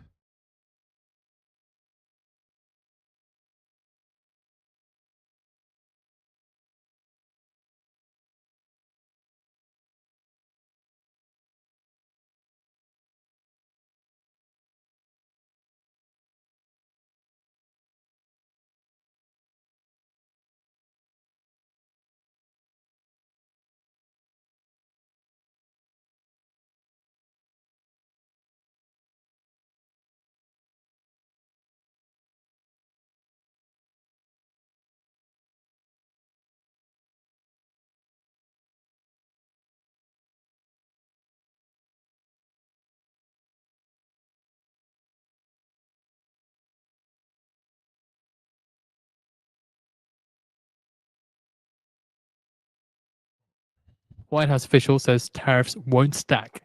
So again, White House official says tariffs won't stack.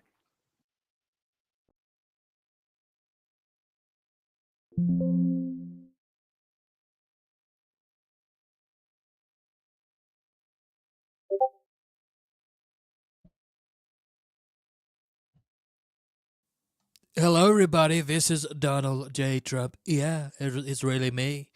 And I'm going to do a little advert for Financial Juice. You're behind the markets.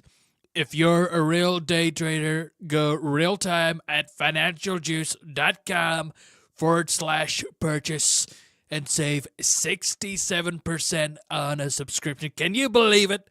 Instead of a 67% tariff, you get a discount. It's huge. Very, very big. Very big. It was as big as my hands. Huge. Well, not as big as my hands. My hands are bigger. What are you waiting for? Come on, do it.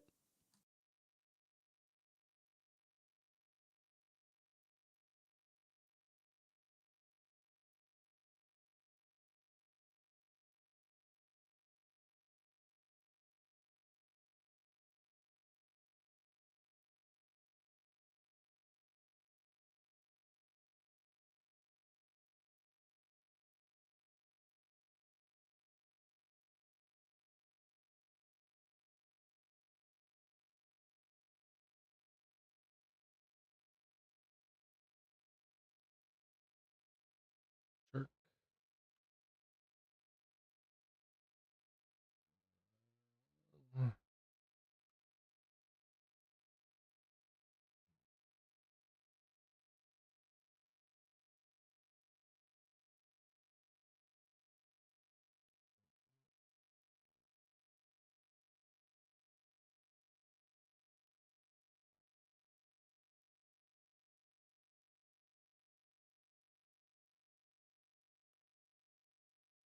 So I just put a preliminary expectation on the Discord for you. if you look at that chart right there, I mean, they could just grind us sideways. We go nowhere. But we are set up for some kind of like PMH, Globex. Maybe we can get a down move. I don't know if we can or not. I don't know that it actually matters either. That's like scraping pennies there. So but we're currently trading 619.57. We had a low of 617.93. 617.93 is pretty fucking close to 613. So we're scraping pennies here. If we see any more lows like this, though, if I see anything like this again, I'm on. So I think this is the low here. Like if you're long from here, I'm like, I can't say that's a bad trade. Yeah, if we don't get any more bad news, tomorrow, Wednesday, at the latest, any more like truly bad tariff news, we're going higher. So watch out for a squeeze here into the bell too. Could see like a quick squeeze up and then down move. It's like here, right up here, and then they're going to try to come in and sell it again tomorrow. So this short should come off here in the bell. Look for a quick squeeze up into this close here. And they're going to try to short it again, likely from slightly higher, either here or up here, either here or here. Looking for one more short to the downside, or at least a pin, some kind of pinning action into tomorrow, Wednesday.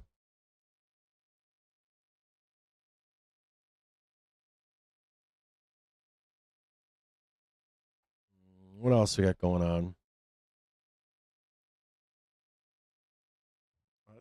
And that's the other thing. Like even that chart I gave you, like if we make a new high on that chart, like if we make a new, look at that chart right there. Like you make a new high where that top arrow is, that shit's over again. We ain't going down any lower. Like we're close. We're really fucking close. The only thing that's stopped me here is the hourly velo. That's it. SPX ES SPY hourly velo says more down. Respect it until we can get a nice fat low on the hourly.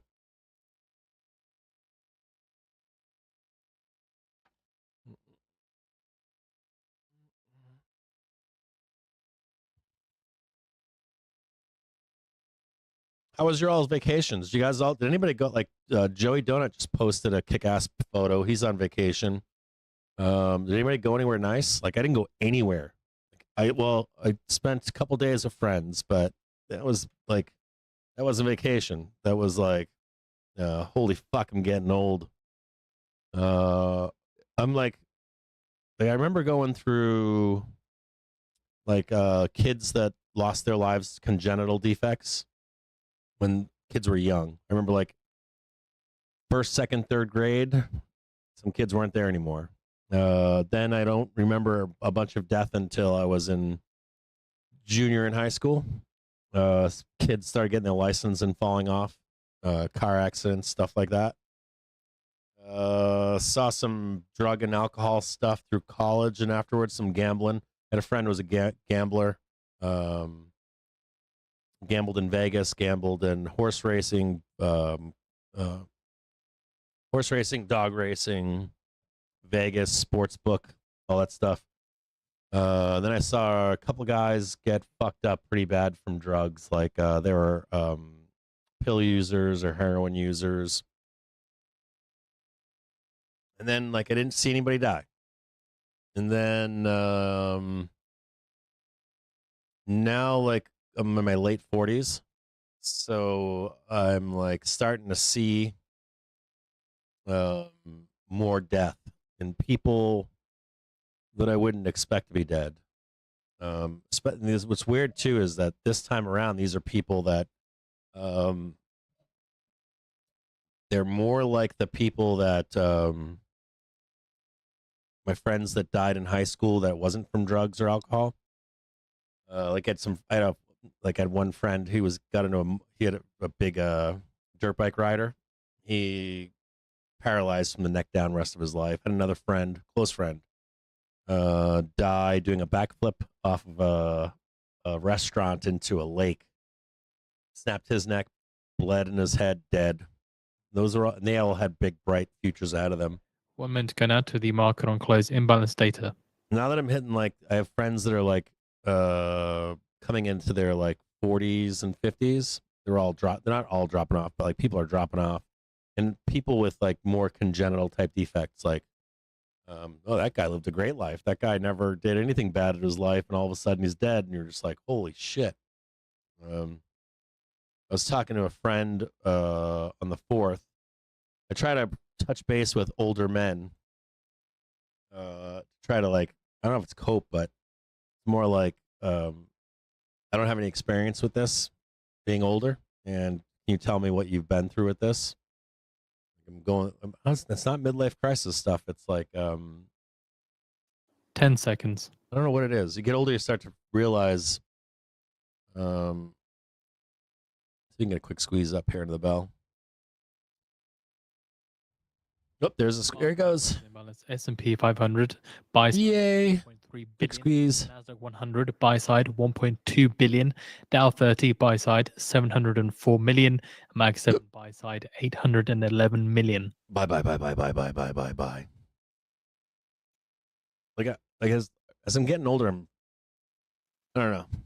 I want to start writing books about it, to be honest with you. Nice little squeeze happening here in the S&P 500, looking to trade higher into 620.47, 620.65, and 620.89. There's your upside targets right here. This one, and this one, and this one. You got one more over here. Right about there. If you're on sell side, you want to be looking for a place to sell above here. Into the close. You may get one more dip buy Tuesday or Wednesday.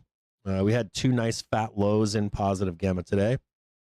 Two easy places to get long. There are some nice call spreads, by the way. They don't pay great, but they pay decent. We're in deep in positive gamma, so be careful of zero dates. We don't have high VIX in a matter of fact. Let me go look at the. Let me go look at one more thing here. I just want to see if we're risk on or risk off really quick. There's a bunch of stuff I haven't checked. I need to like skew. Yeah, I mean, this is all risk on. I mean, let's look at this shit here.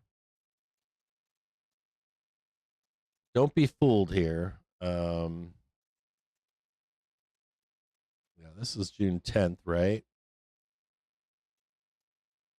Let's bottom right. So this is the skew index right here. And let me show you guys something here, okay? So this is the skew index on the CBO skew. It's SKEW. I want to show you that right there. You see this? This is risk on behavior right here. And this, if you want to see any like help here, right? So this is June 10th, right? And look what they're doing right here. Trying to do it again. You see that? Like that Ramporama again. Even if it. And I wrote this from a brief. Don't expect this to turn up until new month. And that's right where we are, right? There's July 1st, 2nd, 3rd. And this skew is heading higher again. What was the price action from Tuesday, the 10th? The 25th.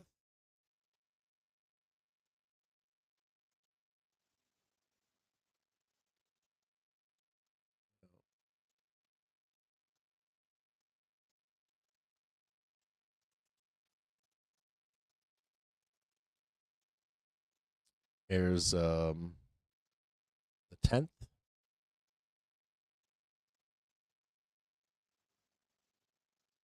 So like right here, like right, dip buy, dip buy, dip buy, dip buy, and just bam, bam, bam, bam, bam, results in this monster move up. It doesn't mean you're gonna get this whole move to the upside up here, like up, up, up, up, up, up. But it does mean like they're buying this dip. Even the skew index is saying get long for a print up here.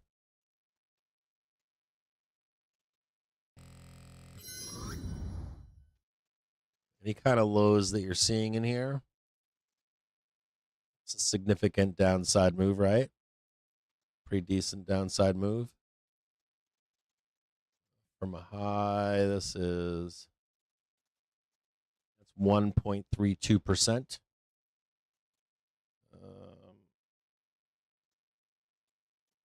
Pretty good downside move, right?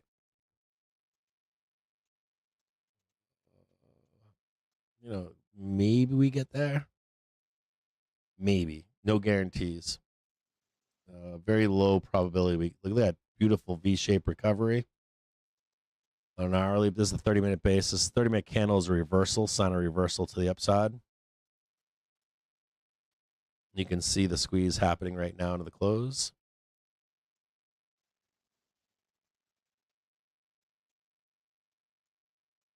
It's a beautiful reversal down there.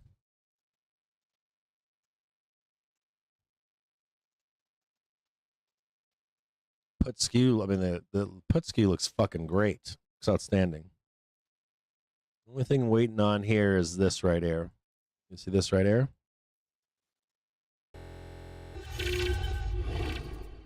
This is VIX 9-day. So you get that nice little bloodbath in VIX 9-day, right? You get the squeeze in the end of the day on SPY. And maybe one more leg down.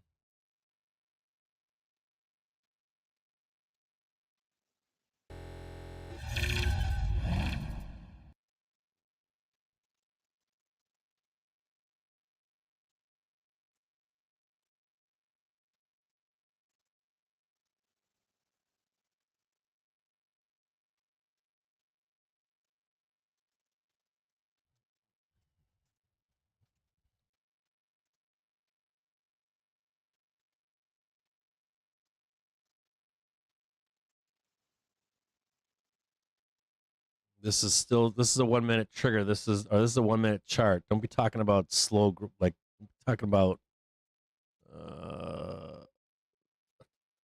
18-cent move being a squeeze. You guys talk a lot of shit, man. Like, I was looking at last week and I was like, FTX went up 13% and SPY went up 3.2%. I was like, that's a 10% difference. And then SPY is now down. SPY has almost given up his whole week, right? Here's Wednesday of last week. It's almost given up all of last week in one day. So, as a matter of fact, let's see what it gave up. So, what's it coughed up already? I was told there was no coming back here. This is Wednesday low. And this is all Monday here. We've actually gone all the way back to Monday of last week. We've basically given it up already. In one day. All of last week's gains basically are given up. In one day on SPY. So just a reminder, at the top of the hour, Trump is expected to be signing executive orders about extending. I think you can get one more. Deadline. It gets more improbable from here. Can't find any live. It is close press. It could be a fade too to just this low. In the feed as soon as we can. It could just be like one more fucking bullshit down here, but it's still in going up.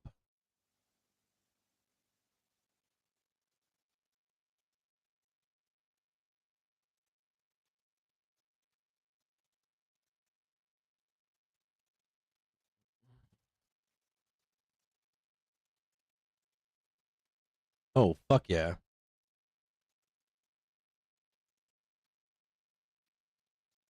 Yeah, time clock. That's what I was thinking.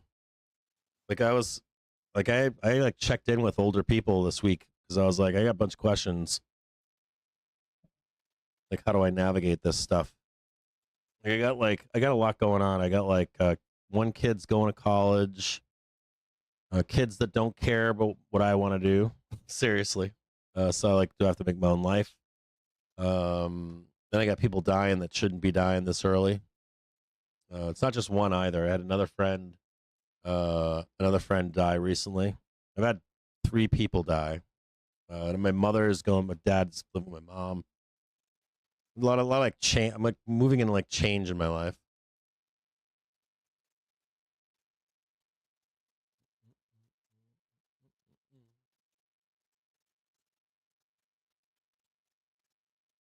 Over there. Do I think there's another short in the close? Possibly, yeah. I would think that we can sell this up here. Any of this would be sold.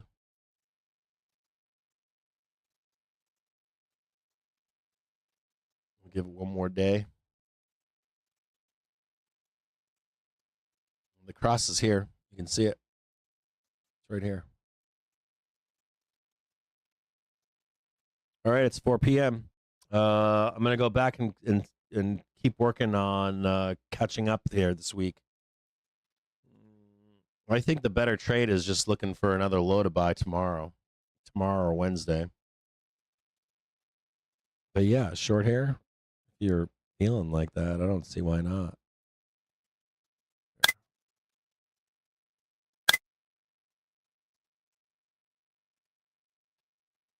I'll see it right here. And I've got this. I'm almost done with the addendum, so you got to be complete for the quarter. You're going to see all of the stocks where they should be, and getting right. And the other thing, there's another part to this too. I want you to start thinking now that we're in Q3.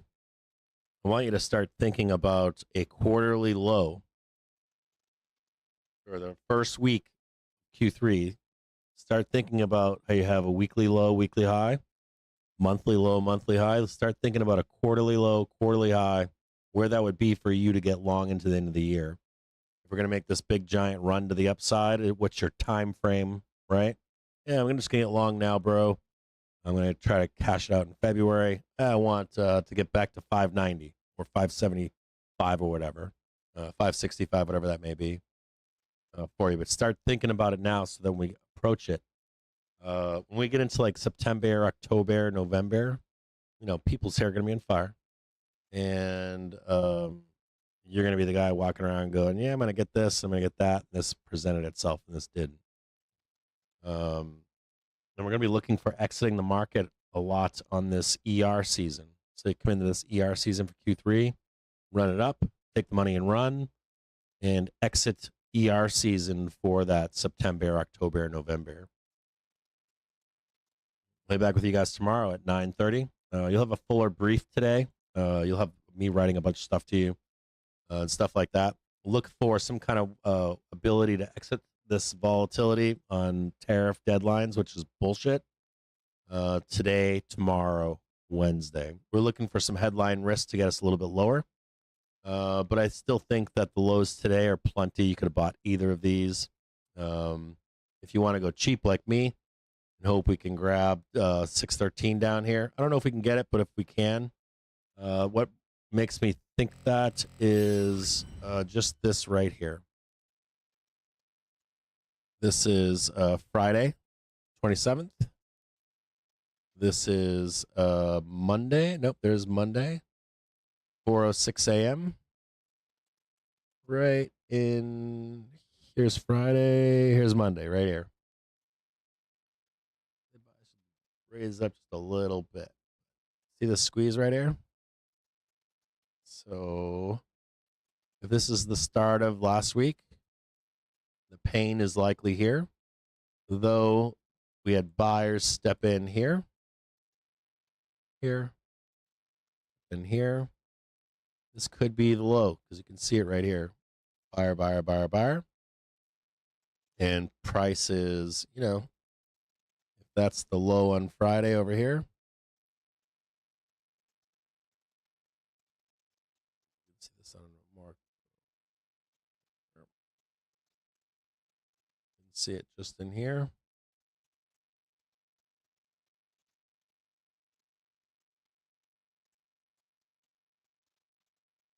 This is all week. Last week's buying over here, over here, over here, over here, over here to go higher. Right? Pump it up, pump it up, pump it up. Fight, fight, fight, fight, fight, fight, fight, fight, up. So the way is higher, right? We went higher. Now, if the way is lower, first place is right here.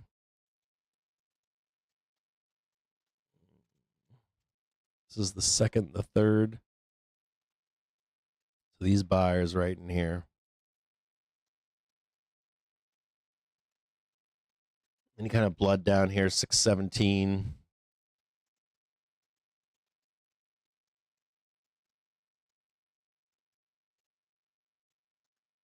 Any of that kind of stuff down there.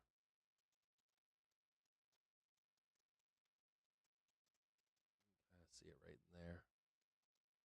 Like flopping it down, flopping it up, flopping it down, flopping it up. We're close.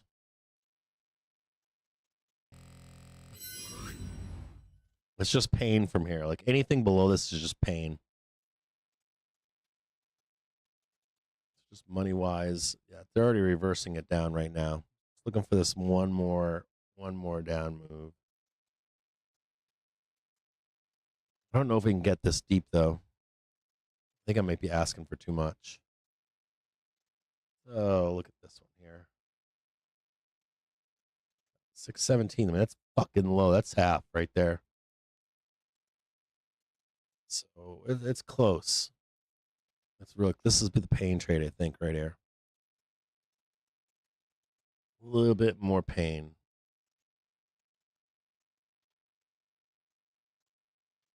Okay, see you guys tomorrow, 9:30 in the morning, and I'll have more expansion and thoughts and thesis and all that kind of stuff when I get to see you guys tomorrow. Later.